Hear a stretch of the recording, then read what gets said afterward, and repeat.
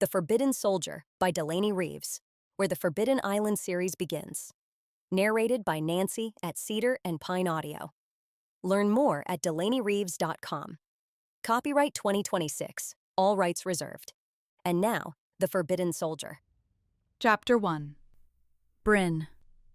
The Lihue air hits me like a warm, wet cloth the moment I step through the arrivals doors. I inhale the sweet scent of plumeria in the open-air terminal while I wait for my luggage at baggage claim.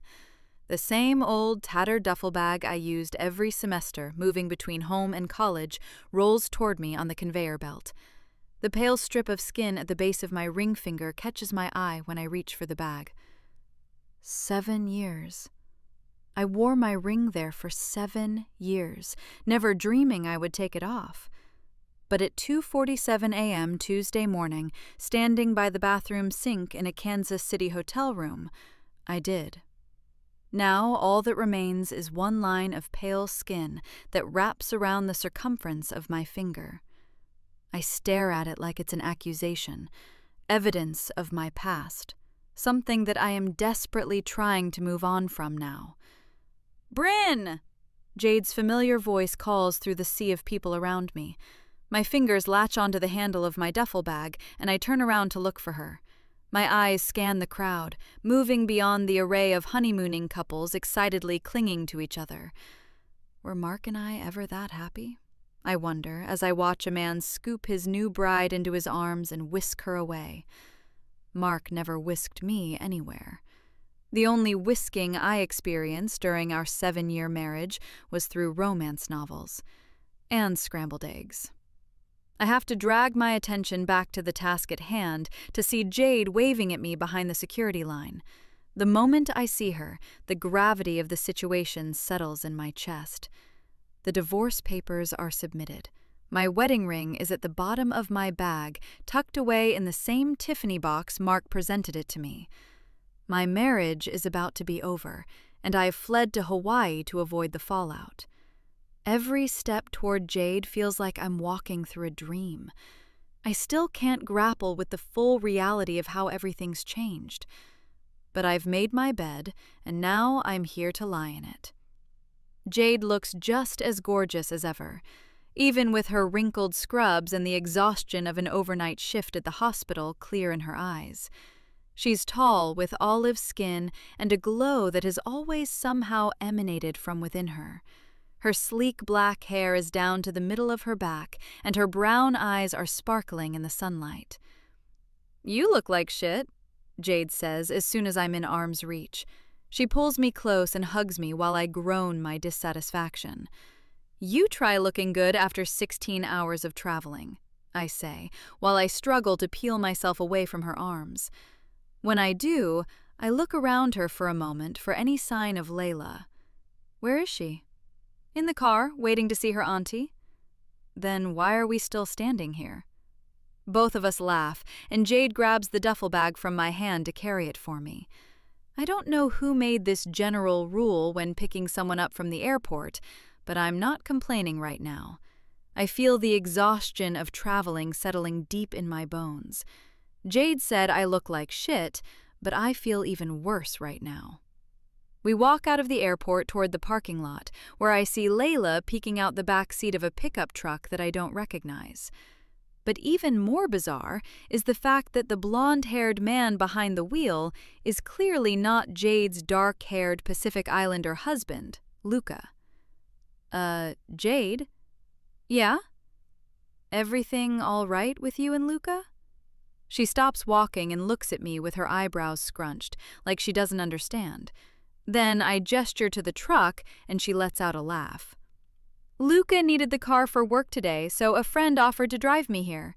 She rolls her eyes and slaps me playfully on the shoulder. "But hey, if I were having some sort of torrid affair, I could do worse than Weston." Weston. Just the name brings up memories I don't want to deal with right now.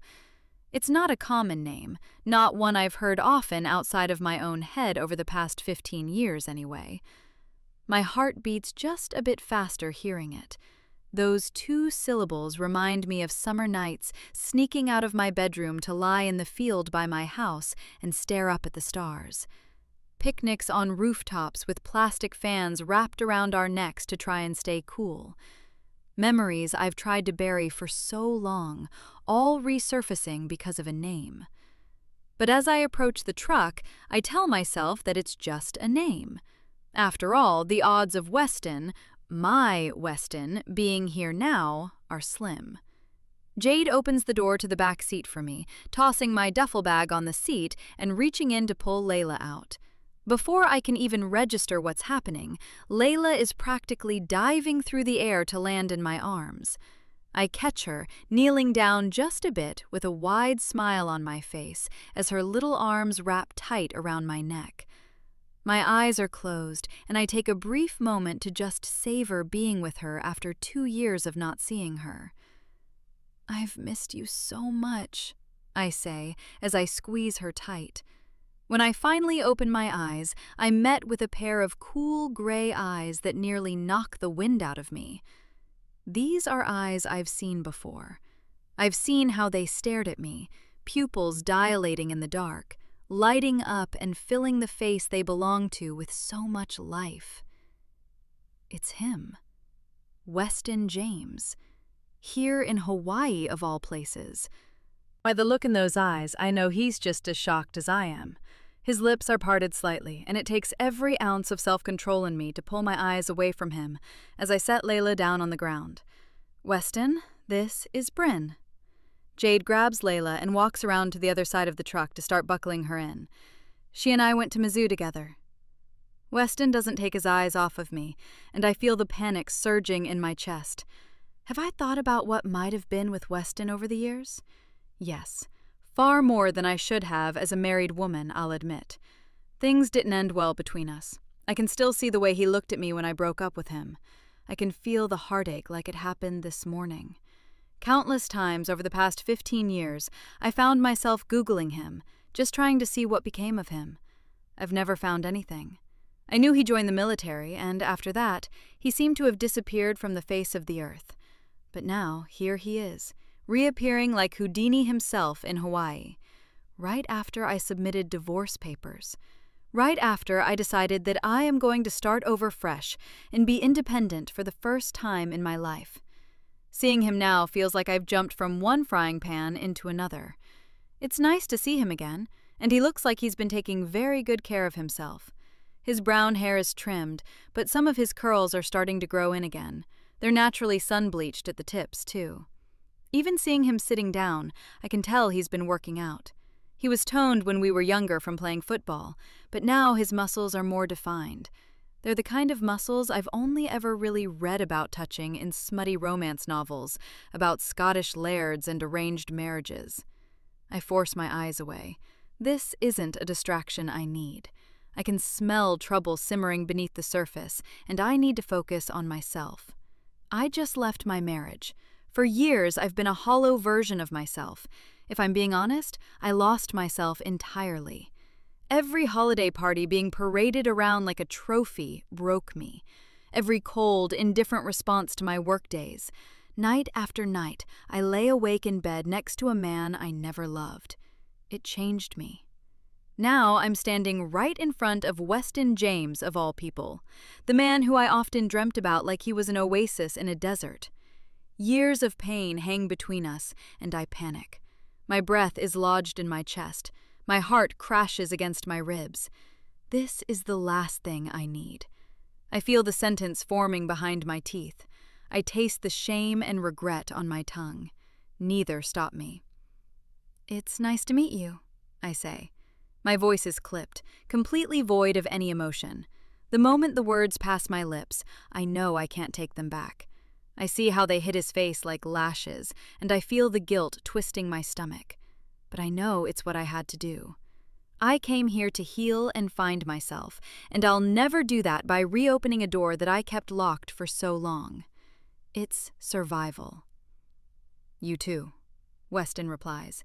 He clenches his jaw, fists gripping the steering wheel as he looks away from me.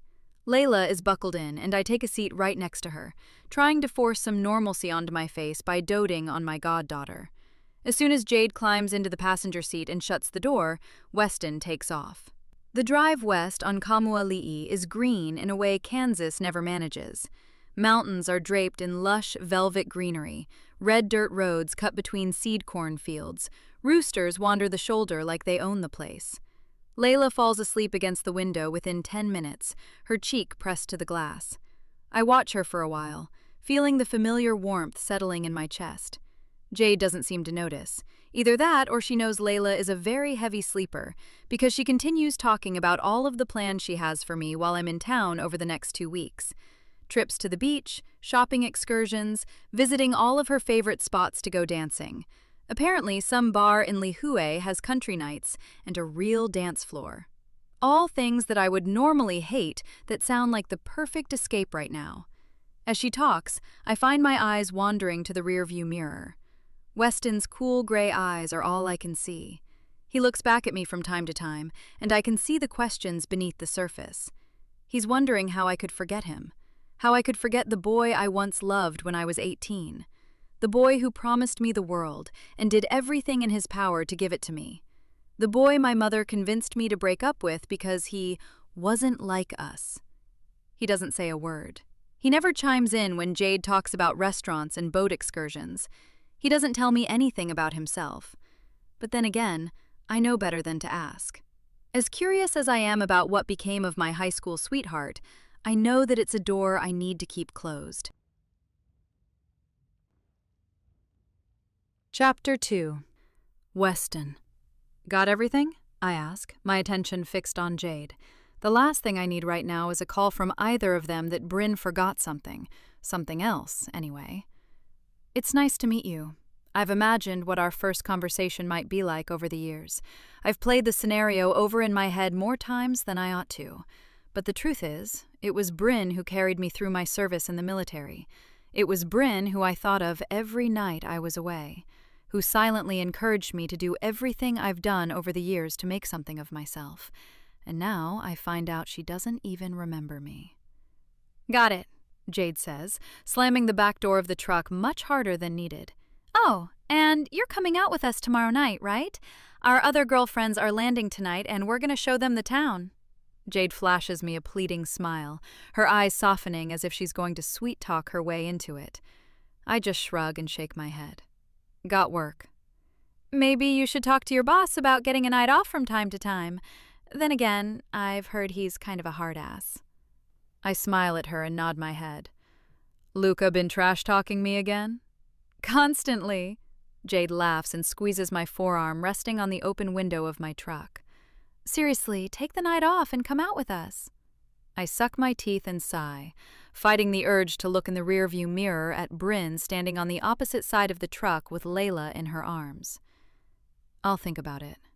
Jade walks away, heading up the steps of her house, and I don't spare a moment backing out of her driveway. My house is a short drive from hers. Her and Luca recently moved into this house right by the water, but mine is higher up, a 10-minute drive along the stunning Kaumuali'i Highway. It's a beautiful day, not a single cloud in the sky, and the sun beaming down through the windows of my truck. Yet through all of this, I feel a heaviness in my chest that I haven't in 15 years. It's nice to meet you. I run the morning charter out of Port Allen on muscle memory, the throttle familiar under my palm. Every movement is mechanical. I focus on each step I need to take to get through the day. Bryn was all I could think about last night. Seeing her again got under my skin like a splinter I couldn't stop picking at. It doesn't help that she looks amazing. She might be 15 years older than she was when I knew her, but I could still see the same girl I once loved. Her hazel eyes were glowing in the Hawaiian sun. Even looking at them briefly, I could see the green burning through the brown as she looked at me. Her hair was disheveled from traveling, no doubt, but I still remember how silky her hair felt against my skin all those years ago. Thinking about afternoons spent sunbathing in open fields with her head nestled against my shoulder makes my chest ache now. Normally, work would be my escape from thoughts like this, But it's hard when the only thing I have left to do right now is steer the Nakoa. My morning clients are a couple on their honeymoon. Neither of them have stopped smiling since stepping foot on the boat. I could push the bitterness aside on any other day, but I can't now. There was a time where I thought I would get to be happy like that. I had my entire future planned out before me, and it was ripped away in an afternoon. And knowing now that such a formative event of my life was so insignificant to Bryn that she doesn't even remember me makes it sting all the more. "Any chance we can get close enough to see some dolphins?" the wife asks me, a hopeful look in her eyes. I nod and force a smile at both of them. This is good. It gives me something to do. Something to distract me from the memory of those hazel eyes. I steer the boat out, keeping my eyes peeled for any pod of dolphins visible in the distance. I've done this long enough that I know how to find them quickly. After all, half of the tours I give these days are honeymooning couples who just want to see dolphins. Thankfully, I'm able to force thoughts of Bryn aside because the couple has 1,001 questions about my job that I'm happy to answer. But even though she's not at the forefront of my mind, her name still niggles in the background. Like at any given moment, the dam I've built will break, and she'll be all I think of again. The couple's 3-hour excursion comes to an end, and I head back to the Port Allen dock. Luca is sitting on a bench looking out at the water with a coffee tray beside him. "Turns out you're good for something after all," I joke as I grab the one remaining coffee and sip it. "One day, you're going to learn to be nice to the person who gets your coffee." I look at the cup in my hand and decide that Luca, benevolent as he is, would never actually do something as cruel as spit in my drink. I take a seat on the bench beside him, and both of us stare out at the ocean for a few quiet moments. I have questions that I want to ask him. All about Bryn, of course, but I don't know how to ask them. "How's your guest?" I have to force disinterest in my voice, which I immediately worry sounds too disinterested. I don't let people in easily. Even Luca, who I've known since our time together in the military, thinks I'm a mystery half the time. For him to think that I might have some sort of interest in Bryn would be a nightmare to me. "Good. Bryn's a nice girl. Jade hasn't been able to stop talking about the visit for days now." He pauses, sipping his own drink. "It was all so last minute, too." That piques my interest. The Bryn that I knew 15 years ago never did anything last minute. She did her homework as soon as she got home. She planned every outfit she wore for the week, and she had her life put together in 5-year milestones. She hated the unexpected. "Why is that?" Luca looks at me, and through my peripheral vision, I see him squinting his eyes. "Well, aren't you curious?" Forget I asked then. I take a sip of my coffee and lean back, resting my elbow on the backrest of the bench. I look out the water like I'm nonplussed by what he said, and he stays silent for a moment. I've dated a few women over the years, and Luca has managed to pry details about them out of me, but I've never mentioned Bryn to him or Jade. She's a part of my life I've chosen to leave in the past entirely. The issue now is that I don't know what Bryn has told them about me. She didn't remember me, but did she tell Jade about her high school boyfriend? Or was I that insignificant to her? "I actually don't know why she's here," Luca admits. "She just told Jade she was coming, and that was it. Last night they were too busy catching up for me to learn anything else. Plus, Amy and Hannah arrived. It was honestly just a lot of women shrieking and laughing and drinking too much wine." "Sounds like you've got your hands full." He nods his head and laughs under his breath. "They're all going to go out dancing tonight. Jade's been trying to get me to go along with her, but honestly, I could use a little bit of quiet. She wanted me to come along too. Probably wants to play matchmaker." Luca shrugs. Matchmaker? Is he referring to Bryn or one of the others? A part of me wants to ask, and I open my mouth to do just that, but stop myself before I can. He's already a little suspicious, and I don't need to make him any more so. Besides, even if Jade did want to set me up with Bryn, would I really want to put myself through that again? 15 years ago, she broke my heart. She basically told me that I wasn't good enough for her, and the fact that she didn't even remember me yesterday tells me that she hasn't changed one bit. She might be the same girl that I loved in a lot of ways, but I don't think I know her now. Look, how about you and I go grab a drink instead? We'll let the girls all catch up with each other and just relax and watch a game or something. Luca looks at me while he waits for my response with a hopefulness in his eyes that I know I can't ignore. Fine, but I've got to be home by 10 o'clock. I have a sunrise charter tomorrow. Luca picks me up in his car.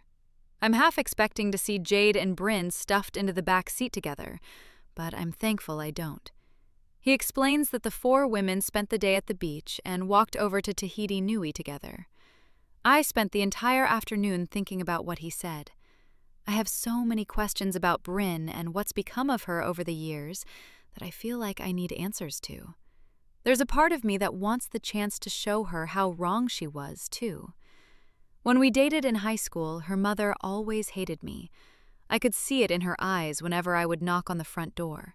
She wanted me gone from the moment Bryn told her the 2 of us were together. Bryn and her family were well off. They owned their home, had plenty of land, and Bryn grew up knowing she would be able to attend any college she wanted because of her parents' savings. I didn't have any of that. I grew up barely knowing my parents. Whenever I was home, they were gone. Whether it was because of some last-minute work they got to buy smokes or the fact that they'd rather spend their free time at the bar didn't matter. I was nothing but baggage to them. I had to raise myself. Bryn had babysitters and parents that actually cared about her report card. So yes, when Linda said my grades were too bad and I would be a distraction to Bryn, maybe there was some truth to it. But that's never an excuse to treat someone like dirt. In the 15 years since I've seen her, I've made a great life for myself. I have almost everything I've ever dreamed of. I thought a lot about the potential of going to high school reunions and things like that. Just something to bring me and Bryn back together so I can show her that I did make something of myself, in spite of everything she thought. But she doesn't even remember me now, so what good would that do? Luca and I listen to the 90s alternative music that Luca enjoys along the drive toward the North Shore. I don't know exactly where he's planning to go, but I assume we're going to Duke's like we usually do. In Lihue, he drives right past the turn for Duke's without giving it a second glance and keeps heading north. Seeing that, I start to realize something might be wrong about this situation. He keeps driving, avoiding looking in my direction at all costs. Luca? My voice is low, like a warning. I'm sorry, man. I had to do it. He shakes his head, still not looking at me. He stops the car in the parking lot of Tahiti Nui. Before I even have a chance to call him a traitor for bringing me here, I hear Jade excitedly screaming my name. I look out of the car window and see through the open lounge 4 women all grouped together looking in my direction. Bryn standing in the center. Jade made me do it, Luca says, taking the key from the ignition. She worries about you being all alone, you know? Yeah. I don't say anything else as I get out of the car. My eyes betray me as I find them lingering a little too long on Bryn. She looks gorgeous right now. Her blonde hair is wavy from the salt water, and I can see specks of sand stuck to her skin. She's in a short crochet dress that barely hides her swimsuit underneath it. I told myself that I wasn't going to be pulled back into this, but seeing her now, I don't know if I have a choice. Chapter 3. Bryn. The moment my eyes land on Weston, I just want to go home. Honestly, I was surprised that Jade didn't seem to realize the 2 of us have history. She's usually so intuitive when it comes to things like this. But then again, I highly doubt she'd remember the name of my high school boyfriend. I must have told her 10 years ago at this point. After all, it's pretty taboo to talk about your exes after you marry someone else. Weston looks about as happy with the situation as I am. I feel his eyes on me as he reluctantly moves through the crowd. How the hell am I supposed to get through this without spontaneously combusting? He and Luca approach the group, and I feel my skin burning just being close to him again. It brings back a flood of memories that nearly bring me to my knees. I remember our first kiss like it's been carved into the grooves of my brain. Here I thought running away to Hawaii would be an escape from my past. I should have known I would never get off that easy. "What have you ladies been up to?" Luca asks, moving toward Jade to give her a kiss. Jade smiles and lets him wrap his arms around her shoulders, beaming up at him like she did on the night of their wedding. I feel the tug in my chest seeing it. These two have the kind of love that everyone wishes they could have. I know when I married Mark, I wanted it. I thought I had it for a while, too. I took them around Hanalei Bay, and we spent some time on the pier. I tried teaching these three how to paddleboard, and it was a disaster. Jade looks over her shoulder at myself, Amy, and Hannah. Both of them arrived late last night, and we might have spent a little too long drinking margaritas in Jade's den. Our morning hangovers didn't exactly prime us for the coordination it takes to master ocean sports. "I warned you I was uncoordinated," Hannah says with a shrug. Her sleek auburn hair slides over her shoulder and hangs all the way to the middle of her back as she moves. "And I'm terrified of the ocean," Amy adds, smiling nervously while she tucks a brown curl behind her ear. Luca laughs and shakes his head. "Well, it's a good thing you're surrounded by it then." Everyone chuckles, and Amy and Luca rehash the age-old argument of how he swept Jade off her feet and stole her away from us. "If it weren't for you, we wouldn't have to fly over the ocean to see Jade," Amy says as her final rebuttal. Jade rolls her eyes and puts a hand on both of their shoulders. "Anyone want a drink?" "Yes, please," Weston and I say simultaneously. It drags a laugh out of everyone, and I have to force myself not to make eye contact with him. The six of us all settle into a booth. Amy, Hannah, and Jade all slide into one, and I immediately feel my skin turning red when Luca starts sliding into the other side. Weston follows after him, and I'm left with only one seat left, right beside my ex-boyfriend. The very ex-boyfriend who I pretended not to know. My entire body tenses as I settle down beside him.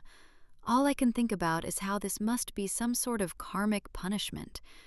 I don't know what I did in this life or in my last to earn this repayment, but I feel as though I should issue a blanket apology. We look over our drink menus for a few minutes, making occasional small talk about what we think sounds good, and taking Jade and Luca's recommendations. Once we all know what we're ordering, I hold my hand out to collect everyone's menus to make it easier for the server. Weston hands me his, and for the briefest moment, his hand brushes against mine. My heartbeat quickens, and I feel the heat rising in my body. "Sorry," he mutters under his breath. He doesn't look my way, not once. My throat is too constricted to say anything, so I just nod and raise my lips into a polite smile. I set the menus down in front of me and force my attention on anything else. Of course, Jade is looking at me with her eyes wrinkled like she has just pieced something together. I have no idea what story she's concocted yet, but I do know that she'll be pulling me aside at some point soon to ask me about this encounter. She's always loved playing matchmaker. If she senses a spark, I know she's going to meddle. I can't have that right now. "So how did all of you meet?" Weston asks after the server comes to take our drink orders. "College," Amy says. "All four of us went to Mizzou together. We were in the nursing program at the same time, and we bonded over study groups and clinical rotations." "I've heard Mizzou has a great nursing program." Weston takes a deep breath and sits up straighter. "I knew someone who went there. It had been their dream since they were a kid, and they never seemed to stop talking about it." He doesn't have to look at me for me to know who he's talking about. I still remember all the times I would sneak out of my house just to ride around town in his old Chevy pickup, to ramble about all of my dreams and worries of the future. Weston always knew exactly what to say to calm me down. He was my sanctuary for any troubles. "How did I forget you're from KC too?" Jade asks. "Yep, a small town around there." Weston still doesn't look at me, but I can feel Jade's eyes burrowing through me. She's putting pieces together, and I know it's only a matter of time before she asks what the small town is. As soon as she does, everyone at the table is going to know that both Weston and myself are from Gardner. We're the same age, from the same town. I think it'll be obvious that the two of us probably knew each other. I feel like I'm surrounded by landmines. Our drinks arrive and spare me from Jade inquiring any more about where Weston is from. As soon as they're put on the table, all anyone can focus on is how delicious they are, and all of us girls pass our drinks between each other so we can all try something new. Luca and Weston mostly just listen, while Hannah and Amy talk about work and share a crazy story about a woman on their flight screaming at a flight attendant over a can of ginger ale. I don't contribute much while Weston is here. Sharing too much about my life is risky in front of him. There's a part of me that wants to ask him about what he does, but I know that's going to be a slippery slope. If I take an interest in him now, I know that it won't go away. Over the past 15 years, there's hardly been a day that it has. Not that it matters. I can feel the chill radiating off of him. His walls are up now. "So, what's the plan after here?" Amy asks after finishing her second chi-chi.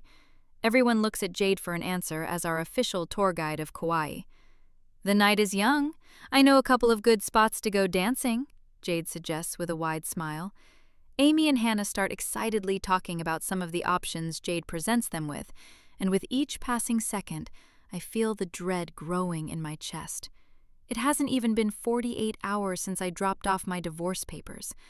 Honestly, it's a wonder that I'm sitting here right now, as well put together as I am, considering the dozens of phone calls and text messages from Mark I've muted. I don't know if I'm going to be able to go out dancing, especially not if I'm going to be around Weston. The bill is paid and all of us stand up to leave the restaurant to head out to the next spot on Jade's itinerary. "I actually can't," I begin, interrupted by Weston speaking up at the exact moment. "I'm not much of a dancer," he says. Both of us look at each other for a moment before forcefully peeling our eyes away. Jade looks at me and raises her eyebrows. "You don't want to come?" I'm exhausted. You know how I get when I spend too much time in the sun. "You think you can take her back to our place?" Luca asks Weston. My heart is pounding in my throat, and I open my mouth to say that there's no need for it. I could just borrow Jade's keys and find my own way back.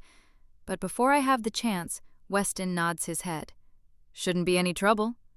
"You don't have to go out of your way for me," I reply. "It's not." He barely looks at me as he says it. Jade's eyes move between us, and I see a glimmer of something behind them. She sees the tension.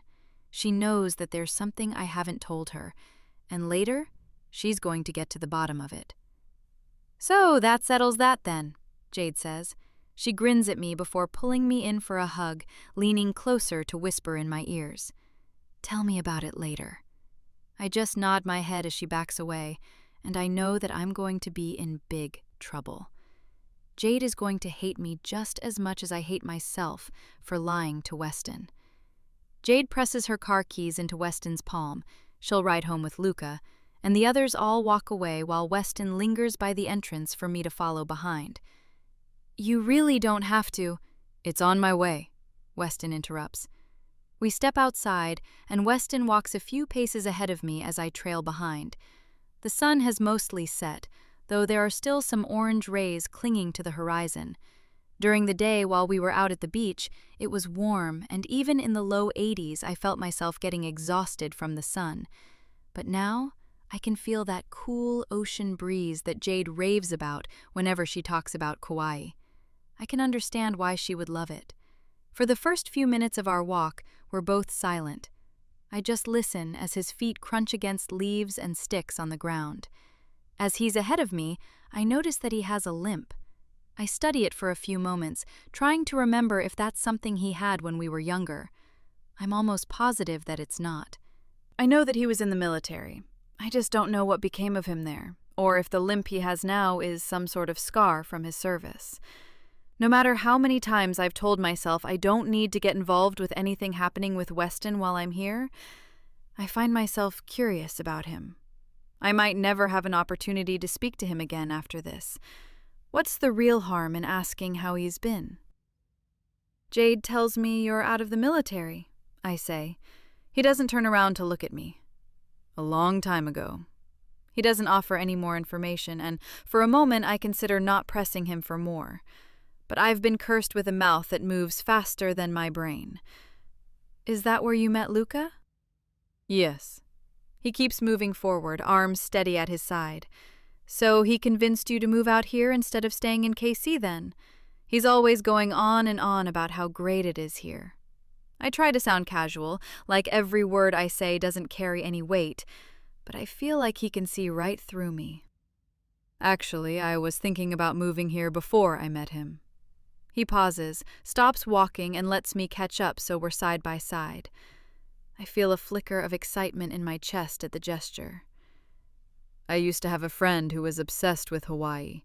She had her entire life planned out, and she was going to get married here. Unedited Beach, to be specific. She showed me magazines and pictures, and it always stuck with me. Then I met Luca, and he said he was from here, and it felt kismet, like I was supposed to be here one way or another. I remember those magazines. I remember sitting on picnic blankets outside, pointing at all the different pictures, talking about what my wedding dress would look like. Weston would always smile at me like he was picturing me draped in white. My actual wedding to Mark was nothing that I wanted. He's a devout Catholic, and his parents were furious at the idea of us not having a church wedding. So I gave in. It wasn't worth the fight. That was just one of the many dreams I gave up on. But standing here beside him, feeling how his gray eyes scan the side of my face as he talks about these memories like I don't remember them, breaks my heart. The truth is, I'm surprised he remembers them as much as he does. I shouldn't be. Weston was always concerned with the small details. If anyone could remember the exact beach in Hawaii I wanted to get married on, it would be him. Mark never even remembered our anniversary. Not once during our entire marriage. His secretary was the one to send me cards with his signature stamped on it. Unedited Beach seems lovely, I say, biting my tongue to keep from saying more. It's one of my favorite places on the island. The reef keeps it calm as bathwater. It's where you go if you actually want to swim in the ocean. I'd love to see it someday. Weston doesn't say anything as he continues walking. I think about all of the things I've given up on in my life. The dreams I let die to make my mom and Mark happy. My dream wedding, my dream house, starting a family. Weston. I've always wanted to see Unedited Beach.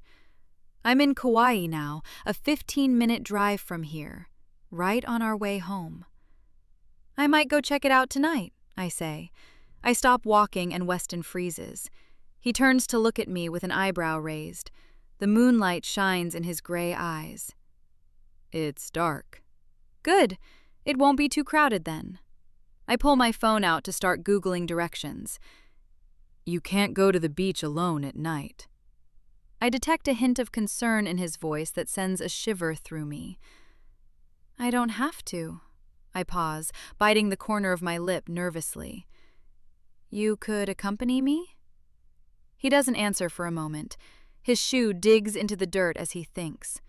I see the debate playing out behind his eyes. Go home or spend the evening playing tour guide to the woman who broke my heart? Tough choice. I have a sunrise tour in the morning. I nod my head. The bitter sting of rejection is strong.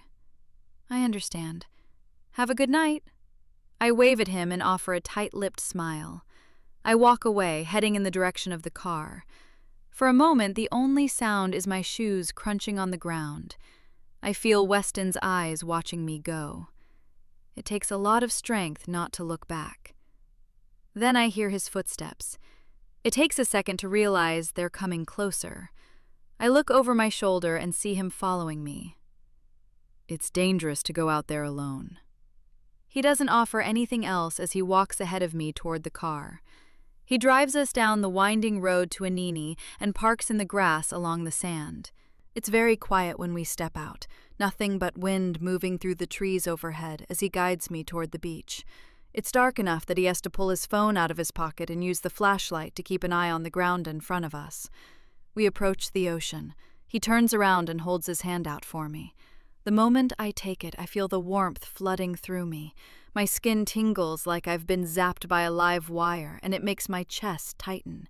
I'm reminded of every time I've held his hand just like this, and how this feeling never seemed to dim. Now, it's back in full force. He helps me onto the sand and lets go with my hand as soon as I'm situated. I slip out of my sandals and carry them beside me, savoring the way each grain of sand feels against my skin. Weston does the same, leaving his boots by the trail to grab on the way back. "Do you come here a lot?" I ask him, looking away from the small waves lapping at the shore to stare at his face lit only by the moon. "It's been a while since I've had some time off to come out here." "Jade told me you work yourself to the bone." He nods his head, and I see a tiny, nervous smile grow on his lips. "What do you do?" "I run one of Kauai's premier charter boats." "Like the ones to take people to see dolphins?" "Exactly. I get to spend my days on the ocean pointing at coral reefs and fish tourists want to post pictures of on Instagram." Weston sounds jaded by the way he talks about it. The Weston I knew was more optimistic than this one. Even with everything stacked against him, there was hope in the way he spoke. It really makes me wonder what's changed him over the years. Does he have the same scars I do? The pale strip of flesh on my ring finger feels blinding thinking about it, and I cover it on instinct. "You don't like what you do?" He starts walking along the shore and I join him, standing a safe several inches away to avoid brushing against him again. "I like it. It makes good money and I love being out on the boat, but sometimes it can just be a little monotonous. There are other things I've thought about doing." He pauses and looks at me. "Do you like being a nurse?" "It's all I've ever wanted."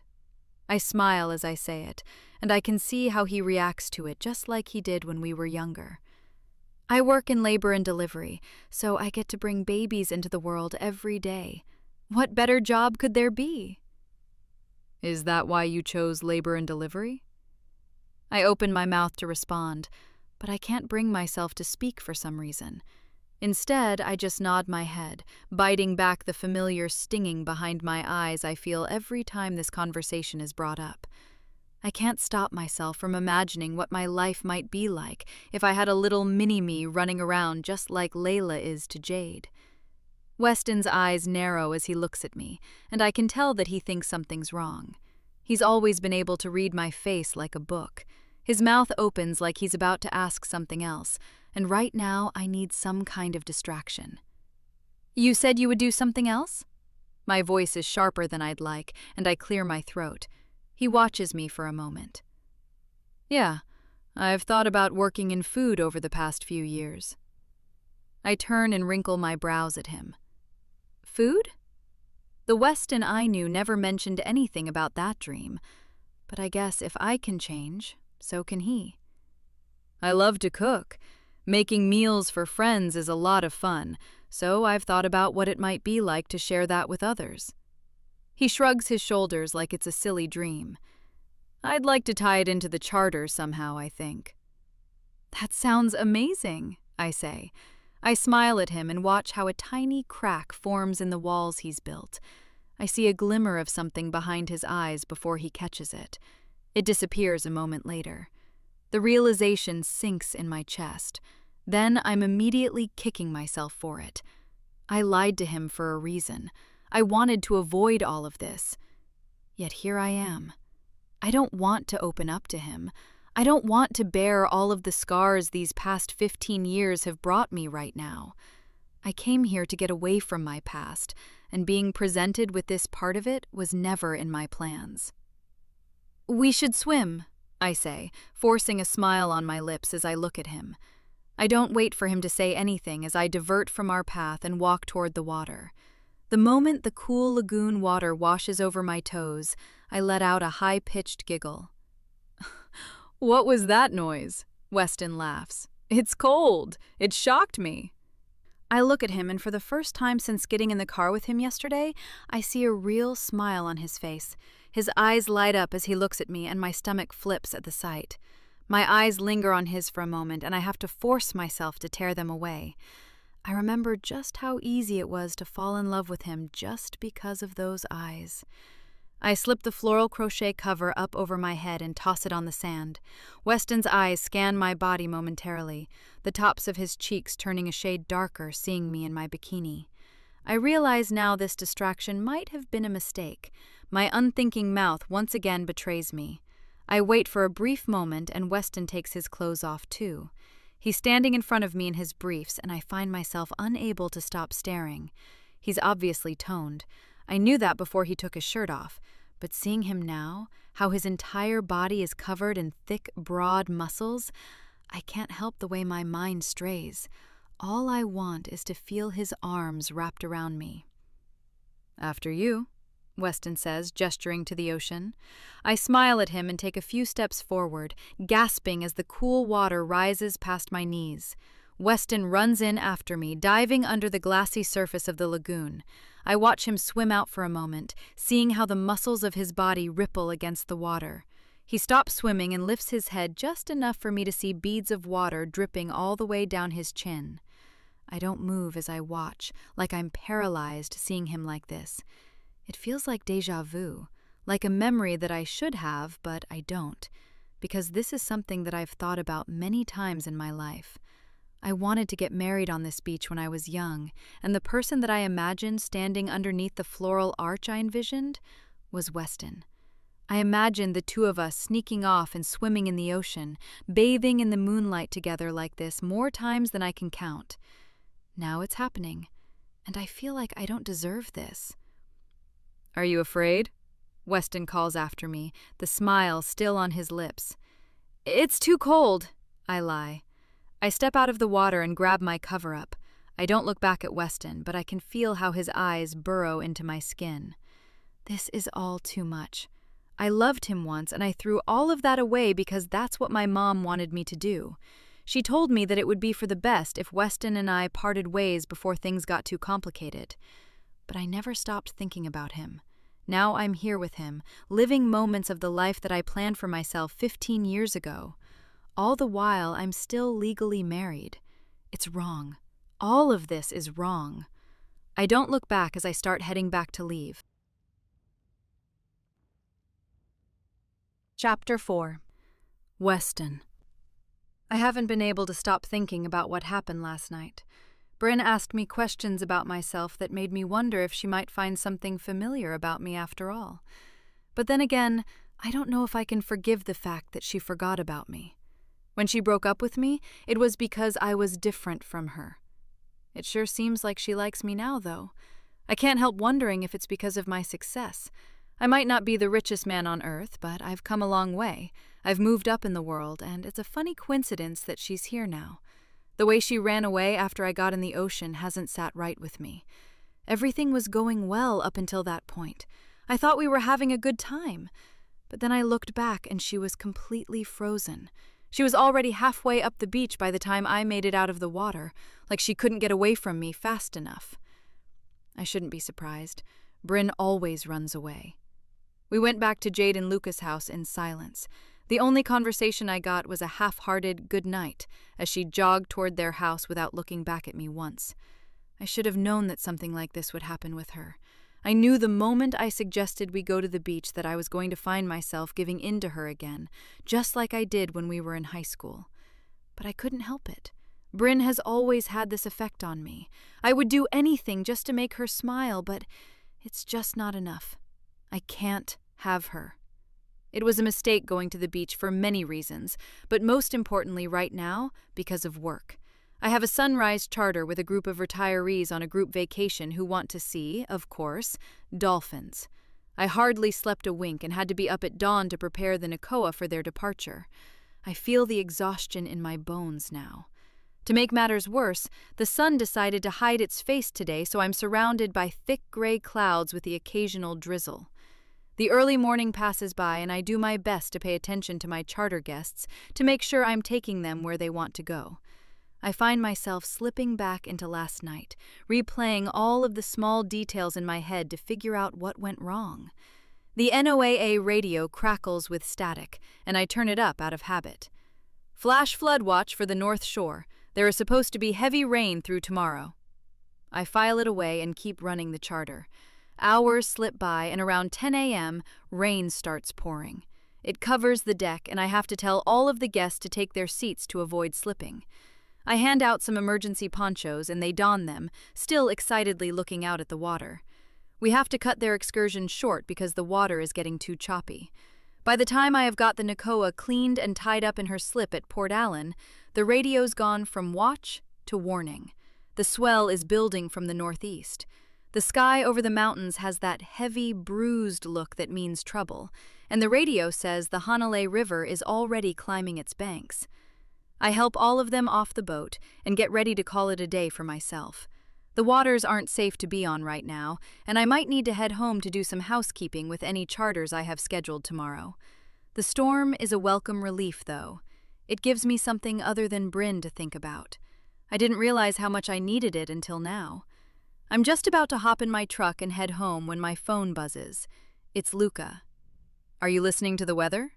His voice is tight, but not panicked. Luca doesn't panic, but there's something underneath it that makes my spine straighten. "Yeah, just had to cut the sunrise charter short. Why?" "Jade's friends drove up to Hanalei this morning. Her recommendation." He pauses and sighs.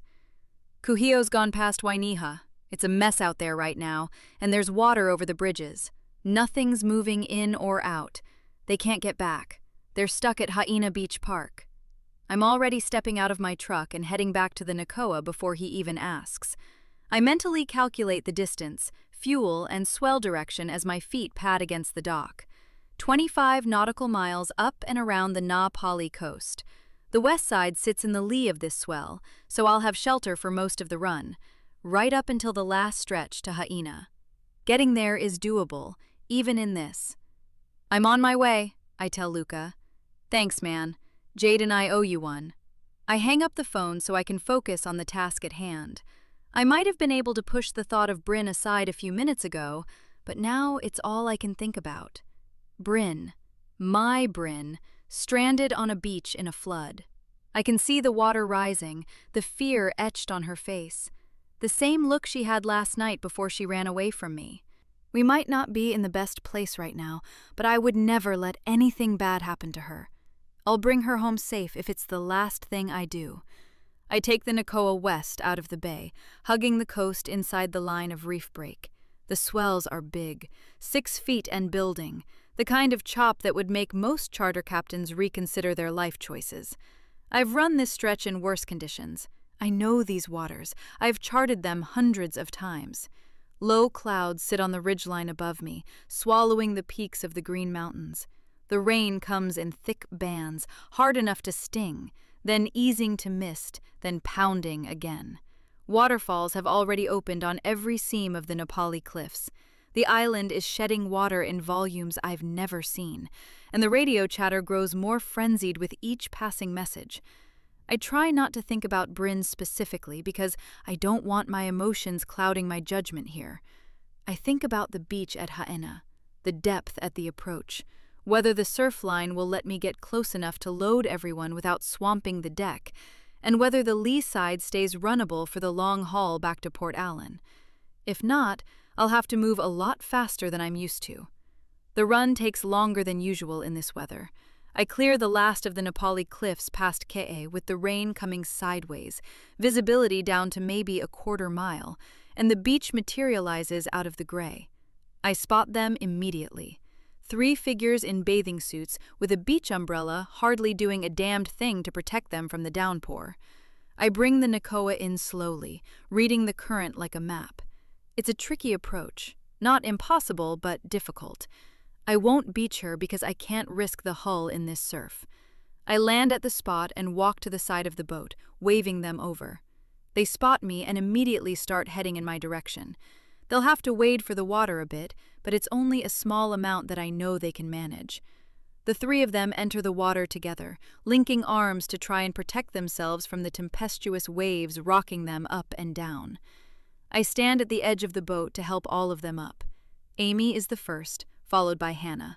Both of them are freezing, their teeth chattering violently as they settle in on the deck.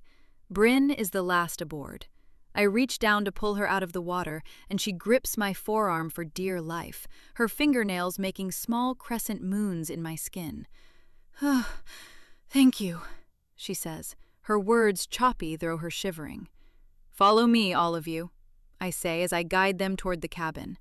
As soon as they're all inside, they drop the few items they were able to bring through the water, and I pass out emergency blankets to wrap them in. All three of them look a mess right now, but I can't help the way my eyes scan Bryn's face to make sure she's okay.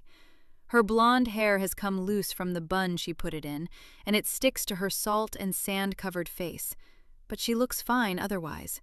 Seeing that dislodges the splinter of fear in my chest I hardly wanted to acknowledge before. I try to ignore the three of them shivering in the corner of the cabin as I start charting my way back to the dock. As I'm in the process of turning the boat around, my phone rings once again. This time, it's Jade. "I've got them all on the boat now," I say as soon as I answer. "Oh, thank God." She lets out a breath of relief.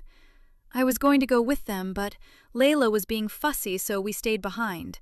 Now we're at the house with no power and water flooding the yard." "You guys can't stay there," I immediately say. I feel a pang of guilt for them. Luca and Jade just bought their house by the water, and they were so happy with their purchase. The two of them are in the middle of making it their dream home, and now there's a flood that threatens to destroy everything they've worked for. Luca's calling around looking for hotels with rooms. There aren't any vacancies anywhere we can afford. "Come to my place." The words are out of my mouth before I think of the repercussions. Bryn, Amy, and Hannah aren't staying in any of the hotels. They're all sleeping at Jade and Luca's house. This isn't an offer extended only to Jade, Luca, and Layla. It's to the three women currently shivering in the cabin of the Nakoa, Bryn included. "Are you sure?" "That's a lot of guests for someone who never has guests." Jade's voice is an octave higher than usual, and for a moment I want to change my mind. But what choice do I have? "Just pack some bags and meet me there before I change my mind." Jade starts thanking me profusely, and it's all I can do just to get off the phone with her. I look over my shoulder at the three women, seeing that Amy and Hannah have passed out under their respective blankets, leaning their heads against each other. Bryn is staring out at the swells of gray water blending with the low-hanging clouds. "There's been a change of plans," I say, watching as she slowly turns and looks at me. "Jade's place is flooding. You guys are coming back to mine." Her eyes widen, and she nods her head subtly before turning back around and looking at the water. Through the reflection in the glass, I can see that she's nervous. I am too. Just about the last thing I need right now is to be trapped in my house with an ex who doesn't even remember I exist. Chapter 5. Bryn. Walking through the front door of Weston's house is surreal. Even when we dated in high school, I never went to his place. Back then, I knew it was because it was something he was ashamed of. His family lived in the trailer park, and they didn't have the kinds of things we did. No flat-screen TVs, video game consoles, luxury furniture. Everything they had was essential. But just from the outside of his home, I can see how different his life is now. It's beautiful, even as the rain pours over it all. Of course, he has a big yard. I would never expect Weston to do anything differently. It's still early in the spring, but he has pink and blue flowers already blooming in garden plots. There's a cobblestone walkway that leads right up to the front steps of his home. It's much bigger than I would have expected, considering he lives alone. But then again, his past is still a mystery to me. Does he have a whole family living here that I haven't asked about yet? I can't imagine the answer being yes, but I prepare myself for it anyway. The interior is cozy. Hardwood floors, cream-colored walls that add just enough warmth to the space. My shoulders relax as soon as I step inside. I kick my shoes off by the front door and take a few steps inside, surveying the home. I can feel Weston's eyes on me again, like he's waiting for my reaction. "This is beautiful," I say, looking over my shoulder at him. He smiles and nods his head. "You live here by yourself?" Amy and Hannah are standing on either side of me, and I can feel how they look to one another as they always do, like they're telepathically communicating something. There's no doubt in my mind it's the same thing Jade would be thinking. Why am I interested? Just me. We don't even make it 10 feet into the house before Jade and Luca come running in, water dripping from their clothes, with Layla in their arms. "I can't thank you enough for this," Jade says to Weston, before setting Layla down and wrapping me, Amy, and Hannah in her arms, and squeezing tight enough that it hurts to breathe. "Oh, Jade, hun, I kind of like not having broken ribs," Hannah groans. Amy and I both laugh, and Jade backs away. Weston hurries away from the front door and goes to grab some towels from the hall closet, handing them out to each of us. All of us take our shoes off and do our best to clean up in one localized area so we don't end up tracking rain droplets and sand all over his home. "I've got 3 spare rooms to set you guys up in," Weston says as he guides us toward the hallway. I follow right behind him, excited to see more of his house. There was a long period in my life where I thought the two of us would build a house together. We always talked about how many rooms we wanted, what we would do with them. I know that I never got my dream house. I never had my greenhouse in the backyard or the grand library I wanted. But as we walk and I see the large bay windows, comfortable furniture, and exposed ceiling beams, I realize Weston has created his dream home. I feel a pang of disappointment in my chest, knowing that I wasn't beside him to do it. It makes me feel guilty. I had every opportunity, but I listened to my mother. She told me that Weston would never amount to anything, and I believed that was important at the time. So I threw everything away like it meant nothing to me. I shouldn't be disappointed that he built a life without me, when I was the one who made that decision. Weston shows all of us to our rooms. Jade, Luca, and Layla take the biggest spare room together, while Amy and Hannah agree to share another. I get my own room. He doesn't give us a proper tour of the house right away. Right now, the biggest focus is getting everyone situated and comfortable before that. He gives each of us fresh towels and points us in the direction of the bathroom so we can shower off and try to warm up after shivering from the cold rain. Amy, Hannah, and I all play rock, paper, scissors to see who gets to use the showers first. We've had to settle disagreements this way often enough that I know that Amy always chooses scissors and Hannah always chooses rock. Therefore, my paper puts me on top, and I excitedly walk into the bathroom to bathe. Seeing the bathroom almost takes my breath away. When Weston and I would talk about our future home, I would talk a lot about the bathroom. I wanted green mosaic tile floors, a clawfoot tub, his and her sinks. All of that is here. I brace myself against the sink and stare in the mirror while I take it in. It's been 15 years since we had a conversation about the type of bathroom I would want. Yet here I am, standing in a virtual stranger's home, seeing the exact vision I dreamed of when I was 18, down to the last detail. It hurts more than it should. Everything I said to him must have stuck with him in some way. It must have ingrained itself inside of him to come out like this after all this time. We've been apart for so long, yet a part of me has been here with him. I have to collect myself before getting in the shower. I feel the emotion tightening my throat, and I know this isn't something I can deal with. I should be feeling this way about my divorce. I've given 7 years of my life to Mark, and I should be wondering if I made the right decision. But with every passing second, I'm realizing that my life with Mark was never mine. It was his. It was my mom's. I could have had this. But I listened to other people and I let them control my life for me because I thought they had my best interest in mind. But I know now how wrong that is. When I get out of the shower, Amy rushes in behind me so she can try to warm up in the hot water. I hurry back to my room and look through the clothes that Jade brought for me to put something on. I settle on a pair of loose-fitting jeans and an old, oversized Mizzou sweater I've been hanging onto over the years. I leave the room to go see what everyone else is doing, only to find that Weston is in the kitchen by himself. The kitchen is just as beautiful as the rest of the house. Plenty of cabinets, many of which have glass doors to see the contents easily. The appliances are all new and in pristine condition, with the exception of the stove, which has some clear burn marks around the gas plane from heavy use. Weston is standing at the kitchen island chopping vegetables when I walk in. He looks up, the knife slamming down against the cutting board a little louder before he pulls his fingers away. "What are you making?" I ask. Growing up, he wasn't much of a cook. Most of the food he ate was microwavable, so seeing him with an array of vegetables and cuts of fresh seafood set out in front of him is a little surprising. "Thought I'd make some fish tacos for everyone. I'm sure you're all hungry. Need a hand?" I walk around the counter to join him. He watches me for a moment, his eyes locking on mine before he shakes his head. "I'm just about to put the cod in the oven to bake."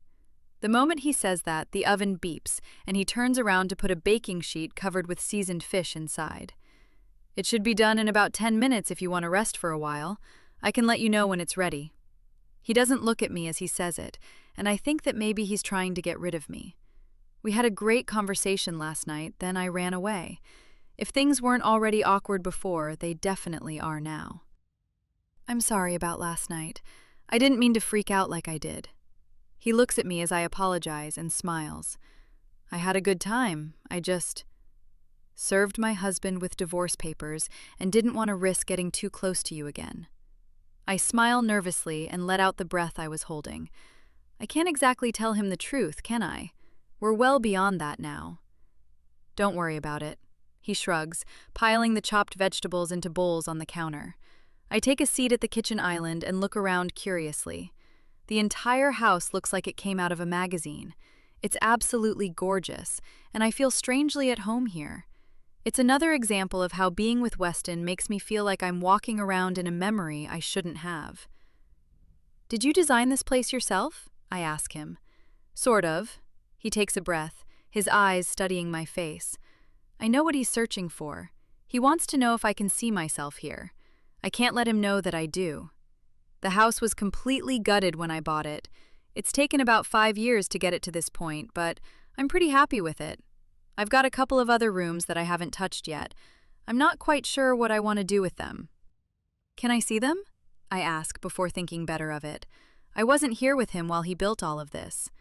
But there's a part of me that wants to see what it might have been like before. He washes his hands quickly and wipes them off on a towel, gesturing for me to follow him out of the kitchen. Nobody else is moving around the house as he guides me through the living room. I imagine they're all exhausted and still coming down from the adrenaline of the storm. He leads me down another hallway toward a room at the end. Inside, I can see the foundation of the house. No proper flooring has been put down yet, and the walls are drywall with the white spackle still visible holding them in place and smoothing the seams.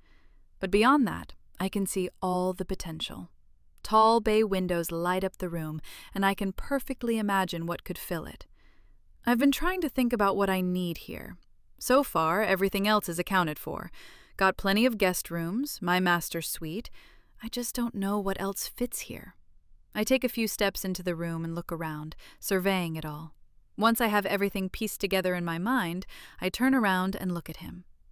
"Do you want to know what I would do with it?" He smiles and leans against the doorframe as I take a few steps toward the center of the room. "If this were my house, I would turn this into a cozy little getaway." I gesture to the wall on the left. Built-in floor-to-ceiling bookshelves with a rolling ladder installed. The shelves will be stocked with books, too. Classics, rom-coms, you name it. "You read a lot, then?" I smile because I know he already knows the answer. "All the time." Weston watches me as I move to the other side of the room. Here, I would have a plush velvet sofa with ottomans to kick my feet up on. Plenty of pillows and throw blankets all around to grab whenever. Add some rolling carts filled with all of my crafting supplies, a nice colorful rug over hardwood floors, and this room would be perfect. I watch as he stands up straight, moving around the room like he's trying to picture everything I've said. He stops right in front of me with a soft smile curling his lips. "It sounds like a good plan." I stare up at him, mesmerized by his eyes for a moment. The clouds outside are thick, and it's dark and gray here, which only seems to make the storm clouds of his eyes more intoxicating. I feel a pull toward him that I don't want to ignore. He's only inches away, and I could reach out and touch him again. I could feel him like I've longed for all these years. Weston licks his lips like he's thinking the exact same thing. I feel my muscles flinching, like they're moving without permission to do something that I know I'll probably regret. A knock on the door catches both of our attention. My breath hitches in my throat, and I turn to see Jade standing in the doorway with her eyebrows raised. "Am I interrupting something?" she asks. Weston clears his throat and takes a measured step back. "Just giving Bryn a tour." Jade looks at me with her eyebrows raised, and I can already see the questions behind them. Last night at Tahiti Nui, she told me she wanted to talk, and we never had a chance. I can only imagine the question she has now.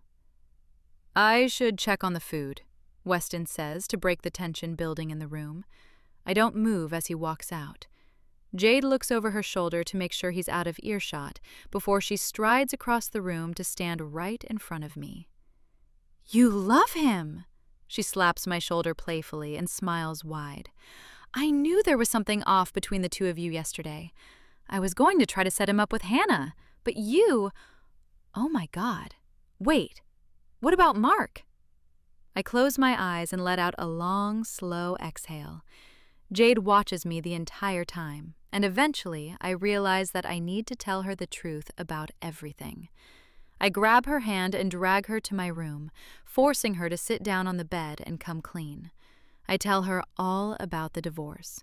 The moment the words cross my lips, Jade stands up and runs her fingers through her hair, looking at me with her mouth hanging open. "Have things really been that bad between you two?" Jade asks, tears starting to form in her eyes. I bite my lip and feel how my throat goes dry just thinking about it. "I mean, yeah. Things started out great between us.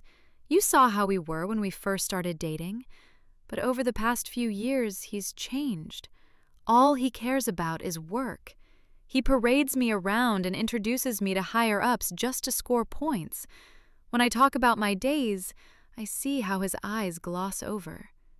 I mean nothing to him."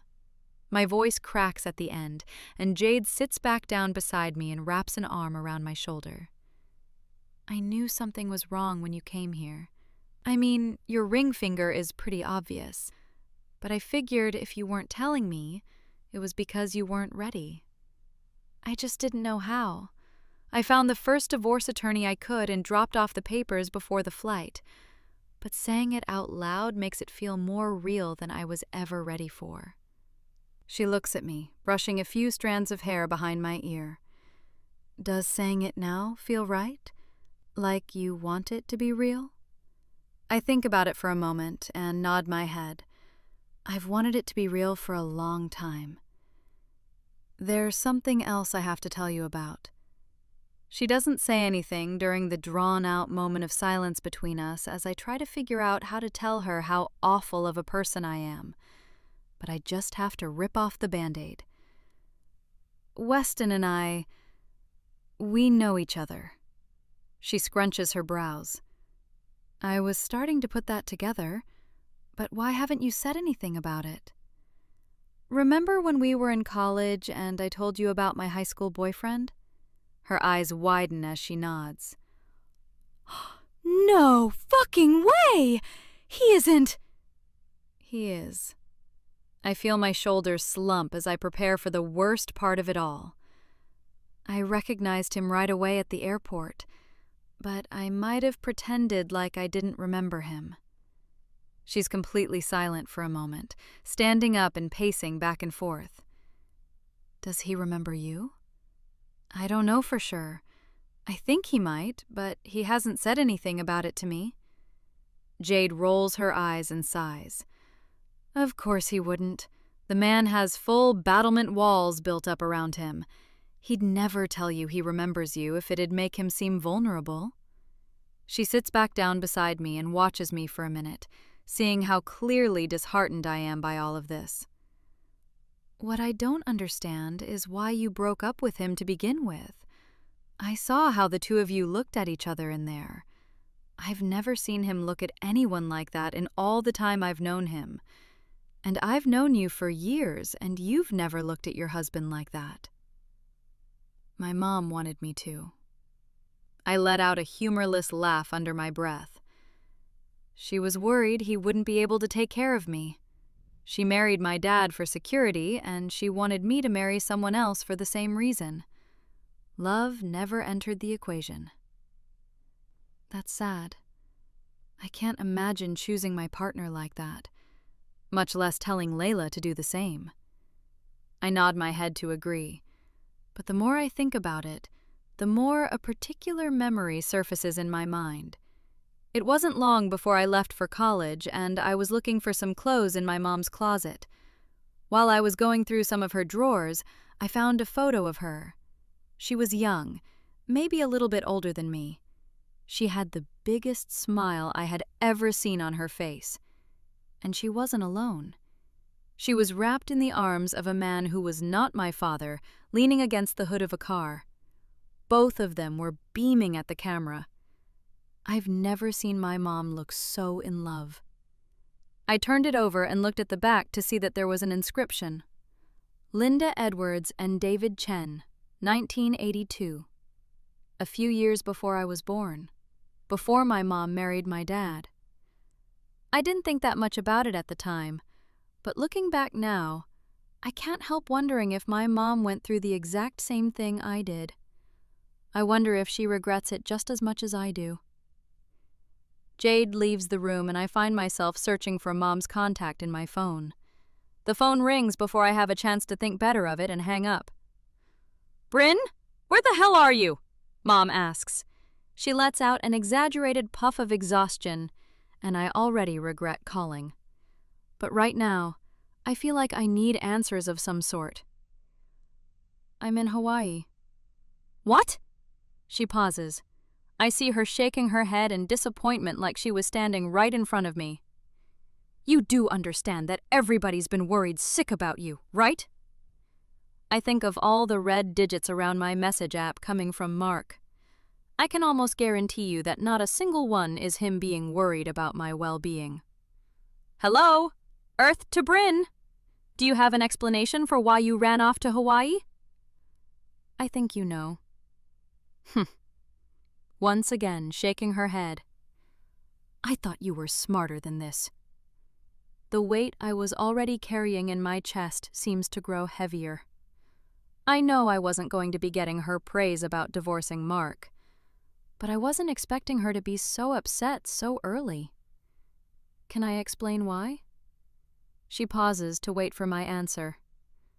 "I don't love him. He doesn't love me." Love is the stuff of fairy tales. The foundation of a marriage is the agreement you make to another person. Passion will always fade. Like your passion for David Chen faded? I open my mouth to say it, but stop myself. For once, I manage to think before my mouth gets the better of me. That would only make things worse for me right now. I just couldn't do it anymore. I want to be happy. Is that such a crime? What about marriage counseling? Did you even consider anything like that? What good would it have done? It would have shown that you weren't someone who gives up.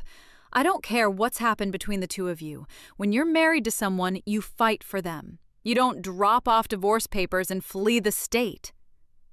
Her words sting, and I fall back on the bed, squinting my eyes shut. What am I if not someone who gives up? I've given up on so many things in my life. Just hearing the disappointment in her voice is enough to make me sick to my stomach. I can't handle it. All my life, I've tried to live up to the expectations set before me. I'm utterly failing now. I can't have this conversation right now, Mom. Sometimes you have to do things that make you uncomfortable. That's life. I know. See my marriage as an example. I just wish you'd understand. Take my side for once, I say. My voice is barely a whisper. My eyes start to burn and I sit up, wrapping my arms around myself. She sighs and her voice softens before speaking again. I do have your side. I've always been on your side. I just want what's best for you. Whatever is happening with you right now isn't it. A moment of silence hangs between us, and the weight on my chest grows unbearable. I know, Mom. Just come back. We can deal with this. For a brief moment, I think she might be right. Then I hear laughter down the hall. The house is filled with people I love. Jade, my best friend, who I know will support me. Hannah and Amy, who both took their vacation with me because they knew I needed this. Weston, who, in spite of leaving him 15 years ago, somehow still cares about me. We hang up the phone and I collapse on the bed again. I definitely didn't get the answers I was looking for. Chapter 6. Weston. The past few days have been nothing shy of chaos. Going from one person living under my roof to 7 has been a whirlwind for me. But surprisingly, I don't mind. Everyone is getting along wonderfully. By some miracle, we've managed to keep the power on during the storms. Everyone has been gathered around talking about TV shows and movies, and we've been listening to music and hanging out. And I've gotten to spend more time with Bryn. I know coming to Hawaii, she probably didn't plan on being trapped in a house like this, but she's managed to make the most of it. It's honestly a little bit unsettling how at ease she seems here. She fits right into this house. She should. It's her dream home, after all. Growing up, I never had a dream house. It was hard for me to see beyond the walls of our trailer. Then, when I met Bryn, I started to dream much bigger. I saw this house through our shared conversations about it. I saw all of the little details she put into her daydreams, and they stuck with me, even if she didn't. She walks around my house barefoot, wearing oversized sweaters and t-shirts that she's comfortable in. She keeps her hair down, and every time she walks by me, I catch a whiff of her shampoo, the same kind she used when we were younger that smells like lavender and honey. But even though I've adjusted to having everyone at the house, early mornings are my favorite time. Everyone is still asleep and it's quiet. I get to sit out on the screened-in lanai and look out at the nature surrounding my house. The rain comes and goes. Personally, I don't mind the rain. It's soothing. Getting to listen to its patter on the metal roof is calming. And sitting outside in the lanai, smelling the petrichor as it soaks into the soil, is grounding. I usually have breakfast ready by the time everyone else is up. If there's one thing the military taught me, it's routine. I might not have been able to stay enlisted as long as I wanted, but some habits stay with you. As usual, Bryn is the first one up this morning. I hear the door to her room close moments before her bare feet pad against the hardwood floor. Soon enough, she's walking into the kitchen and rubbing the sleep from her eyes. "It smells good," she says, her voice thick with sleep. Despite being with her 15 years ago, I only ever slept beside her one time. Her mom would never let me come over to their house, and I never wanted to bring her to mine. But there was one night that I just couldn't stay home, and I needed to go somewhere. The only place I could think of was Bryn's, and she snuck me in her room. Her mom caught me when she went to wake her up for school and practically banned Bryn from seeing me on the spot. That didn't stop her, of course, at least not for a while. Seeing her now, so groggy and sleepy, is adorable. It makes my heart beat faster. I know that when she gets on the plane to head back to Kansas City, I'm going to miss this, and I'm going to feel that same wound being opened once again. "Coffee?" I ask, grabbing a mug from the cabinet before she answers. I don't think about what I'm doing as I pour the coffee in the mug and grab the creamer from the fridge to pour 2 spoonfuls in. Bryn watches me for a moment as I hand it to her, her eyebrows raised. "That's just how I like it." She looks skeptical for a moment, but then a glimmer of warmth shines through her hazel eyes. Her entire face softens as she reaches for the mug. I watch her hand as her fingers latch onto the handle, noticing for the first time a thin ring of pale flesh around her finger. I can hardly take my eyes off of it as she pulls the mug toward her and takes her first sip. A ring. One that she was wearing for a very long time. How did I not notice it before? I feel myself wanting to ask her about it, but before I have the chance, Luca walks into the kitchen with a very sleepy Layla in his arms. Is that bacon I smell? Luca asks as he drops Layla onto the island. It'll be done soon, I answer, forcing myself to focus on the frying pan instead of the rapid beating of my heart.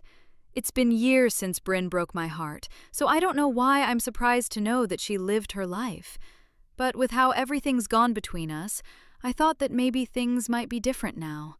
But I'm realizing that there is so much that I don't know about her. It's almost 2 o'clock in the morning, and everyone is settled down for the night.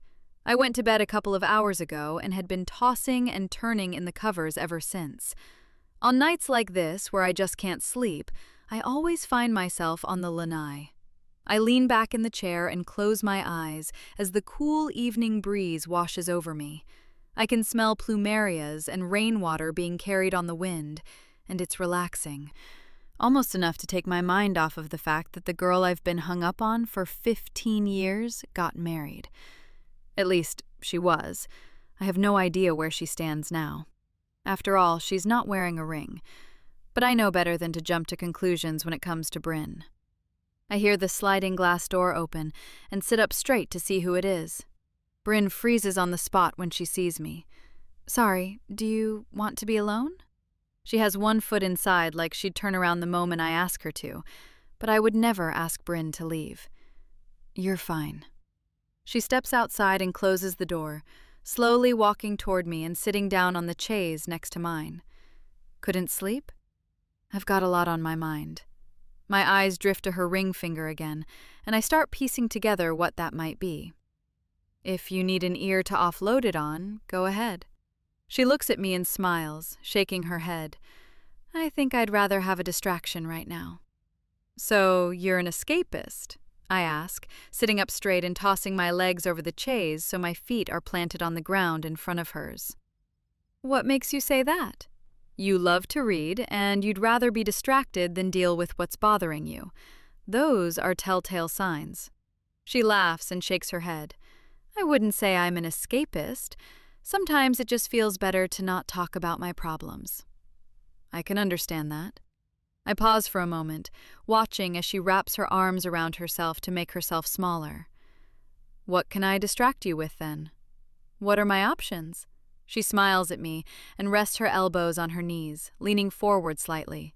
I do the same, realizing that I'm only about 6 inches away from her face. It would take nothing at all to lean forward and press my lips against hers, like I've been thinking about doing for hours. I could tell you a joke, a funny story about Luca, or plans I've been thinking about for the room I showed you. It's your choice. This is tempting, but I've got to know what joke you would tell. I was hoping you wouldn't pick that one. She tosses her head back and laughs before looking back at me and waiting patiently.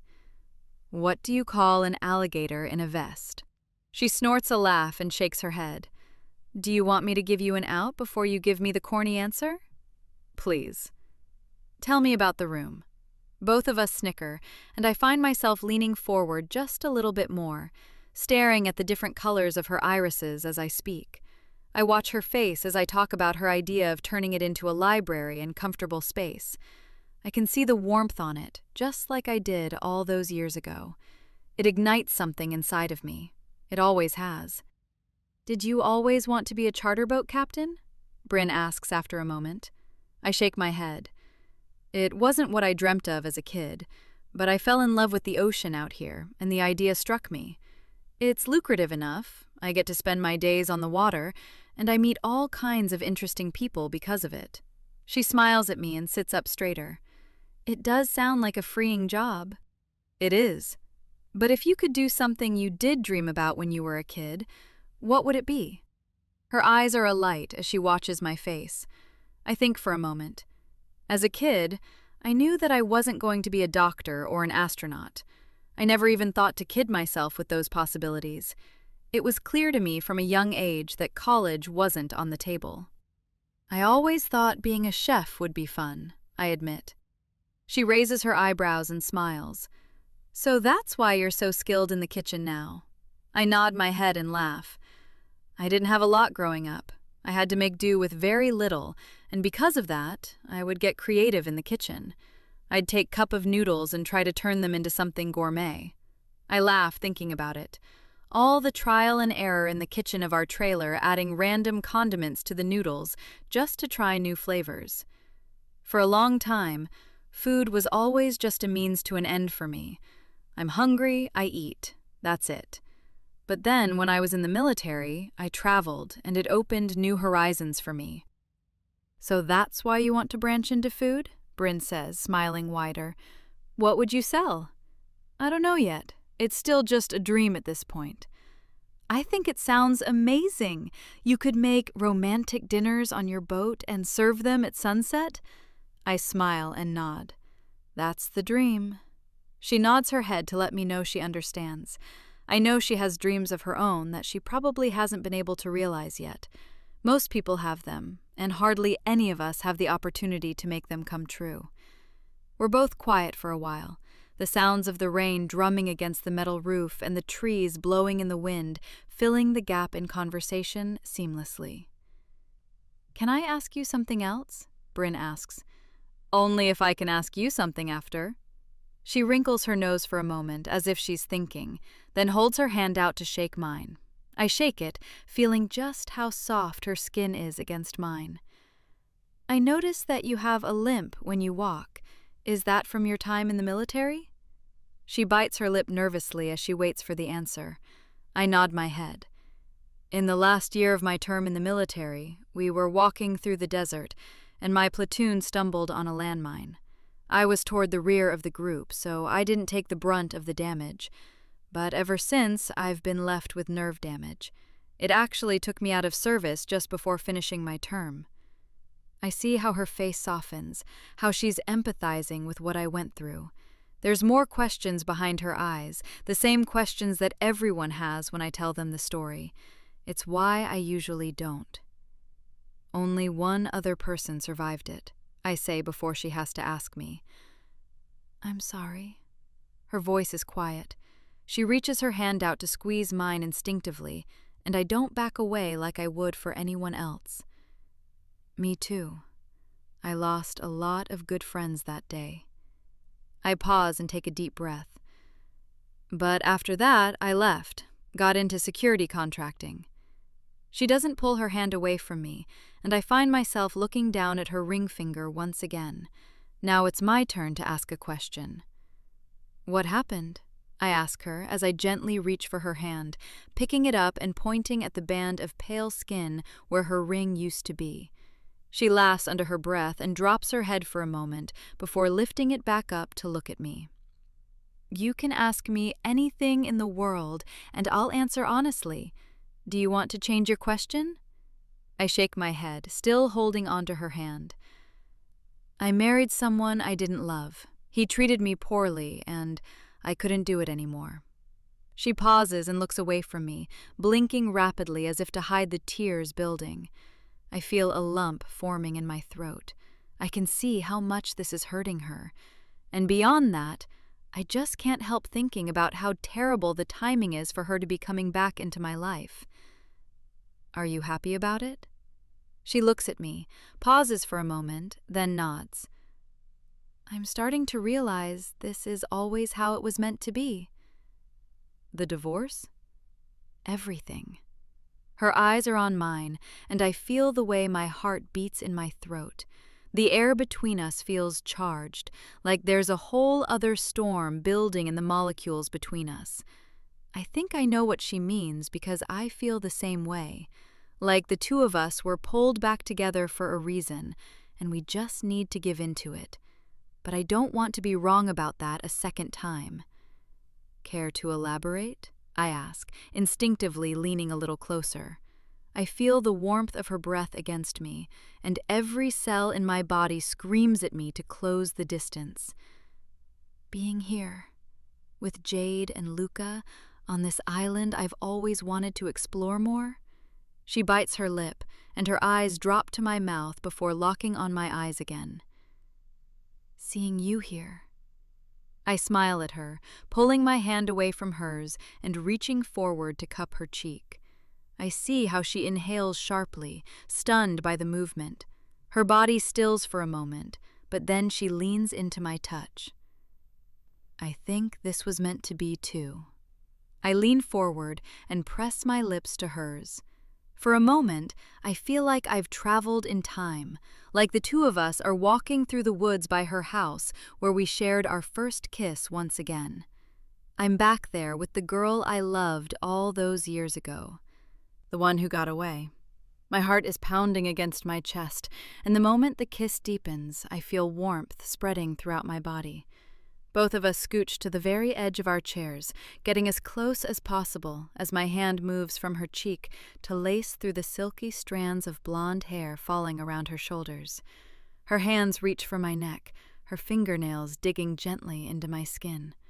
My tongue slips between her lips, and the moment I taste her, I feel the desire start overwhelming me. Before I know what I'm doing, I'm reaching for her entirely, scooping her into my arms and setting her down on my lap.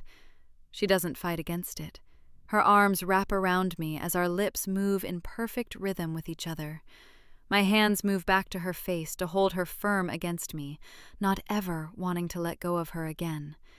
With each passing second, the kiss grows more frenzied, and I start to lose myself in her entirely. I can feel that Bryn does too.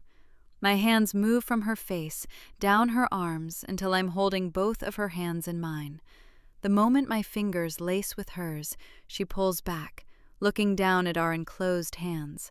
Her eyes move to mine, and I can see how swollen her lips are from the kiss. I lean forward to kiss her again, but she backs away. I feel my heart drop to my stomach as she stands up, nearly tripping over the chaise behind her as she backs away from me. "I'm sorry." She shakes her head, wiping her mouth with the back of her hand. "That was a mistake. We shouldn't have done that. Not right now." "No." I'm on my feet, shaking my head immediately. I don't want her to slip through my fingers once again. Bryn, it wasn't a mistake. This is how it was supposed to be. All this time, Her eyes widen when she looks at me, and I feel what I'm about to say in my chest before I can let the words spill out. "You really don't remember me? 15 years ago, in Gardner. We were together. We were so in love." Her mouth bobs up and down for a few moments, and I see tears spilling from the corners of her eyes. For a moment, I think it's because the memories are flooding back to her, and she feels the same warmth about it as I do. But then she chokes out a sob, and I know it's so much more than that. "Of course I do," she quickly says, inhaling sharply and looking away. "How could I have ever forgotten you? I just didn't know how." Wait. She stops talking, and I look at her for a moment, not believing what I'm hearing. "You remembered me?" She nods. "You lied about not knowing me?" She nods again. I feel like I've been kicked in the stomach. It was already bad enough thinking that she didn't remember me, but to know that she recognized me, knew all about our past, and decided that it wasn't worth sharing with me, makes it all the worst. I can't look at her right now. It feels like my heart is being ripped to pieces in my chest, and I need to get away from her. "Weston, wait!"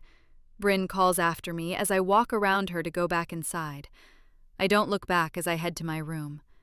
I don't know why I ever thought she was different. Chapter 7. Bryn. The cool air brushes against my skin as I stand and watch Weston walk away. My chest aches seeing the hurt on his face. I saw him this upset only once, years ago when we broke up. But now it's somehow worse. I hate myself. I hate knowing that I did something to hurt him so carelessly. When I lied and said that I didn't know him, I wasn't thinking about what it would do to him. All I could think about was protecting myself. That seems to be a recurring theme with me at this point. He moves through the living room and is about to walk down the hall toward his bedroom when I push the sliding door aside and follow behind him. I know he probably needs his space. He probably wants to be as far away from me as humanly possible, and I can't blame him for that. Honestly, I should just let him go, but I can't stand the idea of him thinking this had anything to do with him. Weston, wait! I call after him. My voice cracks, and I have to clear my throat to keep it from happening again. He stops walking but doesn't turn around. I close the distance between us and stand a few feet behind him, my arms wrapping around my own waist. I'm sorry. I pause for a moment, hoping that he might turn around and face me. He doesn't. I know you have no reason to listen to me right now, but I promise you I didn't lie because of you. I just couldn't. Couldn't what? Weston turns around, his eyes burning through me. I can see the hurt behind them, the anger simmering just under the surface. It shatters any part of my heart that was left intact. Couldn't be honest with me for once? Couldn't do the decent thing and treat me like I'm your equal? It's not like that. I take a step forward, and Weston immediately steps back, keeping the same charged space between us. I freeze, dropping my arms to my side. I never wanted to hurt you. Not once. I cared about you when we were younger, and I care about you now. You have a funny way of showing it. My heart sinks to my stomach. The look on his face tells me everything that I need to know. There's no getting through to him. This is the second time I've hurt him. The second time I've treated him like he's below me. To even be given a second chance by someone like him is a privilege, and I don't think I'm ever going to get a third. The thought of that makes my knees weak. I know my words don't mean much to you right now, but I really am sorry. If I could take it back, I would. He watches me for a minute, his expression not softening at all. When I don't say anything, he raises his eyebrows as if waiting for me to finish my plea so he can get on with his life. I know you hate me. I'll be out of here first thing in the morning, and you won't have to hear from me again. I have to bite the insides of my cheeks to focus on anything but the tears stinging my eyes. He doesn't say anything at first. He just shakes his head slowly before running his fingers through his hair. That's not an option with the storm. The floods are way too bad, and there's no hotel vacancies. He pauses, lets out a sigh, and looks at me with disappointment heavy in his eyes. You'll stay until the roads are clear. Then I don't want to hear from you ever again. He doesn't even give me an opportunity to thank him for the kindness I don't deserve before he turns around and walks away. I'm left standing at the foot of the hallway alone, the cold from outside still clinging to my skin. A tear slips out of the corner of my eyes, and I wipe it away before heading to my room. The next few days go by in a blur. The day after our fight, I hardly left my room. I couldn't bring myself to be around him and act normal like I didn't do something completely awful. At one point, Jade came to check on me, but I lied and said I had bad cramps and a headache.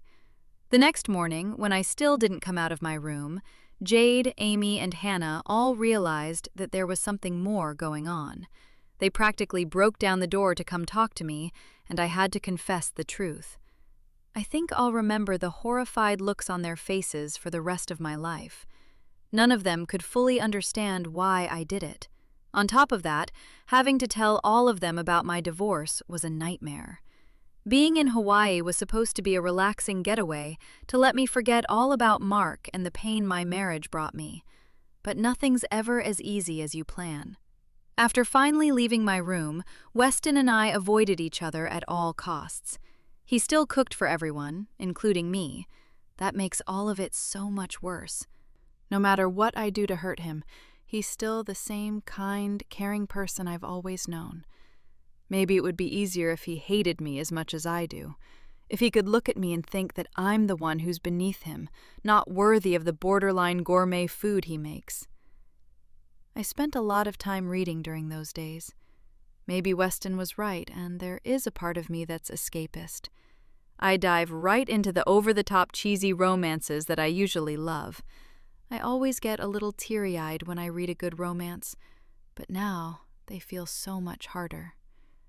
Years ago, I had the kind of love that would inspire any romance story. I gave it up for such a stupid reason. And to make matters worse, I've practically taken any opportunity of getting that back and buried it 6 feet under. If Weston never forgives me, I can't blame him. But I want it. For the few days I was able to get to know him here, I could see myself settling back into his life. I might have thought I didn't want it when I saw him at the airport, but I was just protecting myself. I know now that I was stupid. I want to find a way to make all of this up to him. If there's anything I can do to show him that I do actually care about him, then I want to do it.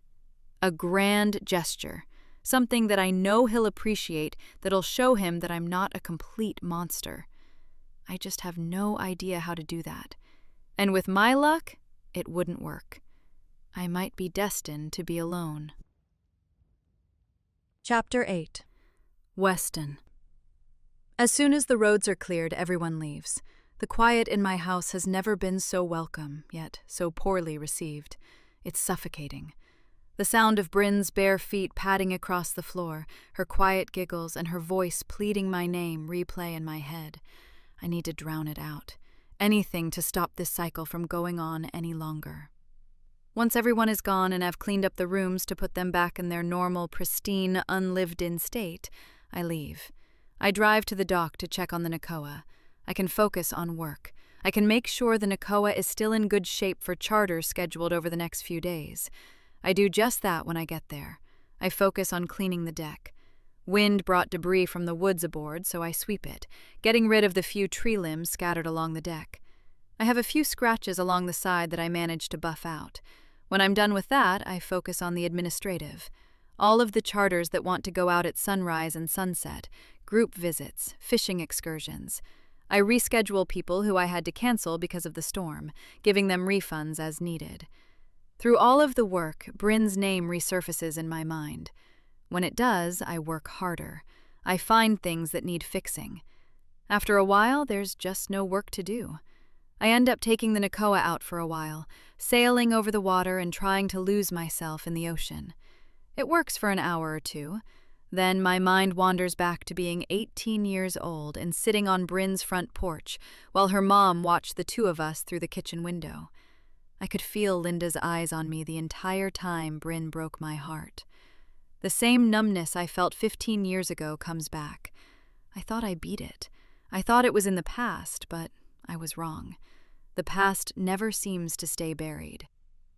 I head back to shore after a little while.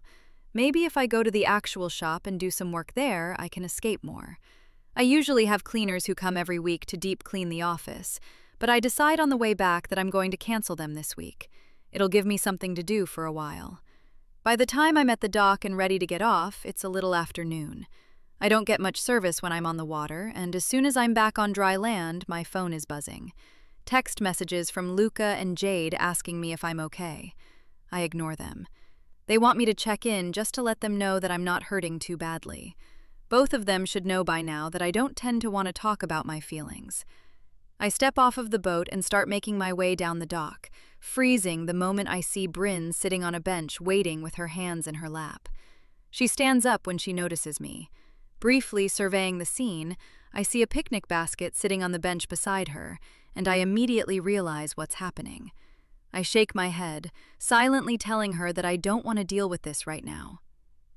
I know I'm probably the last person you want to see, but I'm going to be going home soon, and I thought I would give a proper apology one last chance.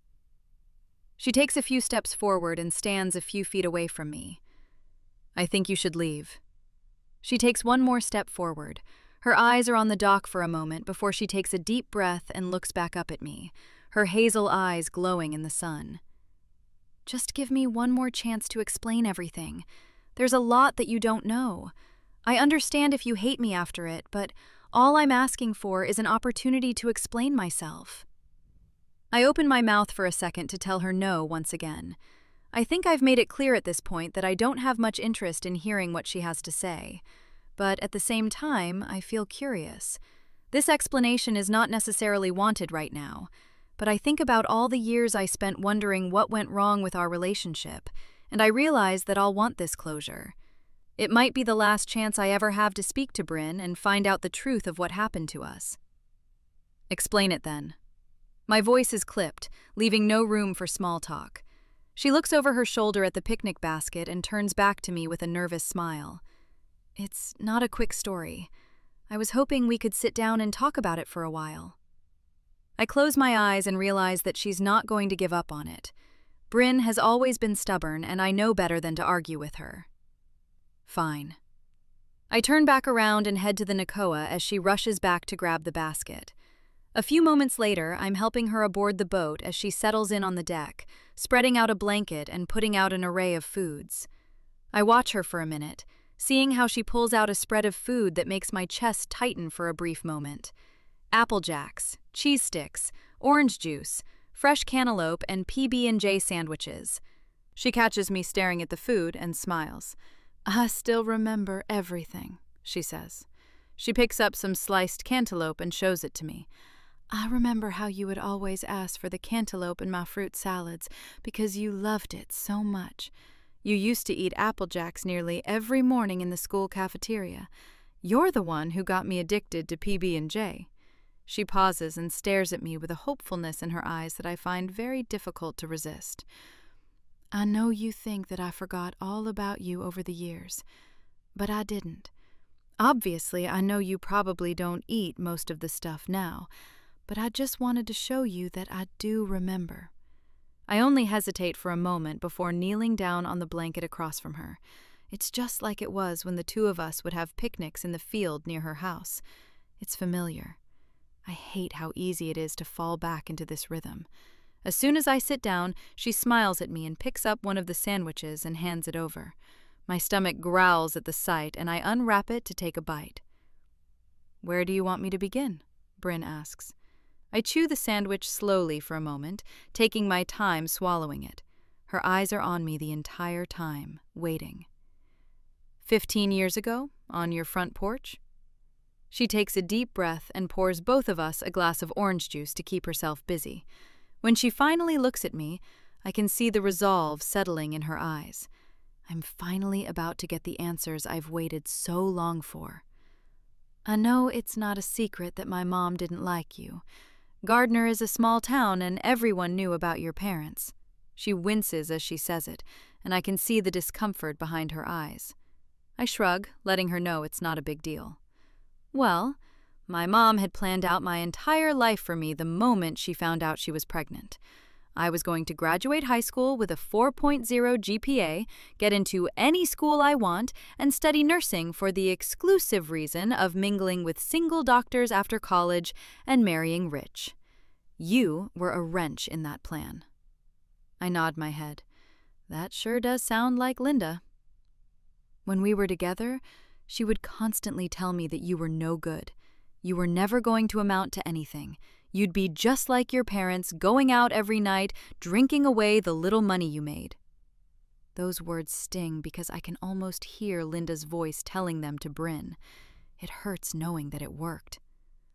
"I defended you at first, and I told her that you were going to join the military and go to college after and make something of yourself. But it never seemed to work." I know now that there was probably more to the story. I found a photograph in my mom's closet one day of her with some man who wasn't my dad. She looked like she was in love, and I realized she gave it up, probably for the same reasons she made me give you up. Bryn looks down at her hands, biting the corner of her lip gently as she shakes her head. "But when it was getting closer to the time to leave for college, I started thinking more about what she was saying. She was getting in my head, and I was worried that there might be truth to it." She looks up at me, water pooling at the bottom of her eyelids. "I was afraid. I was comfortable my entire life.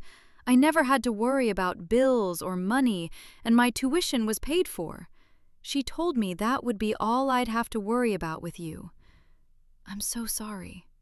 She looks back down at the little picnic she set up and picks at some pilling on the blanket just to do something with her hands. I already knew why she left me. It was made abundantly clear. But hearing the confirmation from her own mouth hurts. I gave her everything back then, and it wasn't enough. Will I ever be enough for her? "So why lie to me? Why pretend like you didn't know who I was?" She sucks her teeth for a moment and shakes her head. "If I'm being honest, I don't think I fully understand that myself. Could you try? She nods. Being married to Mark has been like hell. She pauses and forces herself to look at me. I don't know what happened during the years they were together, but I feel a surge of sympathy for her. Did he hurt you? My voice is deeper than normal, thinking about him laying a hand on her. There's a protective instinct that has always kicked in when I think about Bryn.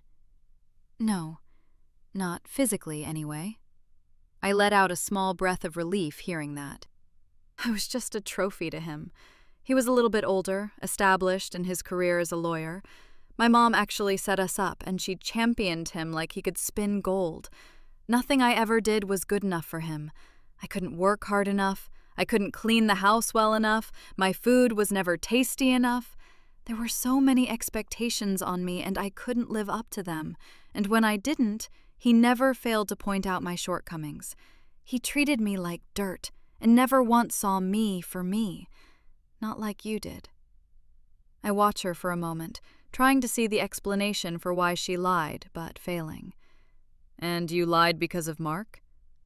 I lied because divorcing Mark meant that I would get to be independent for the first time in my life.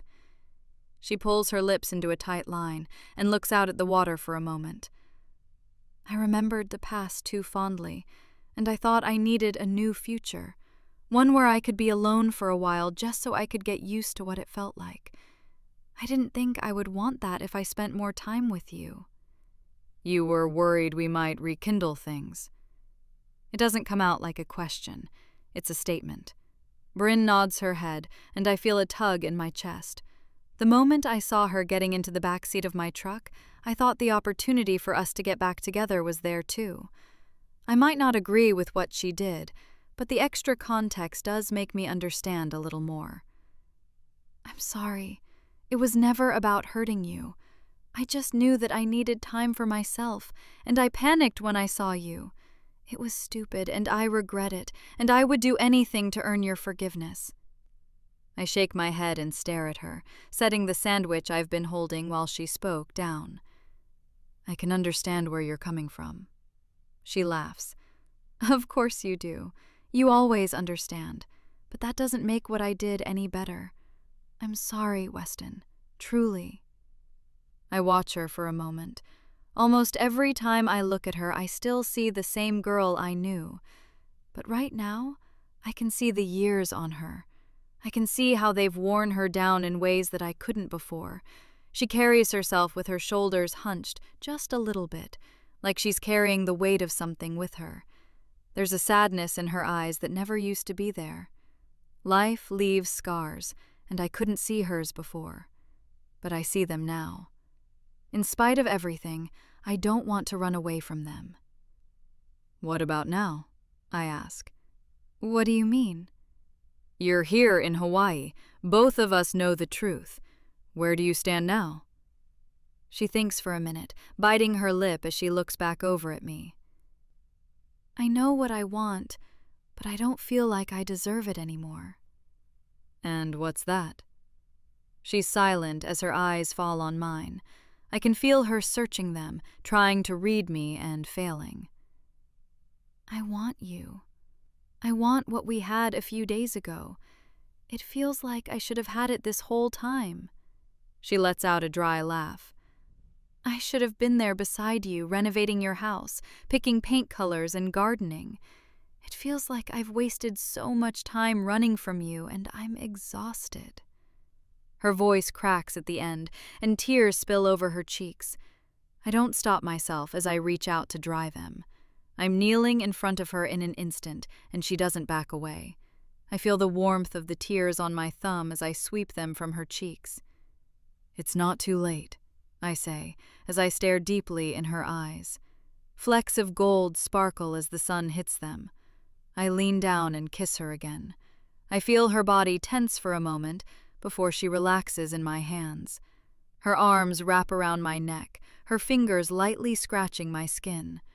My lips move fluidly against hers, savoring the feeling because I never truly know when it's going to be the last with her. She pulls me closer, like she's afraid to let me go, and I don't resist. My hand moves to her lower back, and I start lowering her on the deck of the Nakoa. Soon enough, she's on her back, and I'm hovering above her, my mouth pinned to hers. I feel the desire swelling in my chest.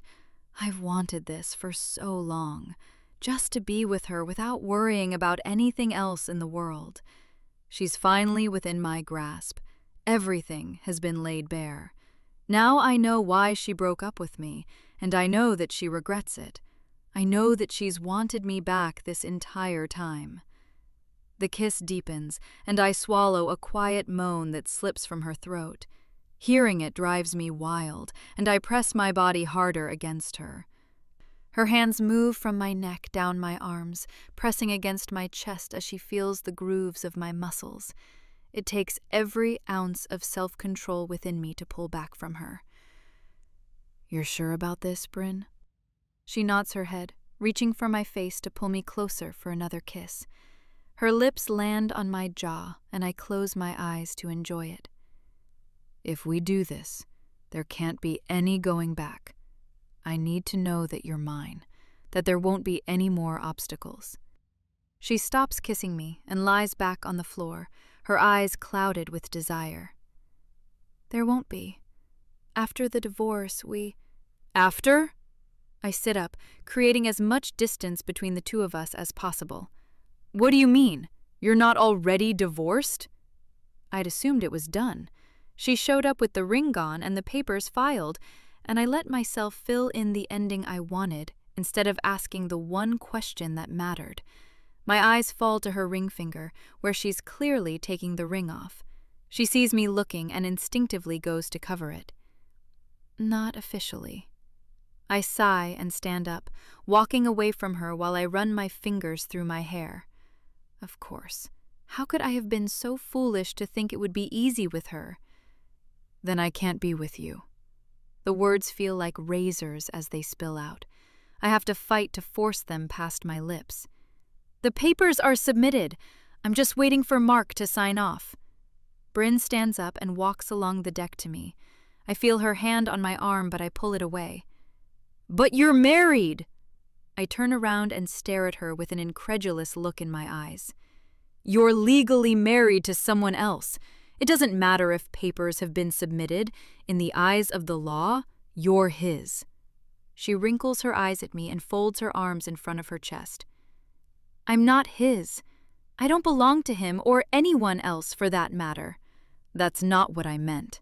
She rolls her eyes at me. "I'm done with him. I've been done with him for years. Are you worried I'm going to go running back into his arms? Because right now it seems like you don't trust that I know what I'm doing." I scoff at that accusation and take a few steps back.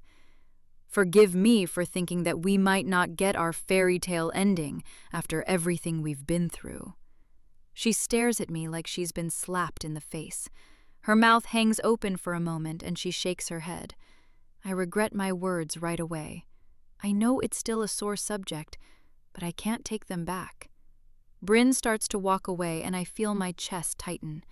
This isn't how I wanted it to end. Chapter 9. Bryn. Weston's words sting. I should have expected them. I knew that he was angry, and he has every right to be, but after everything we just talked about, hearing him throw the past in my face hurts.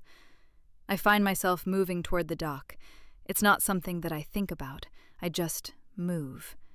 I stop before I reach the edge and hold my hands along the railing. This is what I do. It's what I've always done. When things are difficult, I leave. I run away and force myself to forget about my problems. I let myself do that with Weston 15 years ago, and I just did it again with Mark. I can't do it anymore. This isn't something that I want to lose again. I know that now. I know that I made a huge mistake 15 years ago, and I want to correct it. I whip my head around, my eyes locking on him intently as I take a few strides toward him to close the distance between us. Unbelievable! I don't know what I can say or do for you to understand how sorry I am. I get that I hurt you, but I can't change the past. I'm standing here in front of you right now, telling you that I'm willing to give myself over to you, and it's still not enough. I'm shouting by the time I finish speaking. It's not that I'm angry with him. I'm hurt, yes, but I'm angrier at myself. In the entire situation, I found myself at other people's mercy because I couldn't stand up for myself and take what I wanted. Just tell me what you want from me, Weston. My words come out with a hint of exhaustion at the end, my emotions already starting to take a toll on me. Weston closes the distance between us, his hands brushing over my shoulders just as they start to tremble. My throat is tight and dry, and my heart drops to my stomach as I feel tears on the verge of spilling again. I want you, Bryn. All of you. Weston squeezes my arms as he speaks. I look away from him, but he reaches for my chin with his thumb and points it toward him. I don't care about the past anymore. I'm looking toward the future, and I want you by my side. But I can't only have a part of you. Until this divorce is finalized and you're completely out of Mark's life, that's all I'll get. I want to fight against this because there's a part of me that feels offended by it. He doesn't know Mark, and he doesn't know what I went through. But at the same time, I can understand where he's coming from.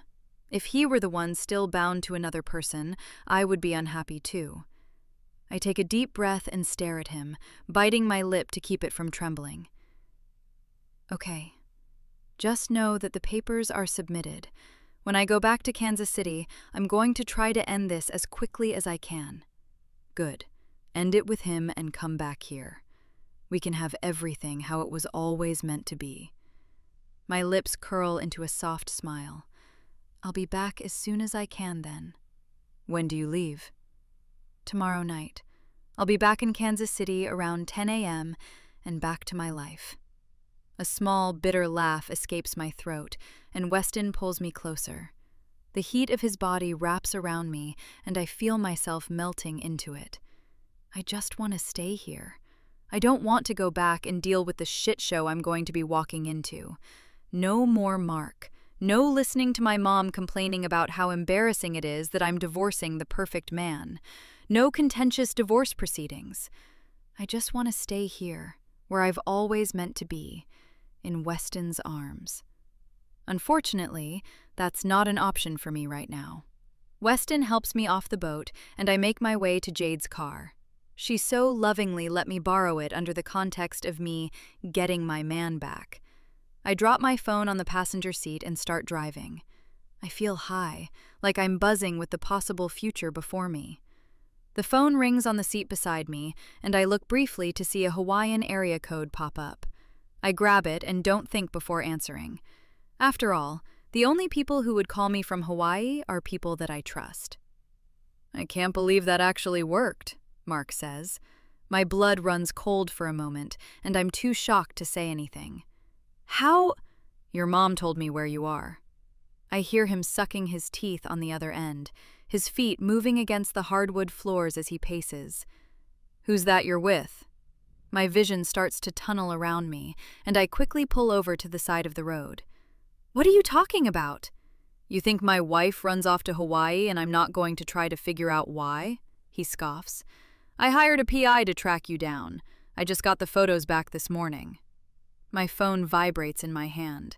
I pull it away from my ear to see a text message from Mark. Every cell in my body is going haywire as I click it open. Photos. Me and Weston documented in 4K, both of us on his lanai, through the windows of his house. Someone was following me, and I didn't even notice. Well, I gave you a chance to answer, but you chose not to, so let me tell you the facts that I know. Correct me if any of them are wrong. He clears his throat dramatically. My wife serves me with divorce papers, then flies off to Hawaii to reconnect with an ex-boyfriend. Weston James, I believe his name is. That's not what it looks like, he laughs. Perception is everything, Bryn. I don't think you're going to beat these images, are you? I'm stunned into silence. I can't believe this is happening. I know you must think this is the end, but I'm willing to call this a temporary lapse of judgment, Mark says. My jaw drops. What? Don't get too excited. I have conditions. Of course he does. You get on the next flight back to Kansas City, and everything returns to the status quo. You're my happy, lovely wife that all of the partners at the firm adore. When people ask about where you went, you say there was a family emergency. Now you're glad to be back home with me. I can't do that. I shake my head as if he can see me. Hell, with the PI following me, he might. I can't do this anymore, Mark. Then you leave me no choice. We'll have to undergo a highly publicized, fault-based divorce. With the evidence I have, there's no doubt that I'll win. On top of that, I'll sue your high school sweetheart for alienation of affection. That'll destroy his career. Take all the meager savings he's probably added up. Mark pauses to let his words sink in. I'll ruin both of you. Tell me, Bryn, is it worth it now? Tears fall from my eyes, and I feel my throat tighten. But I don't make a sound. Weston has worked so hard to get where he is. I know where he came from. I know what he wants for himself, and just how close it is to his grasp. I can't let him lose all of that because of me. I need an answer, Mark says. I cover my mouth with my hand and nod. Okay. Chapter 10. Bryn. The morning flies by in a hectic blur. Jade has been doting on me since we woke up around 7 o'clock because in her head, this is the last time I'm ever going to see her. She forces me to eat breakfast and lunch, and the entire time, Layla refuses to get out of my lap. Amy and Hannah left yesterday morning before I left to visit Weston, so it's just the three of us at the house now. If you need me to fly out there just to kick Mark's ass, call me, Jade says as she neatly folds my fresh-from-the-dryer laundry and puts it in my duffel bag. Hell, even if you don't call me, I might come out there to do it anyway. I haven't been able to bring myself to tell her about my phone call with Mark. This is just based on everything else she knows. I force a laugh and smile at her, shaking my head. Someday soon, I'm going to have to call her and tell her that Mark and I are working things out.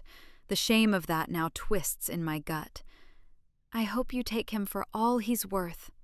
She pauses and looks at me with a slight wrinkle in her eyes. I know this is what you want, but is this something that you're prepared for? I don't just mean emotionally. Where are you going to stay? Do you have savings to separate yourself from him? I walk around the bed and wrap my arms around her when I see that she's starting to worry.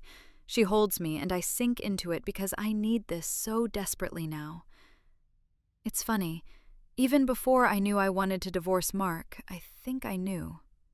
She furrows her brows as she looks at me. I have a little over $100,000 in savings. I've been stashing it away at home for years. Every time I'd go to the grocery store or have to stop at the ATM, I'd always take more than I needed. Wait, so you have $100,000 in cash just lying around somewhere? Her voice is a few octaves higher than it should be, and I laugh at the shock she clearly feels. Yeah, it's at home, hidden in my bookcase. I figured the romance section would be the last place Mark would look for anything. She grabs my arm and both of us laugh for a moment. Being with her here like this, just laughing about everything, feels good. It's a shame it has to end. We finish packing the few meager belongings I brought along with me, and we wait around for about an hour before the time to head to the airport comes around. Almost as soon as the alarm on my phone goes off to signal that we have to leave, there's a knock on the door. Right on time, Jade whispers under her breath before jumping to answer it. What's on time? She doesn't answer my question as she pulls the front door open with a mischievous smile to reveal Weston standing on the other side. A smile tugs at my lips before I remember what I have to do. Weston steps inside and runs his fingers through his hair. Isn't this a surprise? I say, nudging Jade on the shoulder. I texted him last night to see if he'd be willing to drive you to the airport. I figured the two of you could use a little extra time together. Jade winks at me and I roll my eyes. I don't want to put you out, Weston. He shakes his head and walks toward my duffel bag sitting on the sofa to grab it. You could never do that, Bryn. I can already picture the knife I'm about to stab in his back. I hate myself for it. You're protecting him. He waves to Jade as he walks out of the house, as punctual as ever to make sure I make it to the airport in time. I give Jade one last hug. She squeezes me tighter than normal, like she doesn't want to let me go. I eventually peel myself away from her and say goodbye. Weston and I don't say much on the car ride to the airport. Everything that needed to be said was spoken yesterday, and I can't bring myself to end this yet. I just want one car ride with him, one short span of time where I can pretend like what I want is possible. Instead, I relax in the front seat of his pickup truck, kick off my sandals, and put my feet on the dashboard. The window is down, and I feel the island breeze kissing my skin.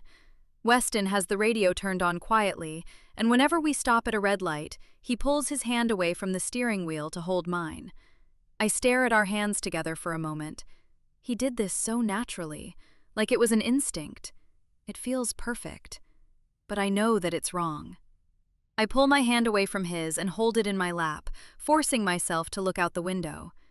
At least he doesn't say anything about it. When we finally arrive at the airport, Weston is moving slower than normal. I see through what he's doing. He's not ready to say goodbye, and the longer it takes to get me to the security gate, the longer he delays. It breaks my heart. I'm glad you came, Weston says. He effortlessly grabs my bags and carries them for me as we start walking. It's been a rough week, but I think this could be the start of something great. I don't reply. I keep my eyes on the ground in front of me and try to ignore the growing pain in my chest. We reach the security gates and he sets my bags down. He turns to face me and I have no choice but to rip off the Band-Aid. I can't leave him here thinking that there's a future for us, not when everything he's ever wanted is riding on the line. Weston, there's something I have to tell you. His face falls, and I can tell he already knows where this is going. I can't leave him. My voice breaks halfway through the sentence, and my entire body is racked in a sob. You're not coming back? All I can manage is a subtle headshake. Why? I planned on biting my tongue originally, but the moment I see the devastation on his face, I come clean about everything. I show him the pictures. I tell him about the ultimatum. None of that seems to make it any better. Weston doesn't say anything, but I see the devastation in his eyes. He hoped for all the same things I did, and now it's being ripped away.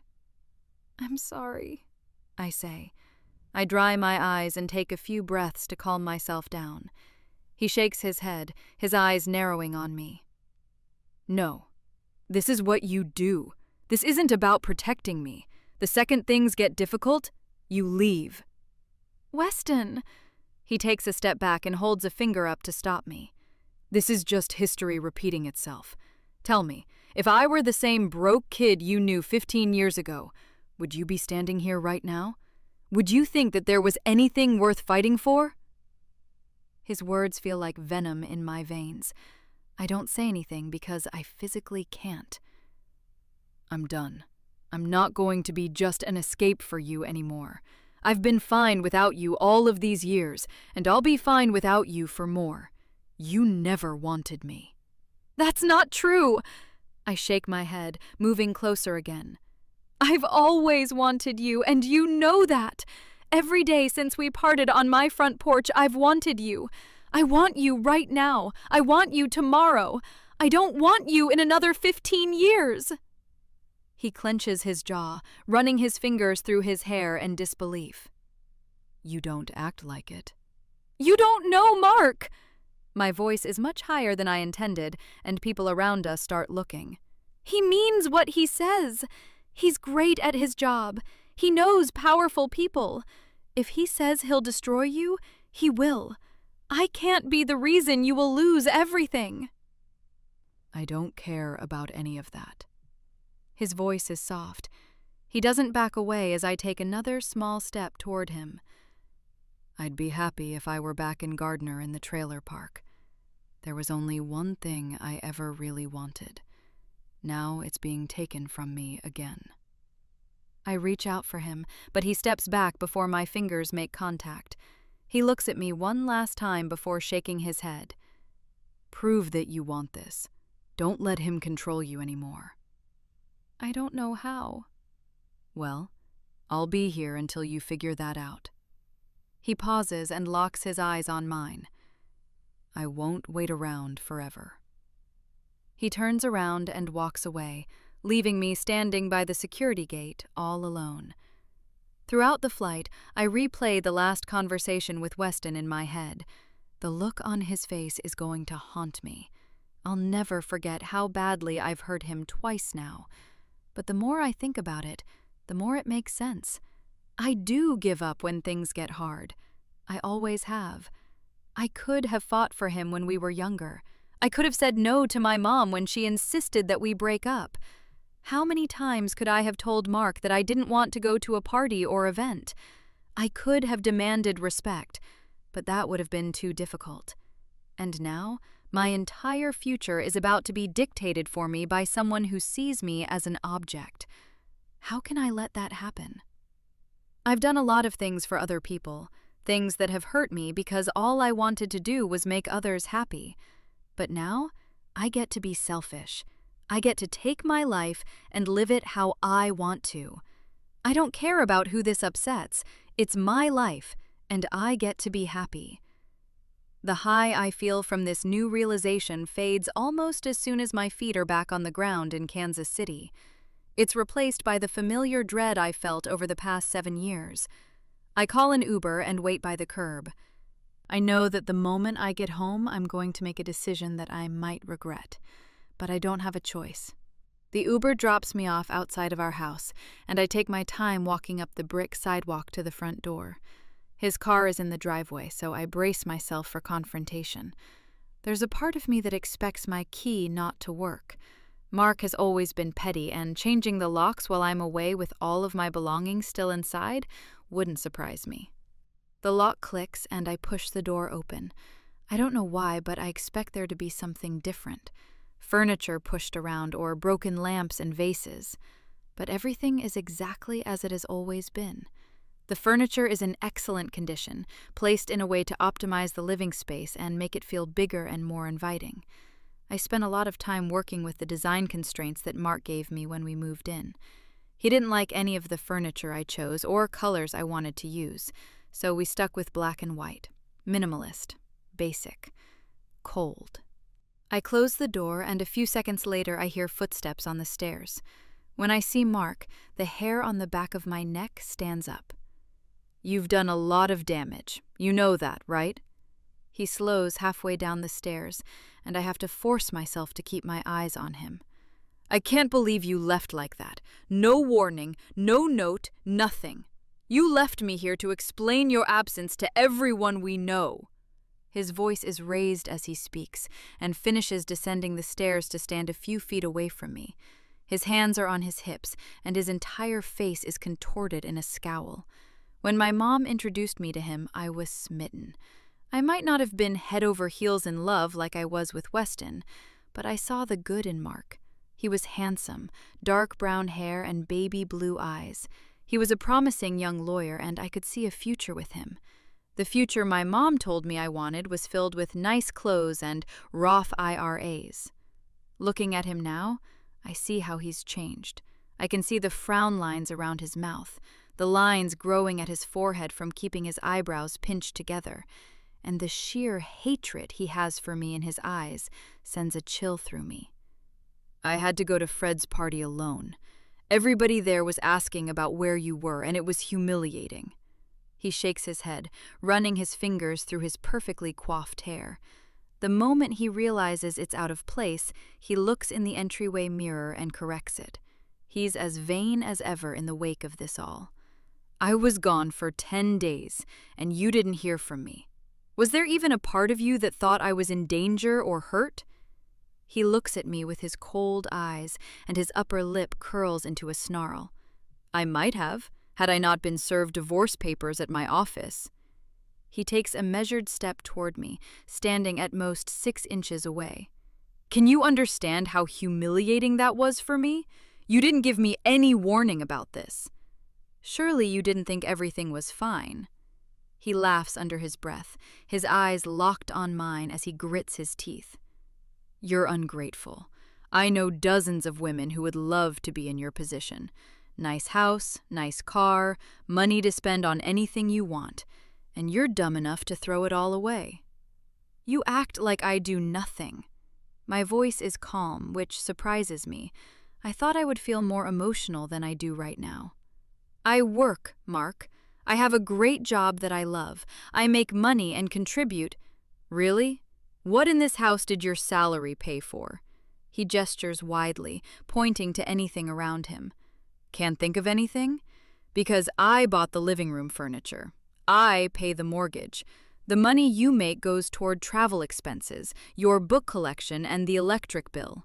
It's nothing. And one day, you're going to realize that the meager salary you get isn't going to be enough to sustain you. He walks away from me, then rests one hand against the wall while the other stays on his hip. And your job is the reason you're always so stressed out. That's probably why you couldn't conceive, you know that, right? He turns to look at me and his eyes are ice cold. I don't know how I could have ever loved him. The baby that you wanted so badly could have been here a long time ago if you would have just quit your job like I told you to. For the first time in this conversation, I feel emotion starting to build up.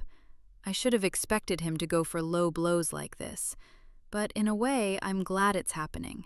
Everything that he's saying is only making me feel more confident about my decision. And looking back now, I can see that I wanted out of this from the beginning. I never wanted to quit my job and let Mark sustain me, because it was the last bit of independence I could cling to. And maybe there is some truth to what he's saying. My job has always been stressful, and it's always taken a toll on me. But I won't be blamed for something that's beyond my control. You're a bully, I say, my voice staying level despite the ache growing in my chest. You always have been, and I'm not going to change my mind just because you're embarrassed about your wife leaving you. I'm going to pack my bags now and head to my mom's.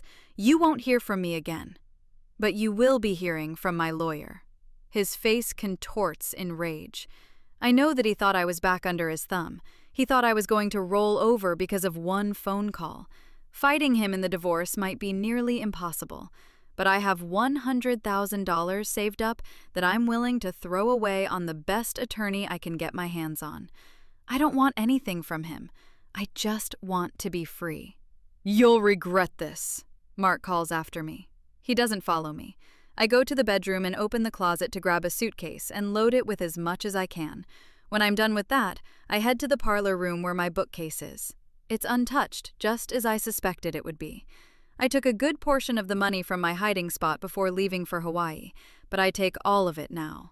When I have everything packed, I walk back to the front door, grab my car keys, and leave. With every step I take away from the house, it feels like a chain is being unwrapped from my limbs. I don't look back once. Chapter 11. Weston.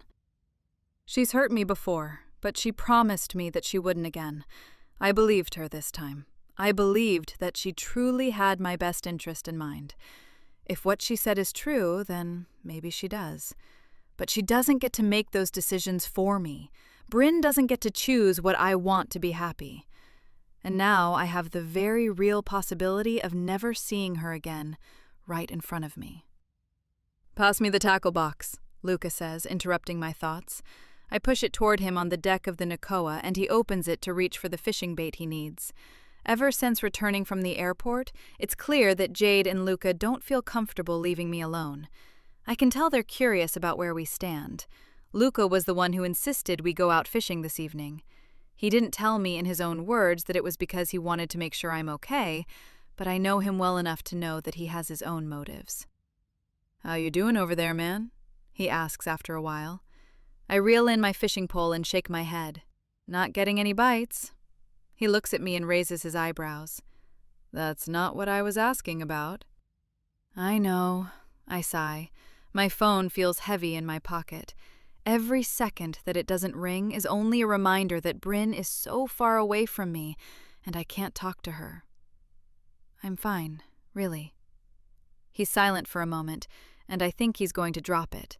I've never been one to share my feelings openly, so I don't know why he thinks that would change now. Say she doesn't come back. What would you do then? Luca asks after a moment. I look at him with my eyebrows raised. Why are you asking me that? My heart beats a little faster, wondering if he knows what happened at the airport. He looks away from me for a moment before he reels in his fishing rod and sets it down on the deck.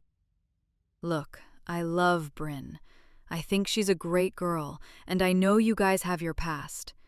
But it's complicated, right? He pauses and takes a deep breath. From what I understand, she's not someone who always does what she wants. She might want to be here with you, but desire doesn't always affect reality. When you want something badly enough, you fight for it. My eyes lock on his, and I speak with a confidence I didn't know I had. Luca opens his mouth like he's going to say something else, but decides against it. I don't press him for it, but it seems like something he needs to say, so he faces me again. She's got a whole life there, Weston. She has a job and friends. I know that you want her to be here, but there's a chance that when she gets back to her life, she realizes that she can't give it up for fantasy. I just want you to be prepared for that. I don't respond. I know that it's true. She'd have to give up a lot to be here with me. But at the same time, with everything she told me before, it seemed like she was really craving a fresh start. She would have that here. If she's willing to take the leap, that is. Mark doesn't scare me. I don't care about his threats. But she does.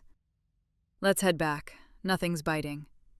I don't humor the conversation anymore as I stand up and head to the wheel of the Nakoa to bring us back to shore. Luca doesn't press me about it anymore, but I can tell it's still bothering him. I think about what he said the entire time we sail. It reminds me of a lot of things that Bryn told me about how she doesn't really have anything for herself. She never really has. She would be giving up everything to be here with me. I realize that this is a lot to ask of her. My house might be a version of the one she envisioned when we were younger, and she might fit into it like it was built around her. But at the same time, it isn't hers. She wasn't there for the renovations. She didn't choose the exact wall color or the furniture. In time, I'll do everything I can to make it hers too. But now, she'd be dependent again.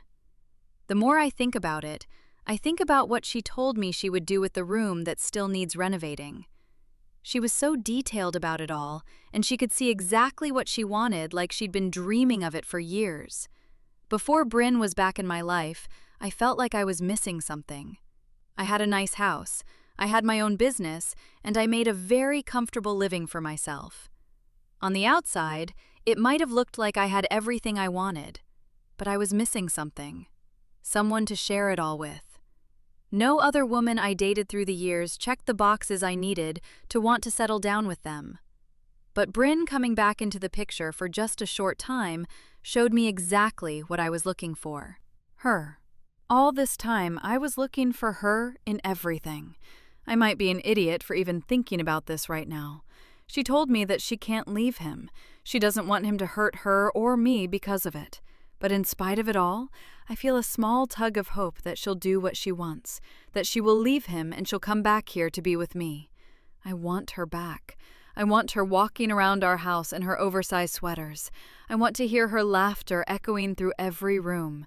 I won't even mind the mugs of half-drank coffee sitting on every available surface. I want her to feel at home. Luca and I both get off the Nakoa and linger on the dock for a few moments. Jade wanted me to ask if you want to come over for dinner, Luca says as he starts walking toward his car. I shake my head. No thanks, I've got plans. Luca looks at me curiously, but I don't elaborate. I get in my car and I head to the hardware store. I don't know exactly how long Bryn is going to be gone, so I might need to move quickly to fix up her reading room. When she comes home to me, I want her to have something that's just hers. I'll build exactly what she wants. Chapter 12. Bryn. I should have known that divorcing an attorney would be a nightmare. Mark has plenty of connections in the legal field that he is using to his advantage. I've only been home for 5 days. I had to fire my first divorce attorney and get a real one. We're already heading into our preliminary settlement conference. I was foolish to think he was just going to sign the divorce papers I sent him before I left for Kauai. My new attorney, Sherry Douglas, arrives at the conference room right on time with 2 cups of coffee in hand. She gives me one with a smile and sits down right beside me. Figured you'd need this. Mark and Eric are sharks, so we need to stay alert, she says with a nervous grin. Sherry's a shark in her own right. That's why I hired her. She might not have her name plastered all over billboards in the city, but she's accomplished. She also costs a pretty penny. I doubt I'll have much of my savings left after this. I pulled the documents that Sherry asked me to bring out of a folder and show them to her. Property deeds, bill statements, tax records, and pay stubs. She starts poring over all of them to familiarize herself with the finances as much as possible. Mark and Eric both walk in about 15 minutes late, laughing. The moment they walk in the room, it stifles and they put on a serious facade. "Bryn, it's nice to see you again," Eric says with a polite smile. He introduces himself to Sherry while Mark and I remain silent. Just that one comment from Eric seems to put Mark in a bad mood. Eric and Mark have been friends for a while, and I've seen him at countless parties and industry get-togethers over the years. I was friends with his wife, Penny, for years. Eric might be representing Mark, but the gossip is going to spread. I know that Mark is going to be humiliated by this. Silence settles over the room as Eric and Sherry both look over a few documents and prepare themselves for the meeting. "We are ready to begin if you are," Sherry says to Eric. He looks at Mark, and both of them nod. Eric straightens his spine and opens his laptop in front of him to begin typing, while Sherry works with a pen and paper. "This is preliminary. Nobody's locking themselves into anything today. We're just trying to identify the major issues and determine what kind of settlement is possible," Eric says to the room, taking quick control of the situation. "Let's talk about assets." Eric looks at Sherry. "Has your client formed any position regarding division of assets?" "My client's position is fairly straightforward," Sherry begins. Mark looks up with a hint of surprise glimmering in his eyes. "She is not seeking ownership of the residence, the vehicles, or any joint financial accounts beyond her personal income." Both Mark and Eric are clearly surprised by that as they turn their full attention to me with eyebrows raised. Eric is a high-powered divorce attorney in the city, and he's used to contentious battles between bitter, angry spouses. He knows that I'm a nurse and that Mark is a very wealthy litigator. Most people would want something from him. "To clarify, your client is waiving claim to the marital home?" Eric's voice is an octave higher than usual. "At this time, she's prepared to walk away from the majority of shared assets." Sherry's voice is firm, controlled. She doesn't stammer as she says exactly what I want. Her only wish is to dissolve the marriage while maintaining her own income and for Weston James' name to remain unburdened. I find myself looking at Mark to see that his face has turned a shade darker than usual. In its own way, this is an offense to him. Throughout our entire relationship, he thought that the only thing keeping me locked in was what he could provide for me. Seeing now that I want none of that must hurt his ego more than I originally thought. Eric and Sherry continue discussing the different assets. They pore over financial records to evaluate how much of our joint bank account would be handed over to me. By the time our meeting is over, we have our initial settlement in place. Everything seems straightforward from here on out. We just have to file the papers as needed and my marriage will be over. Then I can go back to Hawaii and be where I've always wanted to be. Eric and Mark leave the room first, and Sherry and I wait a few moments before following them out. She promises me to take care of everything as quickly as possible, and we say goodbye. I drive back to my mom's house, dreading the conversation I'm going to have with her there. When I showed up at her door 5 days ago with 2 suitcases in hand, I could feel the disappointment wafting off of her.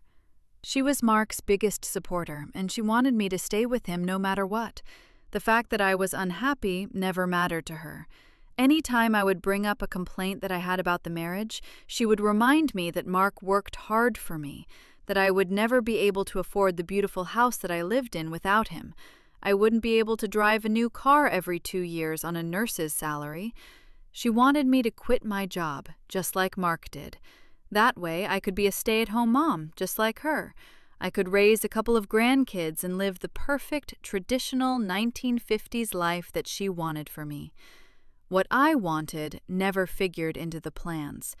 She knows about the divorce, and the past 5 days have been filled with stilted conversation where she can hardly look me in the eyes through her anger, and constant conversations about how I should reconsider.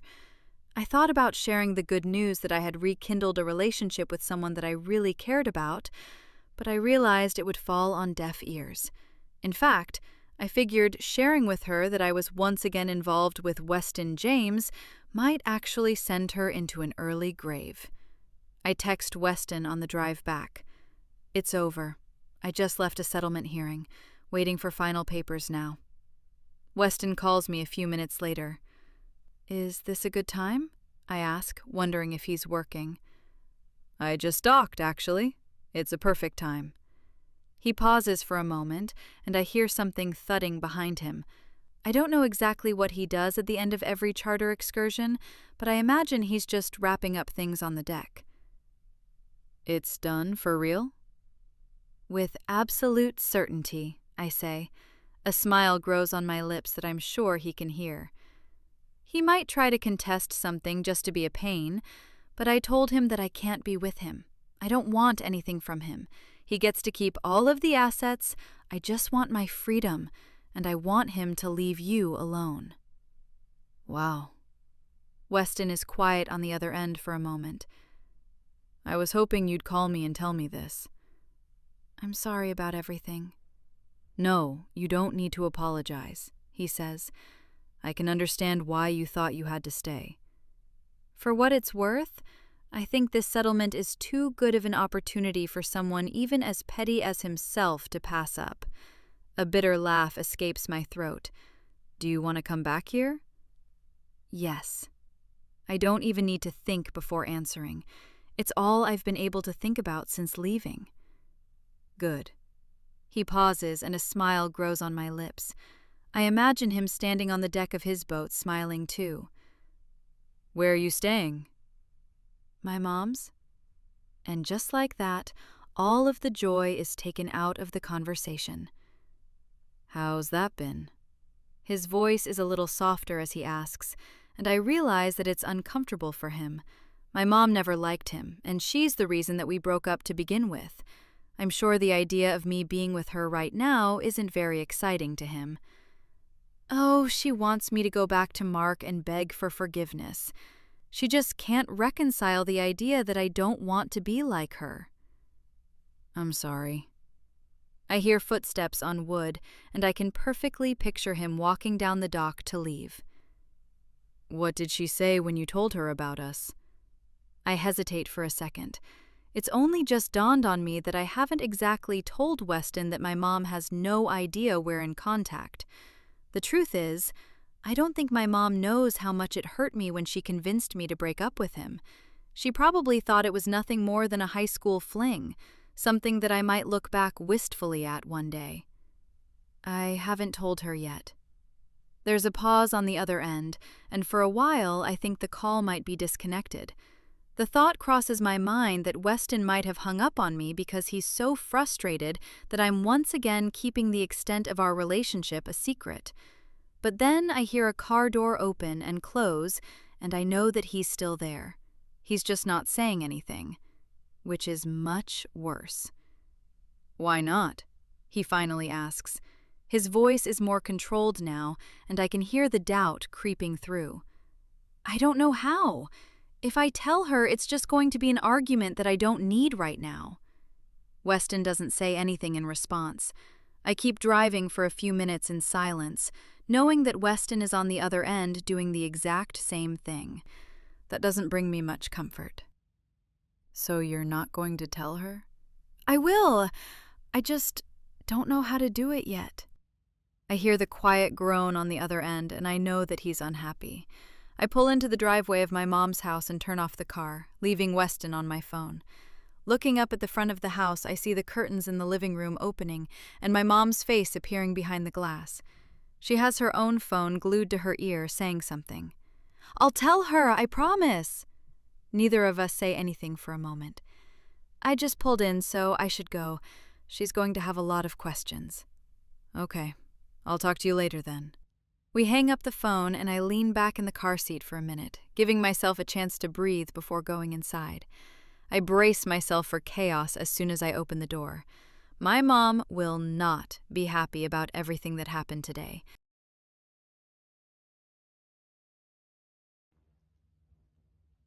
Chapter 13. Weston. I walk into my house and drop my keys in the bowl by the front door. All I can think about right now is how Bryn hasn't told her mom about me. She gave me incredible news, and that soured it. It leaves a bitter taste in my mouth. It reminds me of everything that happened when she broke up with me.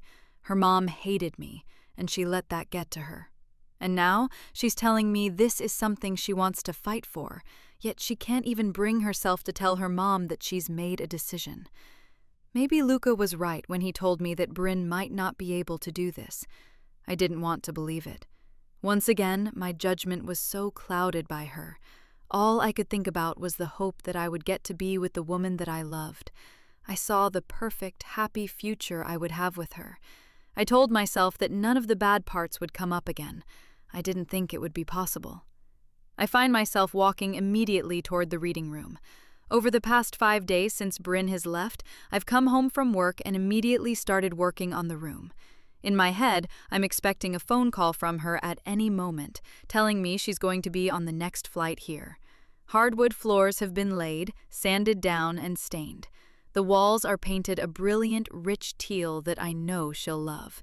I've started putting together the bookshelf that she wanted too. She's taken a hold of my life, and I don't know how I'm going to survive this again if she doesn't come back here. I tell myself that I have to have faith that she will. I get to work. I start measuring the wood for the shelves and planning how I'm going to put it all together. It doesn't take long before I lose myself in the mechanical aspect of working. The doorbell rings after some time, and I set the saw I'm holding down to go answer it. I shouldn't be surprised to see Jade and Luca standing there with Layla in their arms. I invite them in and lead everyone to the kitchen. "What brings you all out here?" I ask as Layla jumps into my arms for a hug. "We were just in the neighborhood," Jade says with a smile that immediately tells me she's hiding something. I know she's here because she wanted to check on me. "Sounds convenient." Jade smiles and pats me on the shoulder. When she pulls her hand away, she looks at it and wrinkles her eyebrows. "Why are you covered in dust?" "Just doing some renovating." She looks around my house curiously for a moment and nods her head before walking down the hall to the room that she knows has been waiting for renovation. I almost want to stop her, because the moment she sees what I'm doing, she's going to realize why. Jade knows that I'm hoping Bryn is going to come back, but I know the moment she sees that I'm building this for her, she's not going to be able to keep it a secret. I set Layla down on the ground and walk after her, barely making it to the room in time to see Jade staring at it with her mouth hanging open. "This is for Bryn?" she immediately asks, as intuitive as ever. "Yes, I thought she deserved to have a space of her own." Jade walks around the room and assesses it, looking closely at the newly installed floors and touching the paint on the wall curiously to see if it's still wet. It's not.